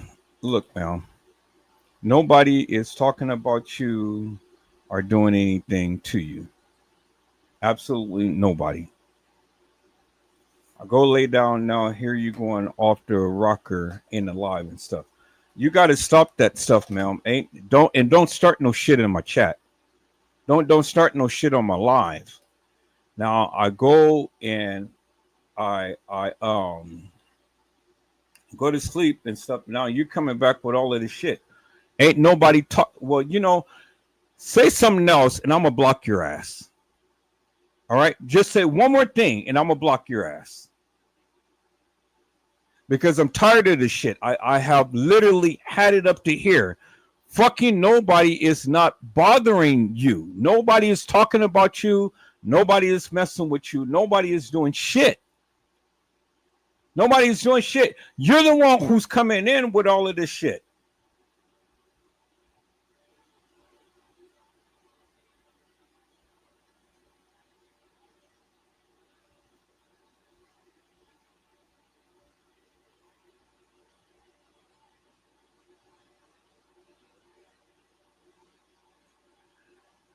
How are you guys talking about Fort Hood when I'm looking at the comments right here? It's like I'm too sick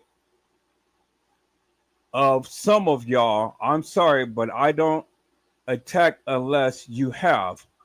I'm a very loving person and I refuse anyone to take this from me. Then it says I love my people. Y'all don't do that. I'm depressed. Stop playing with me like I have mental issues. Now, where in the fuck do it says that you guys was talking about Fort Hood?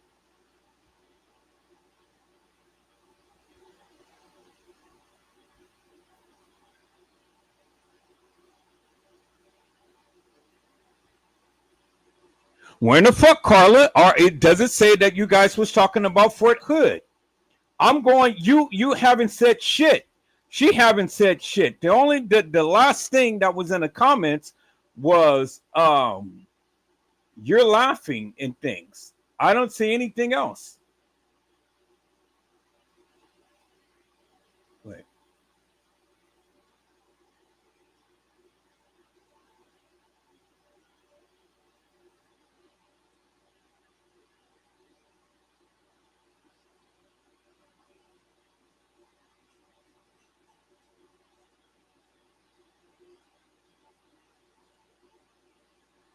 Okay, so anyway, all right, Fort Hood. Okay, so they all right. I apologize. I jumped the gun, but anyway, nobody is talking about you, 82. No, nobody's talking about you. Nobody's talking about you. Nobody's saying nothing to you. Nobody has done nothing to you. Okay. So I wish you stop putting that in the chat. We already know what your condition is. We know that you're sick. We know that you're going through some shit and stuff like that. Stop fucking putting that in the chat and making it about you. Okay. Don't do that no more. Don't talk on my live about your condition, about people coming for you or this or that and the other.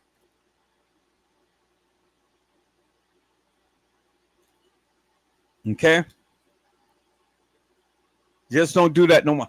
Now I've already apologized. Now let it go. Let it go. I've already apologized. Now let it go. Now I'm not talking to nobody else but 82. So nobody else needs to comment.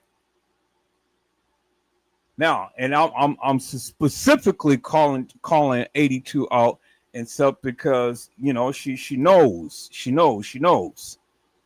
Now again, don't make my live about your situation.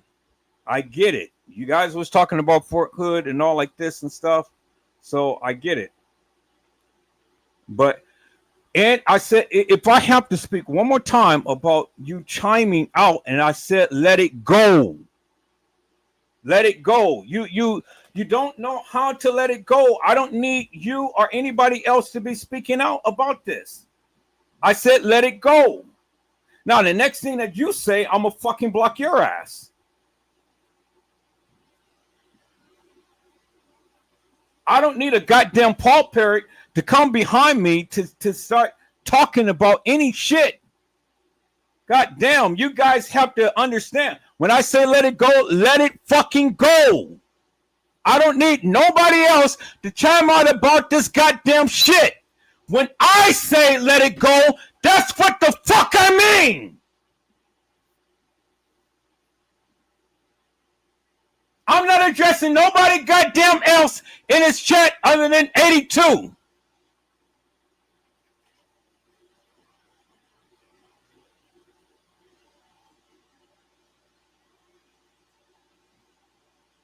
I've already fucking apologized, 82, so let it fucking go. Shut the fuck up and don't say nothing else. And yes, I'm addressing you personally. Again, what I'm saying is don't make this shit about you. We understand what your condition is. I get it. Nobody is talking about you. Nobody is doing nothing to you. I just want you to shut the fuck up. Now, chime out one more time and I'm going to block your ass.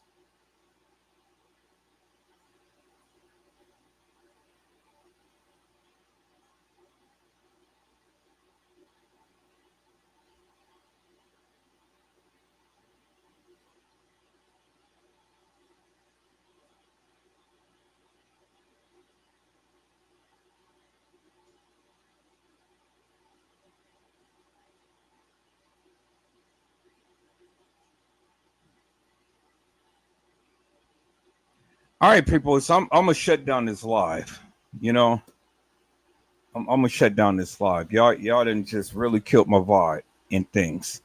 I've already apologized. I've already let it go. But you guys. All right, well then get the fuck out of here, 82, and don't come back.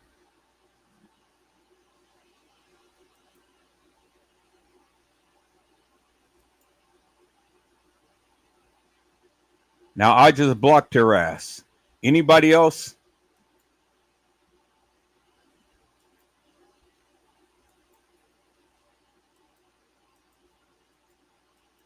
Anybody else want to chime out and want to say some shit? There it is right there. It says Little Bo Peep banned and her comments was removed. Is there any fucking body else that wants to say some shit?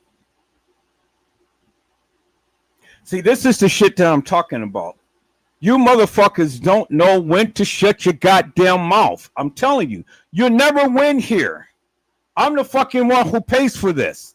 I'm the fucking one who runs this. When I say shut the fuck up, that's exactly what I mean. Shut the fuck up. You can challenge me, but your ass will get blocked from here.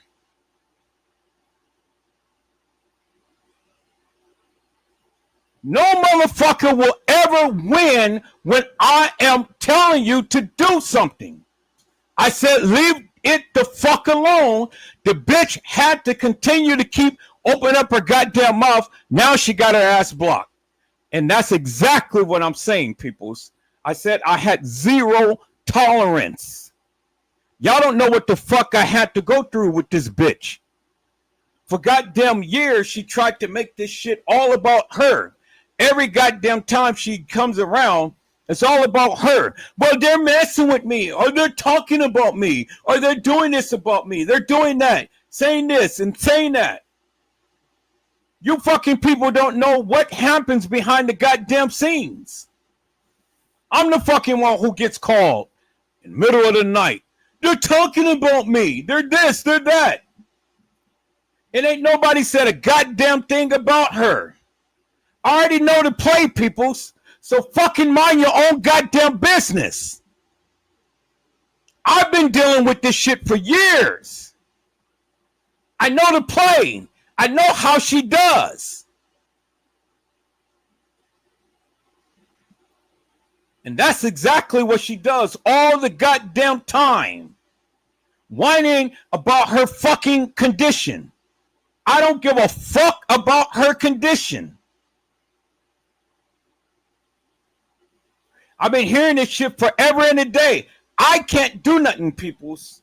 I'm only human. She needs to take that shit up with God and let the Lord heal her, or let the Lord do whatever he's going to do with her. I can't do it. I don't have the time. I don't have the patience. I've been dealing with this shit for years. Years. And she doesn't know when to shut the fuck up.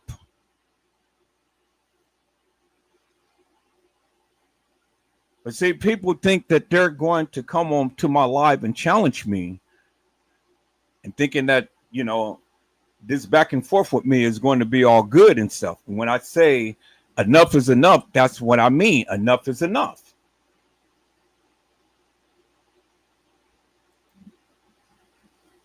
You know, motherfuckers all the time wants to chime out when the shit ain't bothering them, or I don't even have shit to do with them. You fucking people don't even know what the shit that I have to go through. But you guys all the time want to open up your goddamn mouths, and then when I start to put my foot in your ass and stuff, now you want to start feeling some type of way. Just shut the fuck up and stay out my goddamn business. Let me handle this. I don't need nobody else to chime out when I'm talking.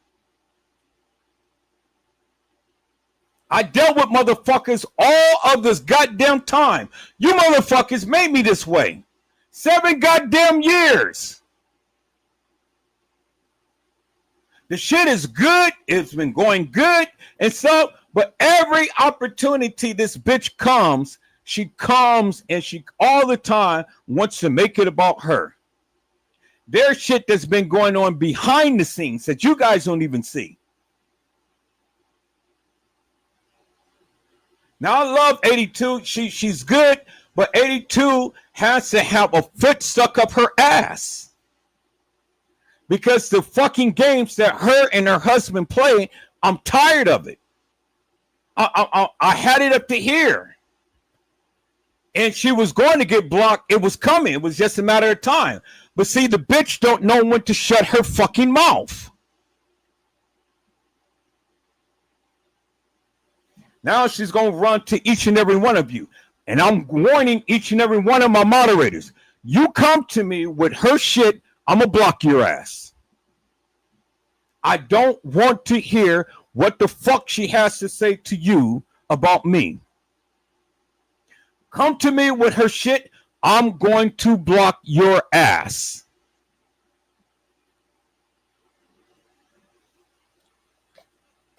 Because this shit that is going on right now has nothing to do with none of you. Absolutely nothing. I already know the play. Every opportunity she gets, she wants to come in.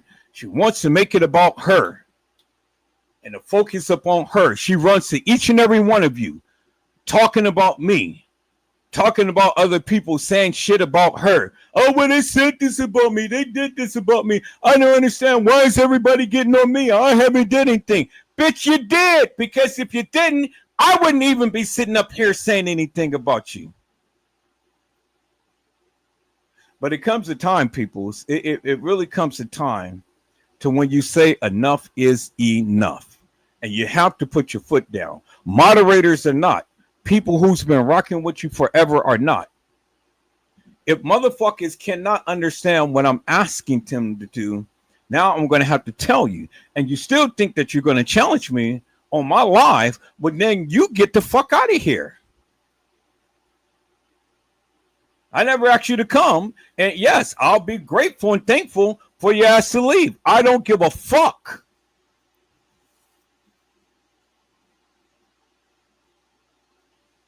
You guys don't understand what time, the time and effort it takes to run these lives and stuff.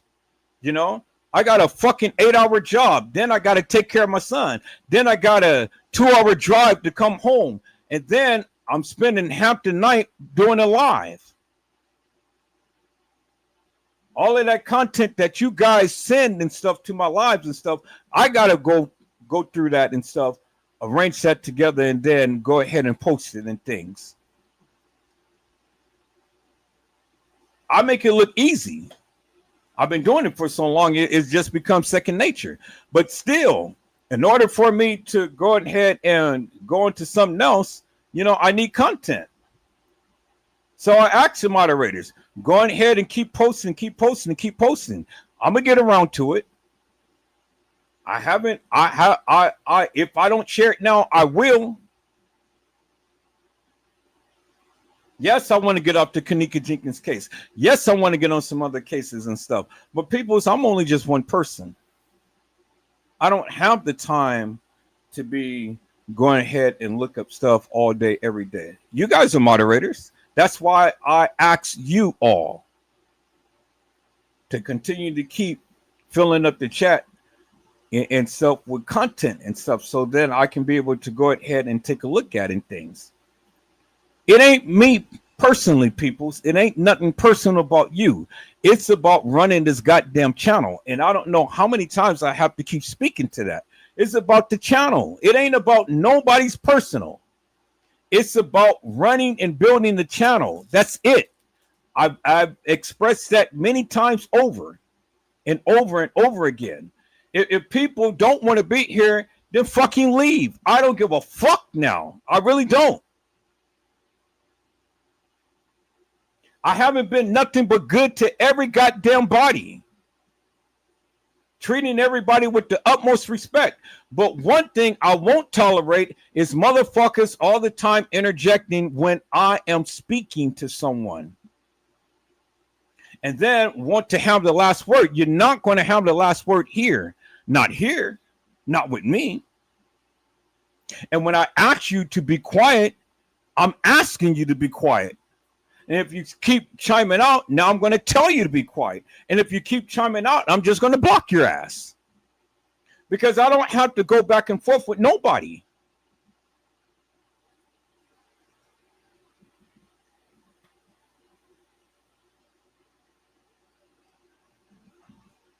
And this is the shit that happens, peoples. When I say leave it alone, that's what I mean. Leave it alone. I'm done with it. I expect you to be done with it. I don't need nothing else. But now the bitch wants to try to be all bad and stuff. And tries to stand up and, try to make it like, oh, yeah, well, I'm going to challenge him. Well, yep, she challenged me. Now her ass is blocked out of here. And I don't give a fuck.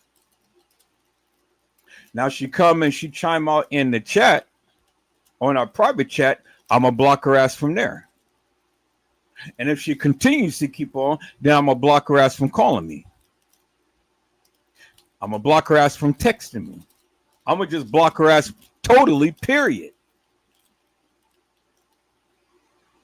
Now, I don't give a fuck if any of you get into your goddamn feelings. I don't give a fuck. But I have told you, this is the consequences of you coming to want to challenge me. You'll never win, peoples. You will never, ever win. Not on my live, you won't. You can go and watch somebody else, be on somebody else's goddamn live. But here, I'm the boss. Here, I run this shit. Here, what I say fucking goes. And if nobody likes that shit, get the fuck out of here now. Because I don't give a fuck.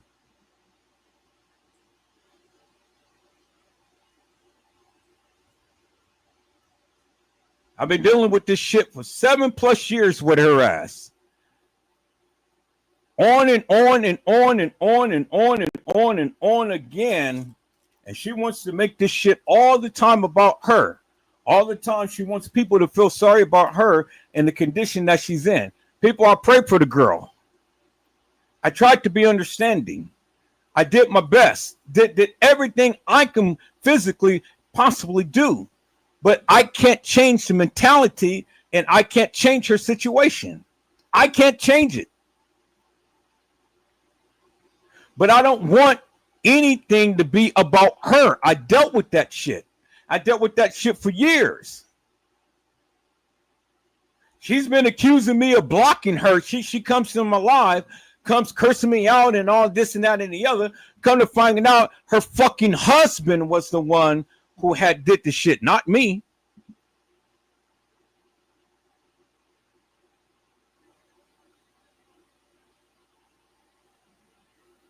And then I had to admonish his ass, and I told him, I said, you motherfuckers got to get this shit together because I'm not going to be dealing with your antics.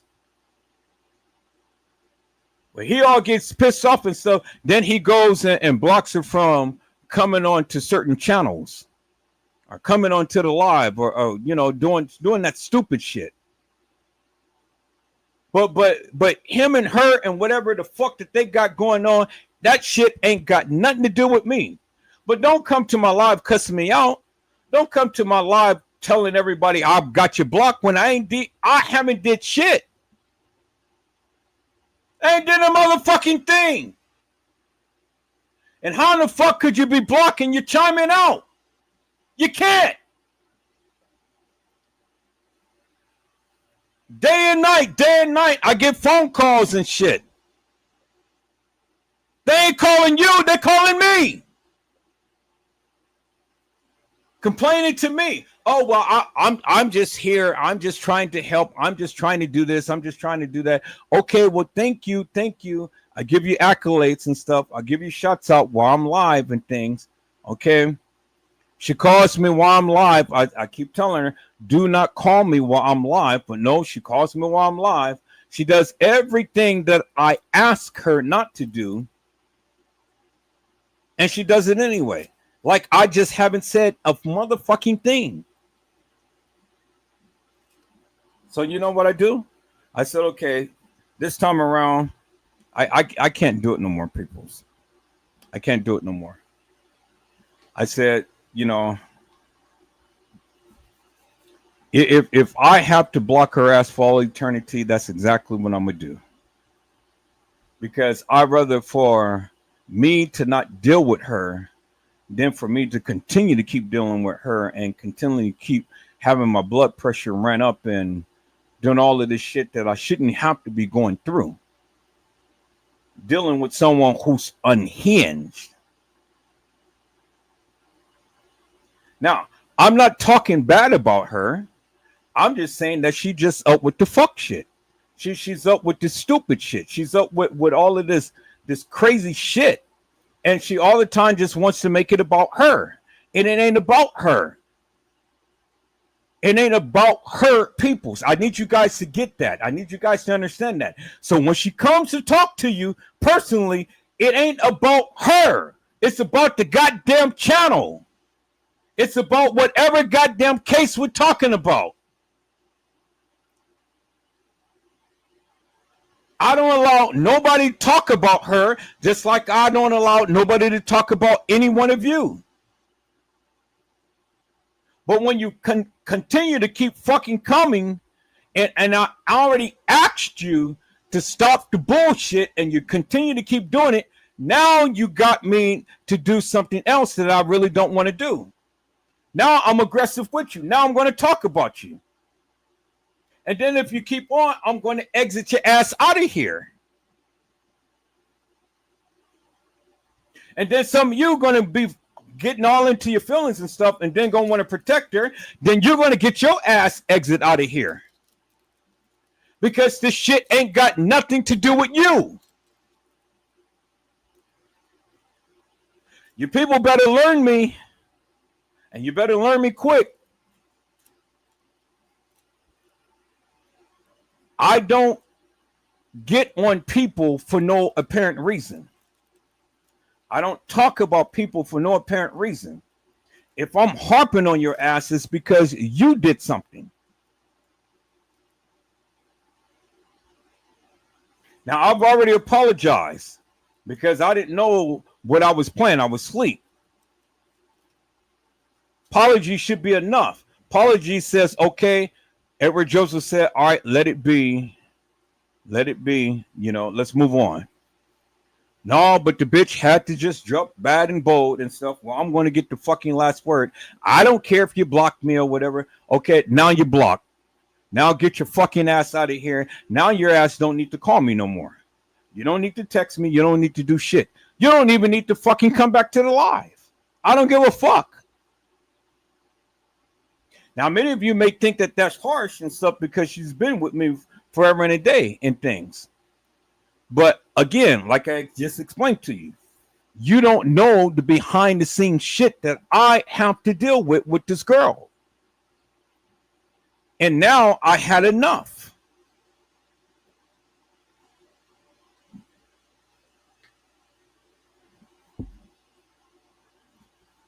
So that just killed my vibe for tonight, people. Damn, I just woke back up and I was just going to really go in hard and heavy. You know, I had to get me some sleep. I finished cooking to a certain degree. I got to cook one more thing, but I don't think I'm going to cook it tonight. But yeah, I was going to go in and make this an all-nighter and shit. But now I'm just, you know, I'm not even feeling it right now. I don't even know what the hell I was playing. You know, I was knocked out. But anyway, like I say, people, you know, if any of you don't like it here, any of you don't like me, you can leave. You know, I'm not gonna go back and forth with nobody. I'm not gonna argue with nobody. I'm not gonna fuss with nobody or feud with nobody. You don't like it on my channel, you can leave. Because I'm not changing. I haven't did anything to nobody. And because I haven't did anything to nobody, nobody should be doing anything to me. You know? When I have an impasse with people, the best thing to do is just be quiet and just stay the fuck out my business. I can handle it. But if you want to interject, well, now you're going to get the smoke upon you too.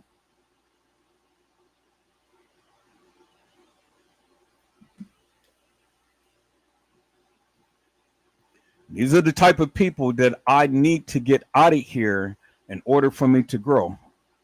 I don't like to be interrupted when I'm giving my live. I don't like to be called when I'm giving my live. If you're going to call me or you're going to do something like that, make sure is sharing something that I'm talking about. Because for me to have to stop my live to go and address some bullshit that ain't got shit to do with nothing that I'm talking about, that irritates the fuck out of me. Everybody knows that. And if you don't know that, now you know it. If I got something going on with somebody, I don't need you to interject. I don't need you to say shit. I just need you to sit down and listen and you know, be done with and stuff. Because what will happen is people will start turning upon you because they're going to be protective of that person. So now I got two fires that I got to put out, because now I got to get on the people who's disrespecting you, as well as dealing with the original problem. And you see how it works, people. And now it goes all spiraling out of control. Now I got a lot of people who just think that they're just going to go back and forth with me. And I'm just going to be like, you know something? Fuck all of you. Get the fuck out of here and just block all of you. I dealt with that shit back in the past. I'm not doing it again now. Never, ever again. Motherfuckers want to come in and they can't be respectful to anybody in here. Well, then get the fuck on. Motherfuckers don't like what I say or like what I do. Well, then get the fuck on. I don't give a fuck. You ain't got to watch my live. You ain't even got to come in. You ain't got to say shit. You ain't got to participate in shit. I don't give a fuck.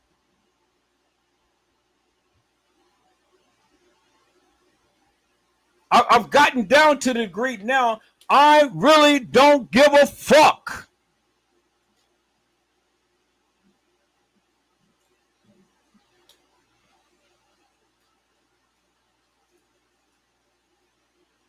So that's what it is, peoples. You know, I'm glad that she's gone. She can go live her fucking life and do whatever the fuck she needs to do and be on somebody else's panel, somebody else's channel. But I had enough. Now, I didn't totally block her from everything. I just blocked her from this particular channel. She can get on any other channel, but she can't get on this one. And if she comes back and she start talking that shit, I'm going to block her from all of the other channels.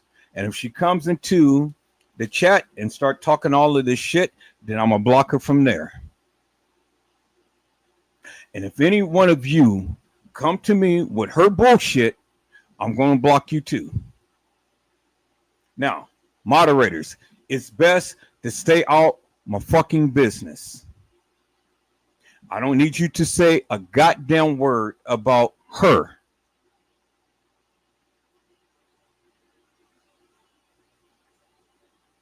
Any little thing, I'm going to block your ass.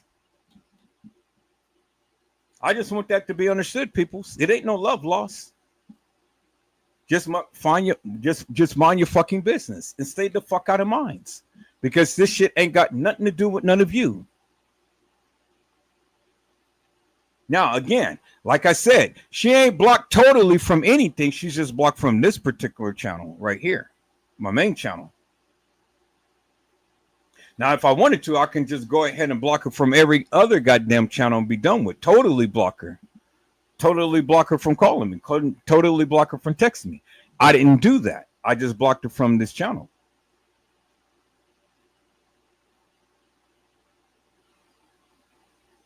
To let the bitch sit down and cool down and understand what she did and figure out, you know, what's what. Get her mind straight again. She's all in her fucking feelings. Well, I got a right to be in minds too, because you don't know what the fuck I've been dealing with.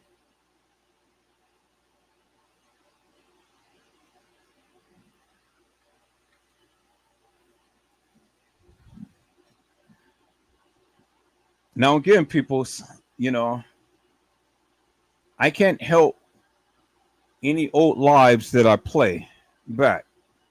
I don't know what is going on with them, and it may have said something about you or whatever and things. Well, then you're big enough. You understand. We're on a whole new plateau. I don't know what all that goes on in the lives and stuff. I'm just playing back old lives and things and stuff because, you know, that keeps my numbers up. I have to do that to stay in the algorithm. I got to keep posting something. And so while I am working on something else, well, then I'll always fall back up on kEnnEkA. You know, that's always going to be my fallback thing. So that's what I do. I play back old lives and stuff, but I'm consuming everything that you guys are sending. I see all of the posts that you guys put in there. I appreciate you, Carly Henry. I appreciate you, Honesty. I appreciate you, Jenna, to you, and all of the others and things. For all of the content that you're posting, I see a lot about well, Carla and them posting stuff about the missing kids and things. I really want to do a live about that and stuff. You know, I'm looking at their situations and things and stuff, you know.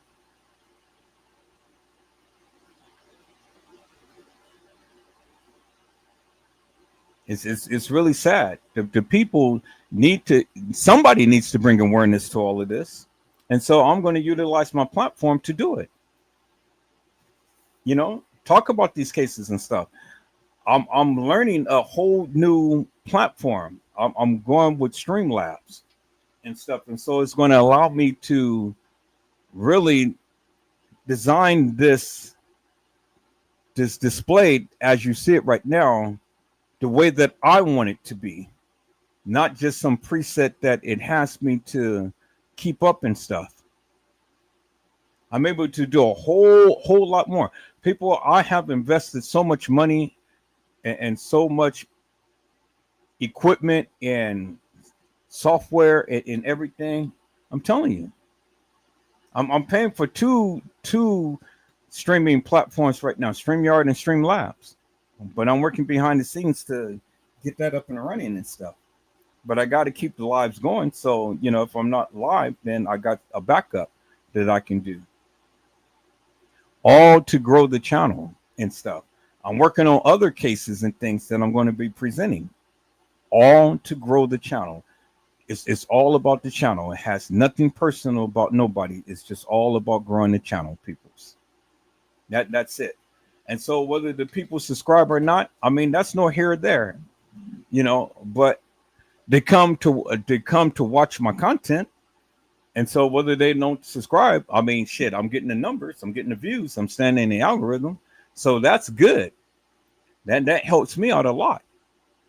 Because one thing I have learned about YouTube people is, and one thing I've learned about many of you guys are some honorary motherfuckers, you know?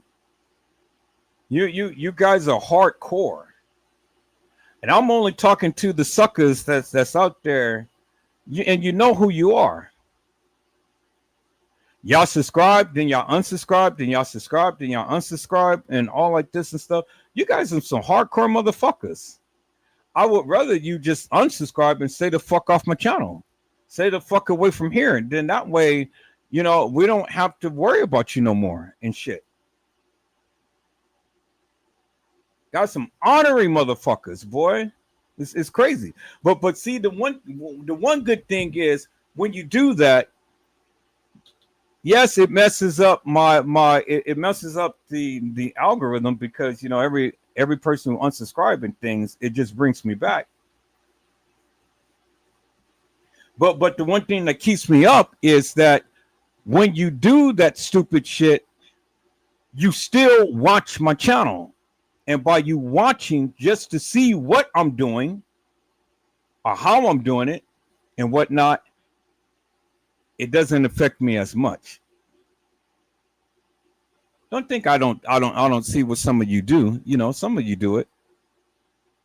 And I don't give a fuck. I really don't. Some of you, you know, y'all want my demise. Y'all are looking for my demise. Y'all want it so bad, y'all can taste it. But let me tell you, you motherfuckers who want my demise, you ain't doing shit. You may be good with doing all of this other shit. You may get some numbers on your videos and shit like that and stuff. But see, none of you motherfuckers can ever beat me by doing a actual live. None of you motherfuckers can hold this shit down from sun up to sunset. I can do a 5, 6, 7, 8, 10-hour live and still have everybody in here watching.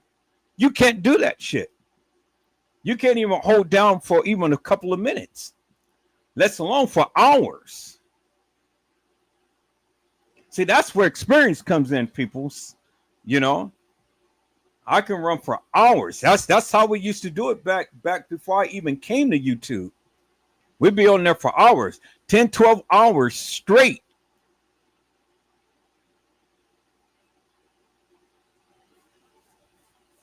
I did it.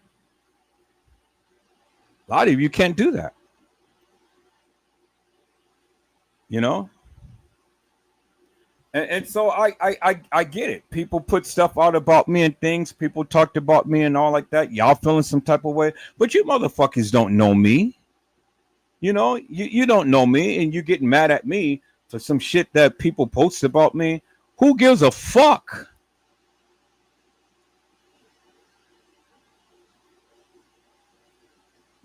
Who really gives two rats' asses?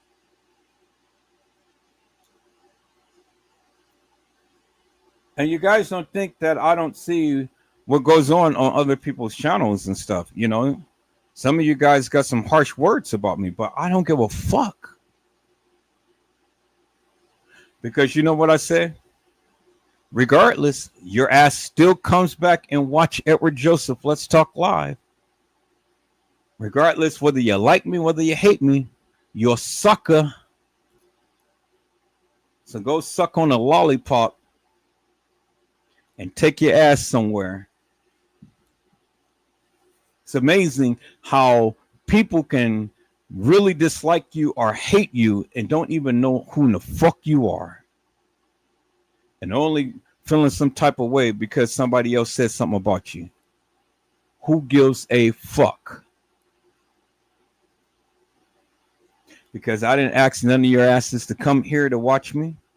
I don't give a fuck. Understand that. I really don't give a fuck. I have people come. I have people go. I don't give a fuck. Because it ain't about the people. It's about running my channel. That's all that it is. All that it is. And if the fucking people can understand that, then hey, you'll be just all right.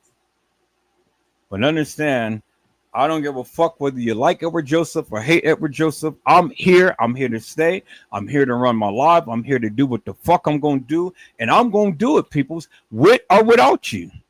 I'm going to do it. And I don't give a fuck whether you like it or not. I really don't. It's just, it is just the way that it is, people. And that's what it is, you know. That's what it is. And so, you know, I do what I do, peoples. And I do my best at it.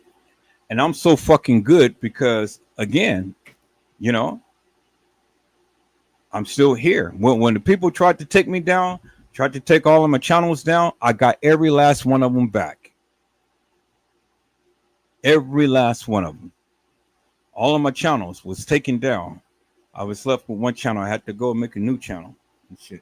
I got my original channel back with all of my original content because the suckers was mad because I was just doing way too well. You got some jealous motherfuckers in this community, peoples, you know, backstabbing bitches and backstabbing motherfuckers, just backstabbers. You ain't did shit to them, but then everybody, you know, they just hating on you for no apparent reason. What the fuck?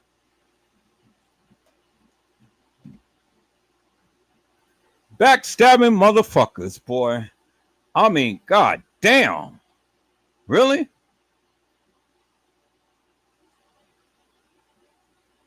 This is why I don't get close to people. That's why I don't let people all into my business and stuff, because some of you motherfuckers, you tell a little bit of shit, then it goes all everywhere and shit. If I ever ask you to repeat anything that I said, then I would say, well, go and tell the world. But whatever I tell you in confidence, if it ever gets back to me, well, then you already know.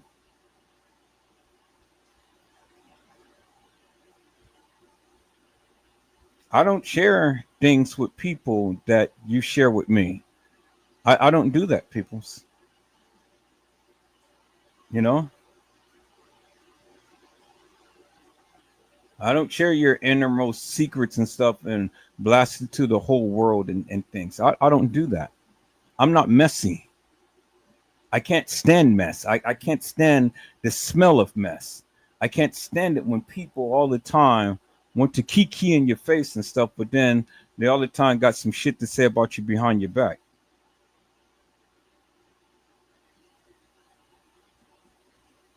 Can't stand people like that, you know?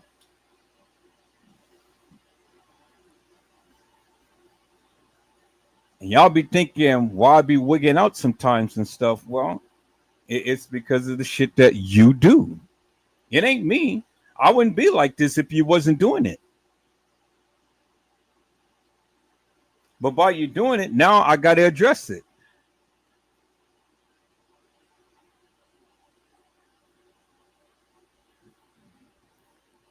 Then when I get into beast mode like this and stuff, now motherfuckers get all into the goddamn feelings and shit. Well, it ain't no need to get into your feelings, because if it ain't directed to you, you ain't got shit to say. It's only when it's directed to you, then you have some shit to say. But the only way that is going to be directed to you if you did something. It ain't me. I don't purposely go out and start bashing up on people and talking up on people and this and that and the other. I don't do that, peoples. And if I'm lightheartedly saying something about another content creator and you feeling some type of way, it ain't that I'm really just rashing them. This is internet. This is what we do. You know, you gotta come with a little bit of banter at some time or another. I mean, shit, the other content creators, they do it. They do it all the time. They took notes from me. One person took notes from me big time and does it all the time. Trey Gay does it all the time. Try to act like me and try to do what I do and stuff. But it doesn't work because there's only one original Edward Joseph, and that's me.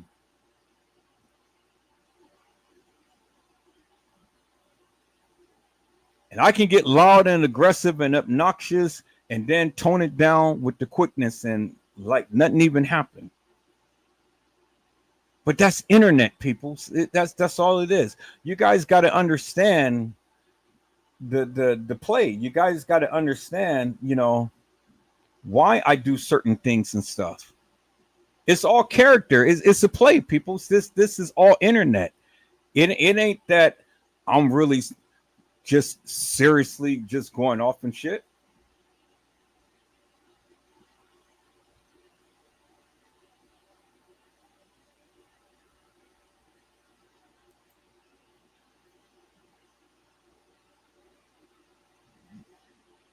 Yeah. We did lives. We did lives all the way from one day all the way until the next day. We did a marathon live. We did a live for 3 days straight. 3 days straight. I was live.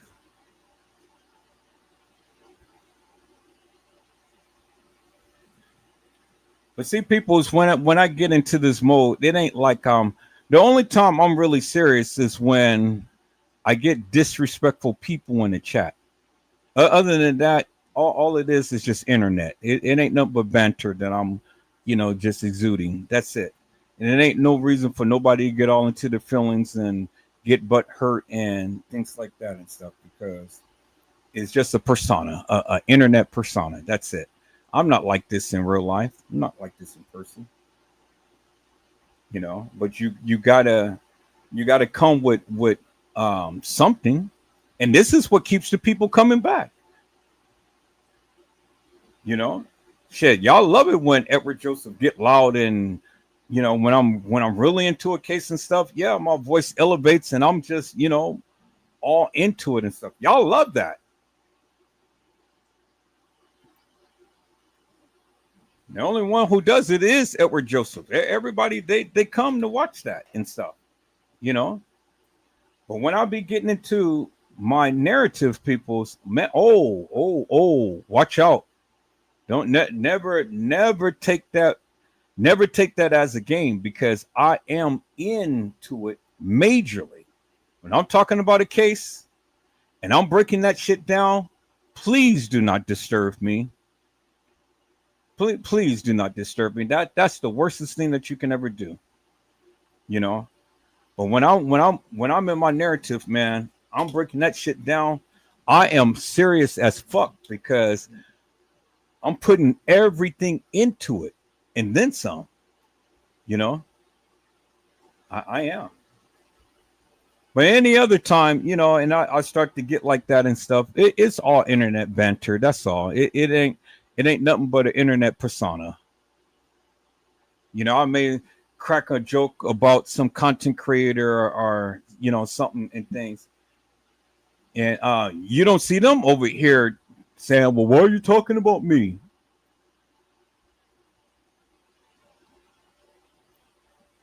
You see, they don't say shit about Edward Joseph when they go live and things.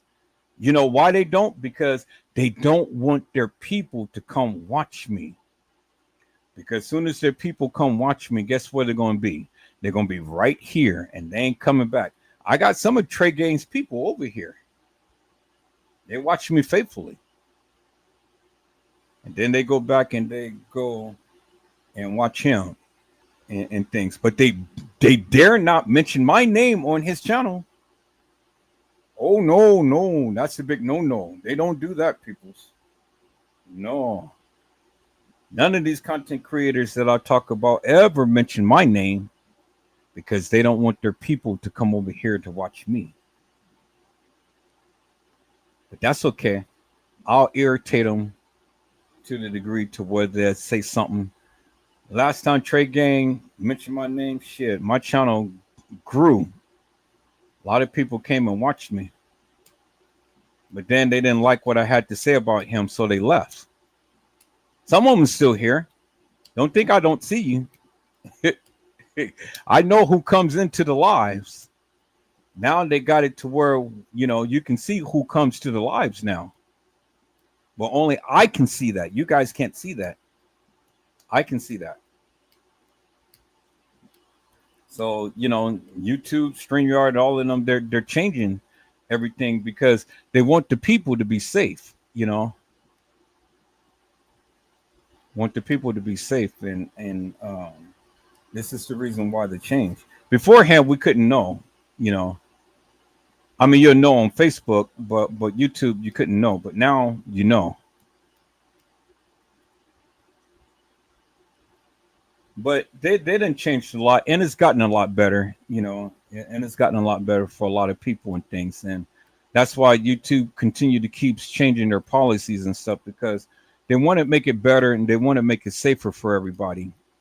You know, all of this doxing and all of this, you know, making videos, just literally putting people down and stuff. You know, they don't like that. They don't like that. And I don't do it often, people. You know, I do it every now and then. But if I'm doing it, I'm just joking. You know, it ain't nothing serious.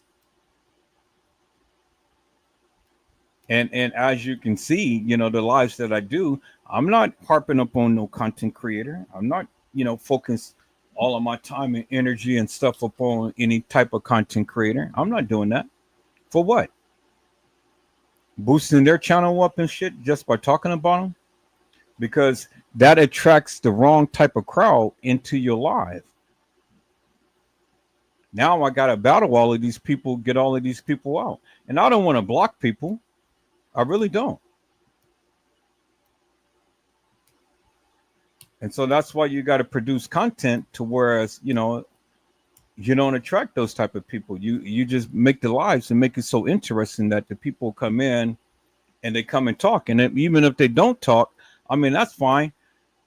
When I go live, people, it is not incumbent upon nobody else but me. I got to make sure that I either entertain you or educate you or you know, do whatever I need to do to keep you here. So however you take the live, well, that's how you take the live. You know, I everybody looks at it differently and things, but it's incumbent upon me. I got to be able to have some content. I got to be able to talk. I've got to be able to show you some things to keep your interest. And if I'm not doing my job, well, then I already know many of you ain't going to hang around. I get it. I know that.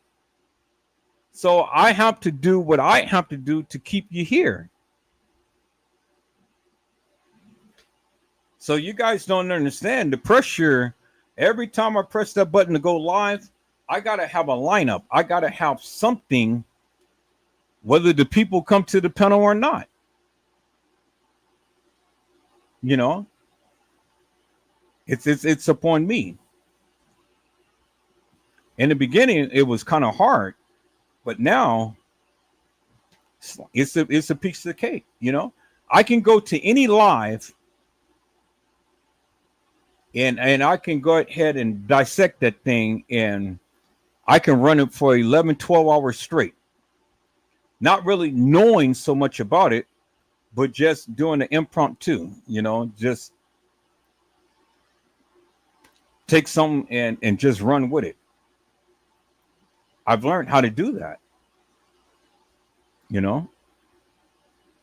And people come, to be interested in stuff. And so I may garner a lot of people, and then I may have a few people. But I guarantee you they'll be back to watch it. They always do. Numbers don't lie, people's views don't lie. And so I got tired of trying to get subscribers and stuff and things. The only way I'm going to do that, I'm going to have to talk about different cases that has a different interest with, a lot of different people. But the kEnnEkA jEnkIns case, I can always fall back up on that to, keep me in the algorithm and keep my numbers up and things and show my old lives, because the only ones who's doing it is just me and Trey Gay and a few other content creators. They talk about it every now and then, but not to the degree as what we're doing. But I'm not going to be doing it to the degree of what he's doing, because that's all he knows. He's going to put a spin up on it and put a spin up on it, put a spin up on it, and everybody's going to be at the establishment. Everybody's going to be involved, and everybody's going to be a suspect, and so on and so forth. Which my lives, I'm going to continue to keep repeating the things that I've been repeating forever and a day, and continue to keep showing you why I believe it. And continue to keep debunking the people, because, I come with a different angle.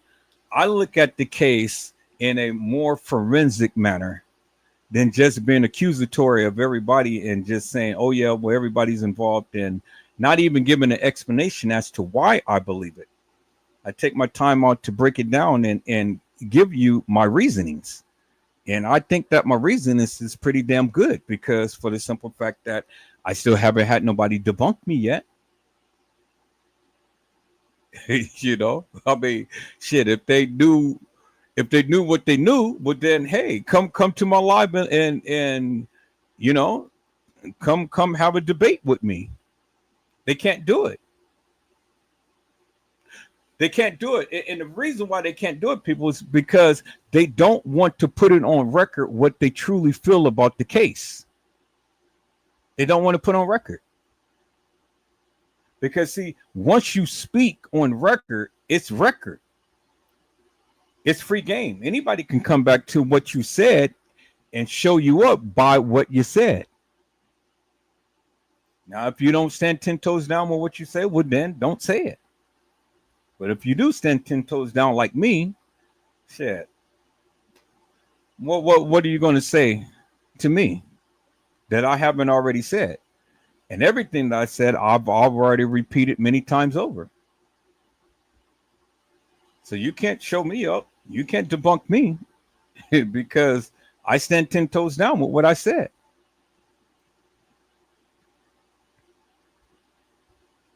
So, but it's all good, peoples. It's all good. We're going to be here tomorrow. I'm going to have some new content tomorrow and stuff. We're going to get in here.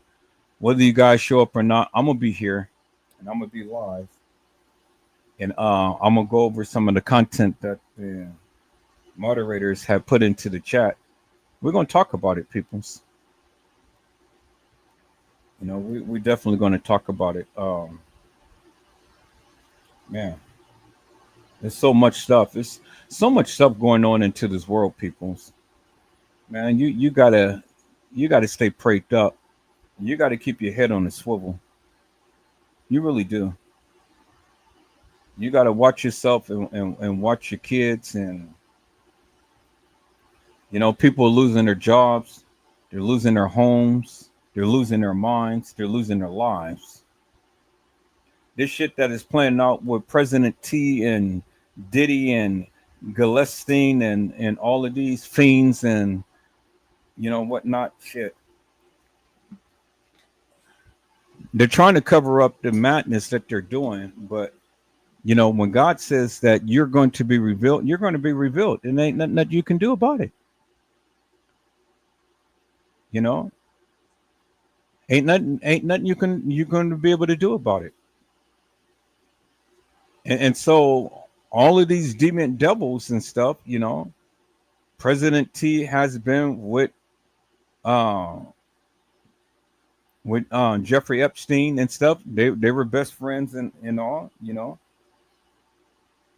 And it came out of his mouth. He said that him and Epstein loves the people who's on the younger side. So what is that telling you? And then he told you that he was the president of this pageant things, and he used to walk in and he can touch his product.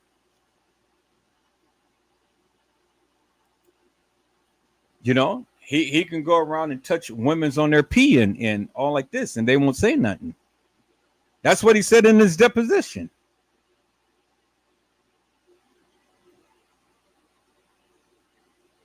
That's what you want to cover? Malcolm Jamal Warner cover up?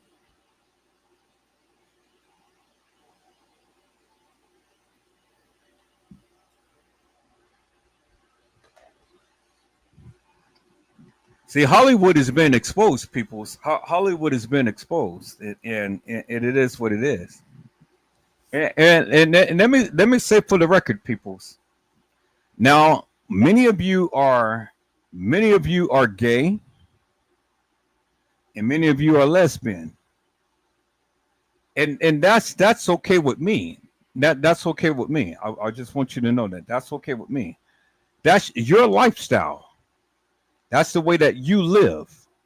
I don't live that way. I don't condone that, peoples. I don't condone that at all, period. Because I was born and raised Baptist. You understand? You know, so if you get mad because I talk about your lifestyle, well then what the fuck are you getting mad for? I mean, if that's the way that you live, well then shit. That's the way that you live. So you shouldn't get mad if people are talking about your lifestyle. If that's how you live, that's how you get down. You shouldn't give a fuck. Because if you like it, well, hey, you love it. I don't. And I don't understand why anybody would get mad because I'm talking about their lifestyle. You know? I mean, if you're gay, you're gay. If you're lesbian, you're lesbian. Who gives a fuck? I don't like it. I don't endorse it. I don't agree with it. But that's just my opinion. I got plenty of people who rocks with me that is gay and lesbian. It ain't affecting them.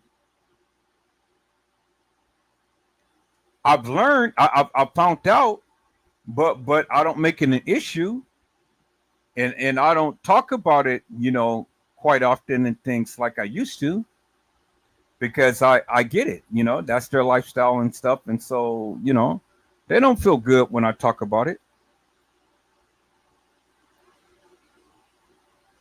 But it's okay, people, because see, the thing is that it doesn't change my mind as how I feel towards them. Do you understand what I'm saying?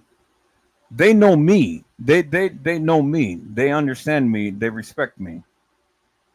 And I respect them too. I respect their lifestyle. I just don't agree with it. And at times I talk about it and things, you know. So they tune out. Then when I'm not talking about it, they tune back in. Ain't no love lost. But you can't get me to you cannot get me to agree with it. I'll never understand it, but it doesn't change my personal view about you. I love you as a person. I just don't love the acts that you commit. But that's not my business, and I don't make it my business. That's between you and God, and whatever, you know, you do and things. Ain't none of my business what you do, you know, outside of this live. What you do in your bedroom, what you do in your private life and all like that. I don't go and search people and, you know, look at their profiles and search all in their business and things and talk about them and stuff. I don't do that, peoples. I don't. The only way I'm going to know about you is if you tell me. Other than that, or if somebody else tell me, and if somebody else tell me, well, again, you don't see me publicly announcing, oh, well, this person is gay or this person is lesbian. It's none of my business.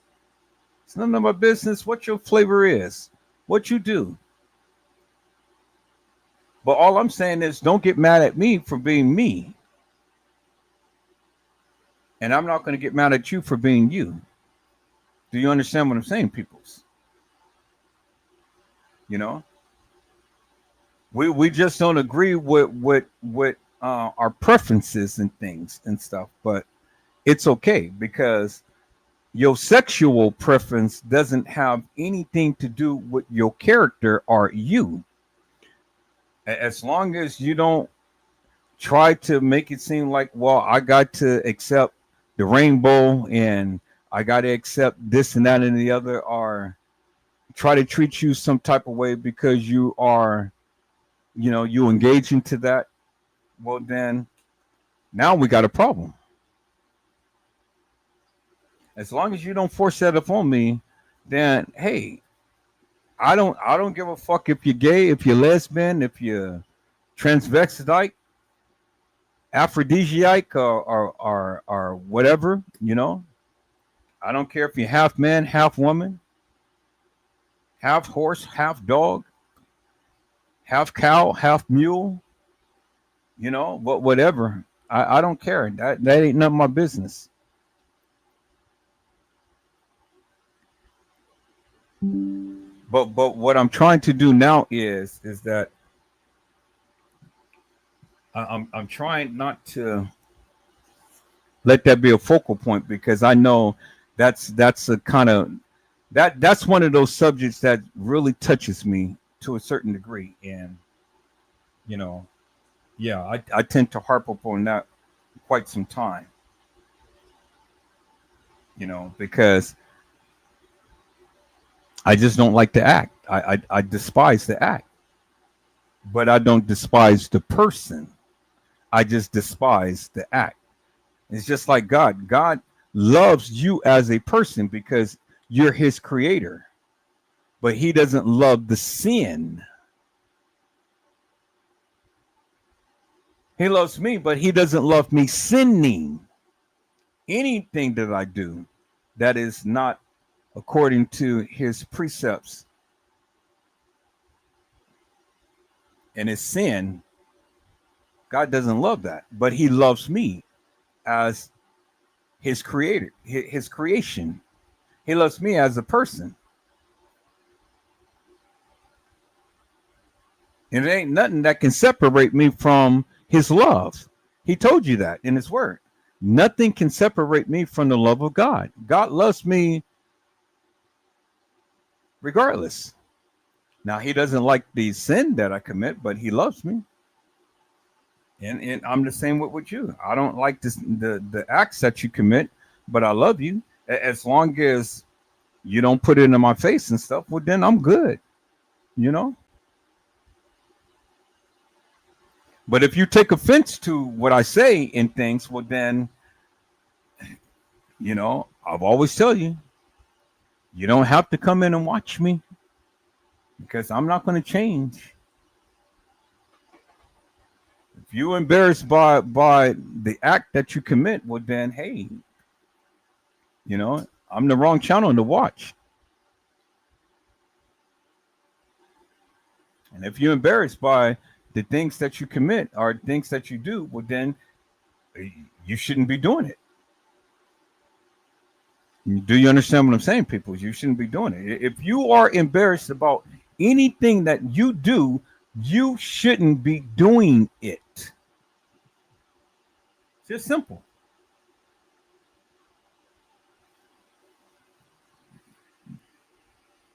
I respect and I love everybody as a person. Every person that comes into this channel, I've always greet you with blessings and salutations all the time. All the time. Now, I can't help what I say. I can't help what I do. And it may piss some of you off and stuff, but you guys got to come with a little bit more tact. You know, you guys got to understand, hey, this ain't nothing but internet. This is a live. And so people are subject to say, a lot of things and stuff that you may not like and whatnot. And so if it ever gets to that degree, just turn it off. And then come back when you think that I'm not talking about a certain topic or subject or whatever. But if you chime on in a negative way, well then yeah, you're gonna get the wrath of Edward.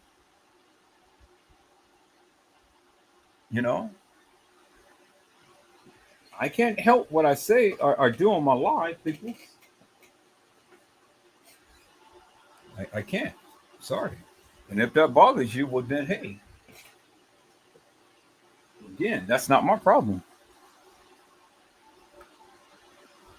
But I'm not going to talk about the things that I talk about and stuff,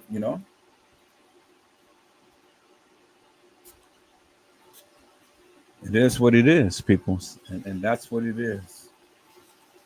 And stuff. So I get it. And I just wanted to throw that out there and stuff. I mean, whatever your sexual preference is, that's what it is, people. If that's the way that you rock, that's the way you roll. Okay, that's fine. I get it. I respect that about you and stuff, but it ain't gonna change how I feel about you as a person. But you just know about me and how I feel about it and stuff. And if it affects you, well then, to a degree, well then one or two things you can do. You can stop doing it, or you can change the channel, or you can not even watch my live. I mean, that's the only thing I can tell you. But it's okay, people, because I'm gonna still be here and I'm gonna still say what I say. I'm still do what I do. It is what it is. As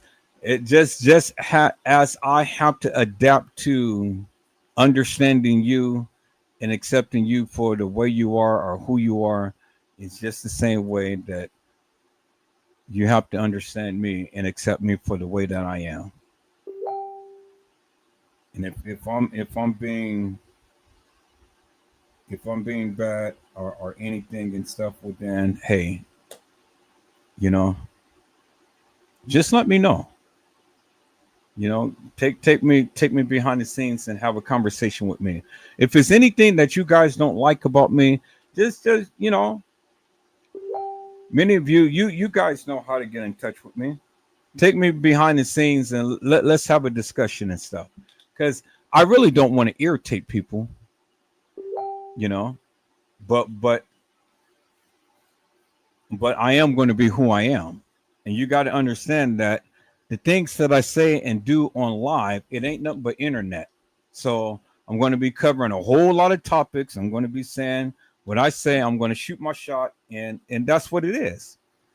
And it ain't trying to put no individual down or, anything like that. It's just coming on and just having some fun. That's all. So try not to take a lot of the things that I say so serious, because it ain't nothing but internet, peoples. And if I offend any one of you, well then charge it to my head and not my heart. Because again, I'm not here to try to browbeat anybody, put anybody down, put anybody in a box, trying to segregate people or thinking someone is better than the other or anything like that. I'm not trying to do that, people. That's not my nature. That's not my character. That's not what I'm trying to do. All I want to do is just come on and just have a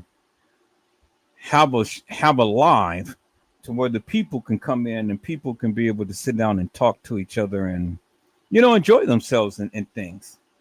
But I can't do that when people just get all mad and bent out of shape just by any little thing that I do. Now, if you got some beef with me, well then, hey, you know, address it with me. Let's address it. Let's get it out in the open, and then let's move on. But I'm never going to have nobody control what I do on this live or what I can say or what I can show. I'm never going to allow that to happen.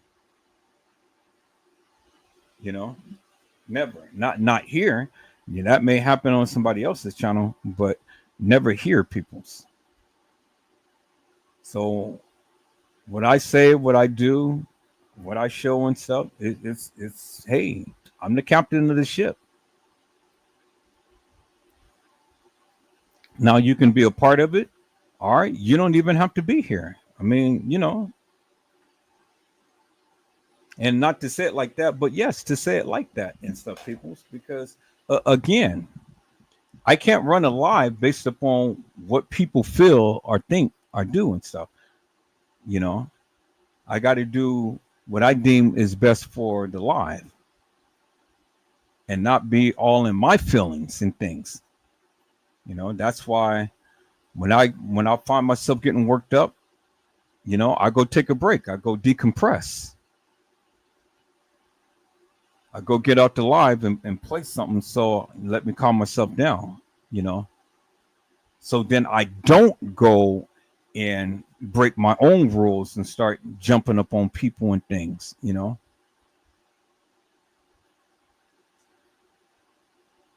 So it works both ways. If I'm going to respect you, well, then I demand respect myself. If I disrespect you and stuff, well, then let's understand the reason why I did that. If I ever disrespect anybody in here, let's figure out the reason why I did it. Because I just don't go and disrespect people just, right off the bat. It had to be something that you did. Had to be something you did.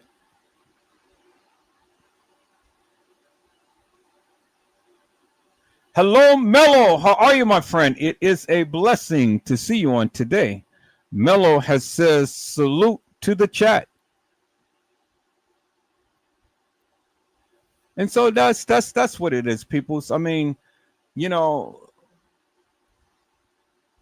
no need to put more weight upon than what it already is, I mean, we all are adults here and stuff. And internet is just internet, things is going to be said, things is going to be done and whatnot. And we all just have to learn how to respect each other. That's all. Respect goes a long way. If I'm respecting you, respect me. That's it. And that should be given without having to be coerced, or be threatened with or whatever. Should just be something that is given. And if we learn how to respect each other, then we don't have no issues. We don't have no issues. Nobody has no problems whatsoever. That's what it is, people.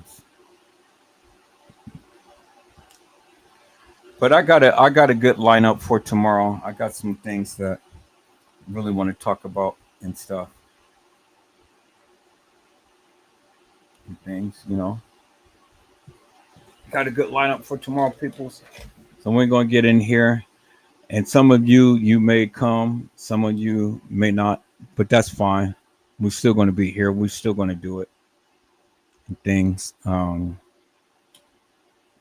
that's what it is. That's what it is, people. So,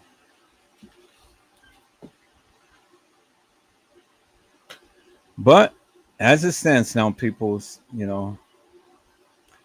pretty much I don't have nothing to say now. I mean, I've already said what I needed to say and stuff. I'm gonna get in here, eat these turkey wings, and call it tonight.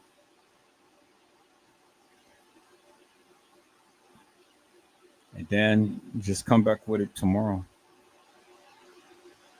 Now, people, so I do want to say before I go, if any of you want some good, healthy skin and stuff, you want your skin to be rich and things, you can do one thing. You can get an avocado, you can eat it, but then you also can get an avocado and you can blend it and use it as a cream on your face.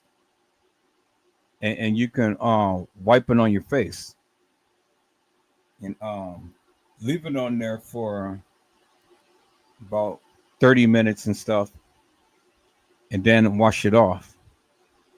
And do that consistently every day and stuff.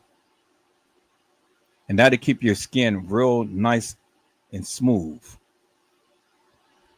And you can eat the avocado, but you can use the avocado as a beauty product too. And some of these like skincare products and stuff do have avocado in it, and they have avocado for your hair too. And as much as I've been eating avocado, wow, I didn't even know that. You know, my skin is nice and smooth. So if you want soft, good, smooth skin, eat avocado and then, put it on your face or put it in your hair, and that'll keep your hair really nice and stuff. So that's just a little tidbit that I wanted to throw out there for you all. All right, people. Well, that's it. That's all that I have for tonight. Due to the unforeseen circumstances and whatnot, hey, but it is what it is. We're still here. There ain't no love lost. We still doing what we do. We're coming up to the 6 o'clock hour, peoples, and I pretty much emptied myself one tonight. I'll be back tomorrow. I got to sit here and eat something, and then we'll go from there. So, peoples, if I have offended you, charge it to my head and not to my heart. I don't mean to come and offend anyone here, but if you are offended, charge it to my head and not to my heart. Is that all right, peoples? And then let's come back with a new mind, a new heart, a new attitude. And let's come back and let's all come back on one accord and put all of this stuff behind us. And let's move forward. Because it ain't nothing personal, peoples. It's all about the channel.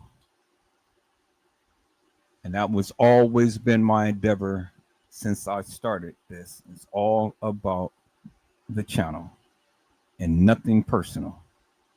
Is that all right, peoples? All right, peoples. That's it. That's all that I have. You guys be blessed and get your rest. And if God says the same, I will see you guys on tomorrow. And we'll come with something new and something different. I'll tackle some of the cases and things that was posted into the live. We're going to bring awareness to some of these people who had been abducted and whatnot, and then we'll just have a good old time, and we'll start exploring. Well, let's just do it like this. We'll just have an open chat. We'll have an open chat, and we'll talk about what we talk about. So however it leads us, wherever it leads us, that's where we're going to be on tomorrow. Is that all right, peoples? So whatever you bring, that's what we're going to talk about. So peoples, I hope I had said something to encourage your hearts upon tonight. Tune in again next time to an Edward Joseph Let's Talk Live. Edward Joseph Kitchen. Edward Joseph Gospel Hour. Edward Joseph's Blessings Giveaway 2025 will come to you with something wonderful. I love you with the love of Christ, and there's absolutely nothing you can do about it. Peoples, mask up and be safe. And again, peoples, let's go ahead and put all of this stuff behind us. Let's start off fresh and new. And we'll go from there, peoples. And if the Lord says the same, peoples, I will see you on tomorrow. You guys be blessed and get your rest. Is that all right, peoples? I love each and every one of you, and I greatly appreciate all of you coming in to watch the live, all of your support and everything that you have done for this channel. So until then, peoples, God bless you all. Thank you for watching.